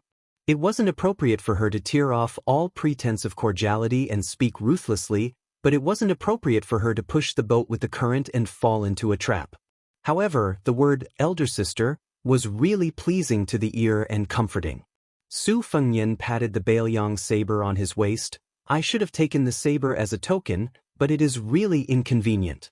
When I return to Bailiang, someone will be heartbroken. Senior, you can ask for anything, but how can you believe me?" The old woman thought for a while and raised an inexplicable question. "In the future, during the great battle of Liangmang, can you let our sect's Qi cultivators rush to the Bailiang border to watch the battle but not participate in it?" Su Fengnian smiled. "As long as you don't do anything to harm Bailiang, there will be no problem." The old woman smiled. "It's a deal." Su Fengnian hurriedly flattered. "Senior is straightforward. This is a real expert. Compared to that bullsh * T Mount Longhu, it is more than 100 floors higher." The old woman accepted it calmly. The immortals behind her who were previously exhausted from dealing with the sky full of flying swords changed their impression of him, especially the direct disciple whom the Guanyin sect had high hopes for. The corner of the beautiful woman's mouth curled up, and she smiled sweetly. This little guy was really interesting. He clearly had terrifying skills in controlling countless flying swords, but he was still so frivolous. The old woman looked straight at Su Fengnian. The latter smiled and shouted, "Su Ying!" The surface of the lake seemed to have been split by a sword. The red-robed otherworldly item was the first to appear in the air. It looked at the 15 overseas immortals with a pair of purple and gold eyes that were shining with compassion. Even the charming young woman Chi cultivator could not suppress the tidal wave of fear in her heart after being stared at by it. The old woman smiled and said softly, "Young Master Su's merit is boundless." Then she turned around and stepped on the lake to leave. The 14 Chi cultivators followed one after another. The woman who had comprehended the finger sword and the other grandmasters in name floated to the surface of the lake. They pulled out a young and unruly barefooted woman who was drenched in sweat and looked back with a smile before leaving. The barefooted woman turned around and snorted coldly before drifting away. A group of white butterflies floated on the lake. The old woman slowed down her pace and came to the barefooted woman's side to apologize. "Senior Master, I had no choice but to call you by your name just now." The barefooted woman sniffled and waved her hand. "It's all right, I just hate that otherworldly item." The old woman smiled. "There is a thin line between mortals and immortals. It is no longer an otherworldly item. Otherwise, I would have fought it even if it meant risking my life." The young woman who was not yet 20 asked, "Why did you stop me from receiving that person's attack?" The old woman said in a low voice, "Since you are Li Chuangong's disciple, you might be able to borrow his strength to open the divine gate." The young woman said with hatred, "Just you wait." The old woman said softly, "Senior Master, the evil dragon of the Earth Lung Mountain was injured by Li Yufu. It is a good time to pluck the ink dragon." Speaking of this, the old woman revealed a trace of embarrassment. The barefoot woman smiled mischievously. She lifted her foot, and a large group of flying sword fish that she had stolen from the bottom of the lake jumped out of the surface and dived back into the lake, continuing to swim. This fierce battle on the lake was not a small one. Although it was not a life-and-death battle, it had already shocked the 300 to 400 Jianghu people in the Yuyan mountain villa. Su Fengnian had originally wanted to borrow the swords first, so he had to finish what he started and return the swords one more time.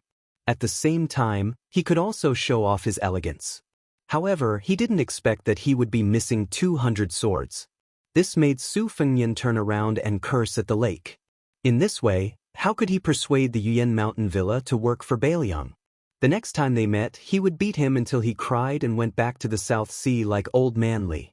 Chapter 775. By the time Su Fengnian put on his straw rain hat again and went ashore with his fishing rod and fish basket, sword maniac Wang Xiaoping was nowhere to be found. Blue Bird stood quietly on the shore and took the items from her young master. The fish basket was completely empty. Su Fengnian was somewhat embarrassed. Not to mention fishing, even if you bent down and slapped the water, a few carps would jump into your hands. Su Fengnian was freezing on the lake. He had painstakingly fished for 2 hours, but in the end he returned empty-handed.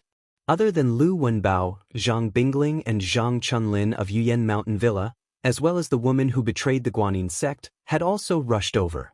They were all grateful from the bottom of their hearts. Without waiting for Su Fengnian to say anything, Zhang Bingling, who was the leader of the Jianghu of a province, was about to kneel down and kowtow. Su Fengnian hurriedly held him up, not allowing him to do such a big bow. Zhang Chunlin, who was full of famous swords, had a face full of reverence. He could not wait to be apprenticed to his master. Su Fengnian hesitated for a moment, but in the end he did not reveal the truth. It was rare for him to pretend to be a chivalrous hero. He politely said, "Manor Head stayed here first, and I returned the favor later. We don't owe each other anything. Manor Head Zhang, don't worry too much. To be honest, I borrowed more than 1,000 swords from Yuyan Mountain Villa, but in the end, many of them were stolen by those South Sea Chi cultivators." Zhang Bingling had always thought that he was going to die. How could he care about the hundreds of swords that were stolen? Furthermore, the dozens of famous swords in the manor's collection were still there. Like Zhang Chunlin's rootless sky water, Dragon Whiskers Wind Beacon, Slender Waist Yang Spring, and Killer Winter, all of them had been returned to their rightful owners. Zhang Bingling was willing to seal the ancestral Dragon Rock incense burner for the woman by his side. How could he value the famous swords in the manor more than his wife? Zhang Bingling was inarticulate. At this time, he did not know how to express his gratitude and repay a little. Such a great man could only tremble with his lips. He held the white-haired young man's hand in front of him. Everything was understood without words. Su Fengnian was not in a hurry to return to the snow courtyard. He said straightforwardly, Yuyan Mountain Villa still has 3 years to forge the remaining talisman swords. I happen to have a few Qin ancient swords made of materials similar to the wooden ox. When I return to my residence, I will have someone send them to the manor. They can probably help manors solve your urgent needs. Zhang Bingling's face was stunned and muttered to himself, how can I do this? People say that a drop of water should be repaid with a gushing spring, but since it's a gushing spring, how should Zhang Bingling repay him? Su Fengnian smiled. Intercepting the South Sea immortals on the lake was just a spur of the moment. Afterwards, the Qin ancient swords will have to be traded with Yuyan Mountain Villa. They will not be given away for free. Zhang Bingling, who was most afraid of owing people, was relieved. He nodded repeatedly and said, this is the best.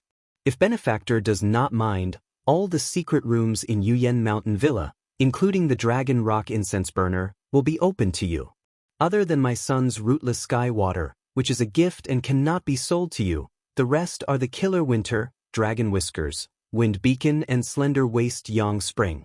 All the famous ancient swords in the manor can be taken away by you. Furthermore, several of our ancestors traveled the Jianghu and had some adventures. Yuyan Mountain Villa has some knowledge about qi cultivation. Zhang Bingling only left copies of those secret manuals. The original ones will be taken by you. There are also some land deeds and gold and silver in the manor. Zhang Bingling was talking excitedly when his wife pulled his sleeve. He suddenly came back to his senses and realized that he had forgotten himself. He smiled embarrassedly, thinking that with this young master's family background, he would not be interested in those common things.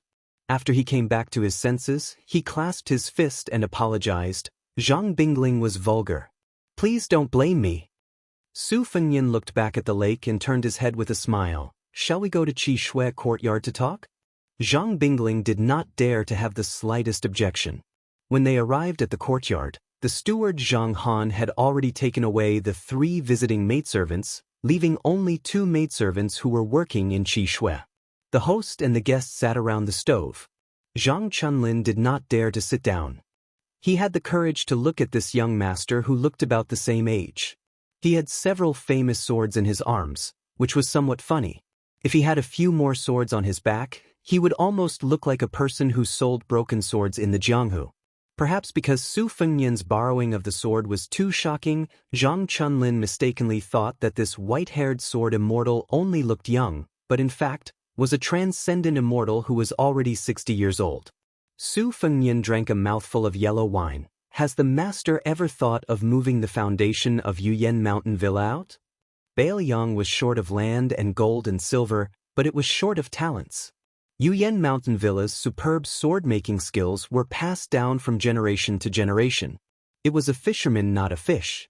There were nearly 100 skilled craftsmen in the village who had been working with swords all their lives. Their value could not be measured by a few famous swords. For Bailiang, whose cavalry was the strongest in the world, it was very precious. Next, the imperial court would definitely tighten the neck of Bailiang in the matter of salt and iron. Su Fengnian had to plan ahead. If there were a large number of experienced craftsmen in his hands, it would be equivalent to saving a large number of iron ore. Zhang Bingling was stunned and bitterly said, Benefactor, to be honest, in these 2 years, seeing that there was no hope of completing the talisman sword, Zhang Bingling had hesitated whether to take my wife and children to the ends of the world and live in hiding. But every time I came to the Dragon Rock incense burner, I would not have this thought. Zhang Bingling can die, but the ancestral property of more than 20 generations cannot be destroyed in Zhang Bingling's hands. Not to mention other things, every year during the tomb sweeping festival, no matter how useless the descendants are, they have to do it. Su Fengnian nodded and did not force him. Zhang Bingling did not even dare to breathe loudly. He was full of guilt and felt that he had let down his benefactor who was slowly drinking the yellow wine in front of him. Su Fengnian smiled and said, "Then I will exchange swords for swords and take the 9 famous swords, including the dragon Su Feng Sui." Zhang Chunlin was anxious and hurriedly interrupted, "Benefactor, take this rootless heavenly water that I am wearing as well. Even if the village has to sell everything, we have to gather 100 good swords to repay your kindness." Zhang Bingling smiled and said, "It should be like this. If Benefactor thinks that 100 swords is too burdensome, Yuyan Mountain Villa can personally deliver them to your residence." Zhang Chunlin volunteered, "I can do this. I just happen to want to travel the Jianghu to gain experience." Su Fengnian did not refuse and raised his head to look at the elegant Zhang Chunlin. "For this trip, I have 2 carriages. One of them can be used to carry 100 swords. But forget about the rootless heavenly water. A gentleman fulfills the beauty of others. A petty person takes what others like. I am not a gentleman, but I do not want to be a petty person. My table manners are too ugly. It was not easy for me to act like a true man in the Jianghu in front of the village master and madam. I cannot break it in the blink of an eye." Chapter 776. Zhang Bingling was a simple man who did not like to smile. Hearing this, he also grinned. This benefactor was a genuine person. The manor mistress also unraveled some hidden knots in her heart. Her eyebrows relaxed and she became more gentle and tranquil. Zhang Chunlin, who did not have much experience in Jianghu, was even more speechless. In the eyes of this young manor lord who had made a name for himself at a young age, since his benefactor had personally witnessed the unparalleled elegance of a sword immortal, his words should not have the slightest bit of vulgarity. Who would have thought that Su Fengnian would be so amiable and approachable? Su Fengnian raised his hand to take a look at the sword. Zhang Chunlin hurriedly handed over the sword to Su Fengnian. The 2 maidservants outside the door looked at each other and smiled. Usually, young Height's lord was very cultured and refined. Even when he met the heroes of Jianghu, they had never seen him so restrained and nervous. Su Fengnian took out half of the famous sword, Fengnian. The sword was as clear as water. Su Fengnian narrowed his eyes and looked at it. He smiled and said, "Just now when we were practicing on the lake, a female chi cultivator used the finger sword. It is said that she could use the finger sword to fill the sea and the finger sword to destroy the sea. Your Yuyan Villa pays attention to both chi and sword cultivation. Do you pay attention to this?" Zhang Bingling's face was strange. Zhang Chunlin concentrated and did not want to miss a word. Instead, the manor mistress said softly, "Benefactor, you don't know. Guanyin sect is good at chi cultivation. Among them, there are amazing people who can go to the first level of finger xian and celestial phenomenon to pick up bits and pieces. They call it the Dragon Palace treasure hunt. Comprehending from the finger xian is relatively simple compared to the higher level of celestial phenomenon. But it is only relatively speaking. Ordinary chi cultivators may not be able to do it even if they spend their whole life without slacking. The finger sword person on the lake used Taoism's talisman and flying sword sect's finger talisman. Finger heaven is clear and bright, finger man is immortal and finger sword is psychic. There are 3 levels in descending order. That chi cultivator is only about 30 years old. To be able to reach this level, as long as one can reach finger sword and man before 60 years old, one can go to finger heaven before 100 years old and pick up heavenly treasure from celestial phenomenon. The strength of a chi refinement warrior naturally lies not in their physique but in their chi refinement. The madam hesitated for a moment and exhaled softly. With a complicated expression, she said, "The head of the chi training master is our sex elder, dripping water, Guanyin. She's the best at controlling water. The porcelain bottle in her sleeve weighs no more than 3 ounces, but it's rumored that it can pour 33,000 pounds of water." Su Fengnian brushed his finger across the ancient sword and smiled. "Looks like this chi refinement master has shown mercy." Zhang Chunlin snorted coldly. Benefactor drew tens of thousands of snow swords on the lake. That old woman clearly knew the difficulty and retreated. Su Fengnian shook his head and said, "My moves, whether it is the real sword of Yuyan Mountain Villa or the snow sword made on the lake, can be used to scare people, but when it comes to actually hurting people, it is very common." Just as Zhang Chunlin was about to defend his immortal benefactor, Su Fengnian smiled and said, "Young Heights Lord, I'm actually about the same age as you. Why don't we call each other brothers?" Zhang Chunlin opened his mouth wide. Zhang Bingling and the woman also looked at each other in dismay. They could not believe that this young sword celestial was really a man in his 20s. They were practically strangers who met by chance. It was not good for them to talk too much. Zhang Bingling and the other two were embarrassed to continue staying. They stood up and respectfully bid farewell. Other than the rootless heavenly water, the rest of the famous swords were left behind. Su Fengnian closed his eyes and recalled the finger sword technique of the female Qi refinement warrior on the lake. He pointed on the fire beacon sword and exhaled Qi to seal the talisman. It was probably because the fire beacon sword was not the talisman sword. Su Fengnian only had the shape but not the spirit. Wang Xiaoping entered the house and sat down. He poured himself a cup of wine and drank it in one gulp. He glanced sideways at His Royal Highness, who was constantly pointing at the fire beacon sword, and said hoarsely, "The finger technique is not wrong. It is indeed the mystery of the Qi refinement finger. But it is useless. Guanyin sect has its own unique Qi to guide it. Wudong sect claims that the world's internal strength comes from the Jade Pillar. Many secret manuals are circulated outside the mountains, and they are not wrong at all. Why are there so few that can enter the right path? There is no other reason other than the yin-yang twin fish. Losing one of them means losing the essence of everything." Su Fengnian nodded and changed the topic.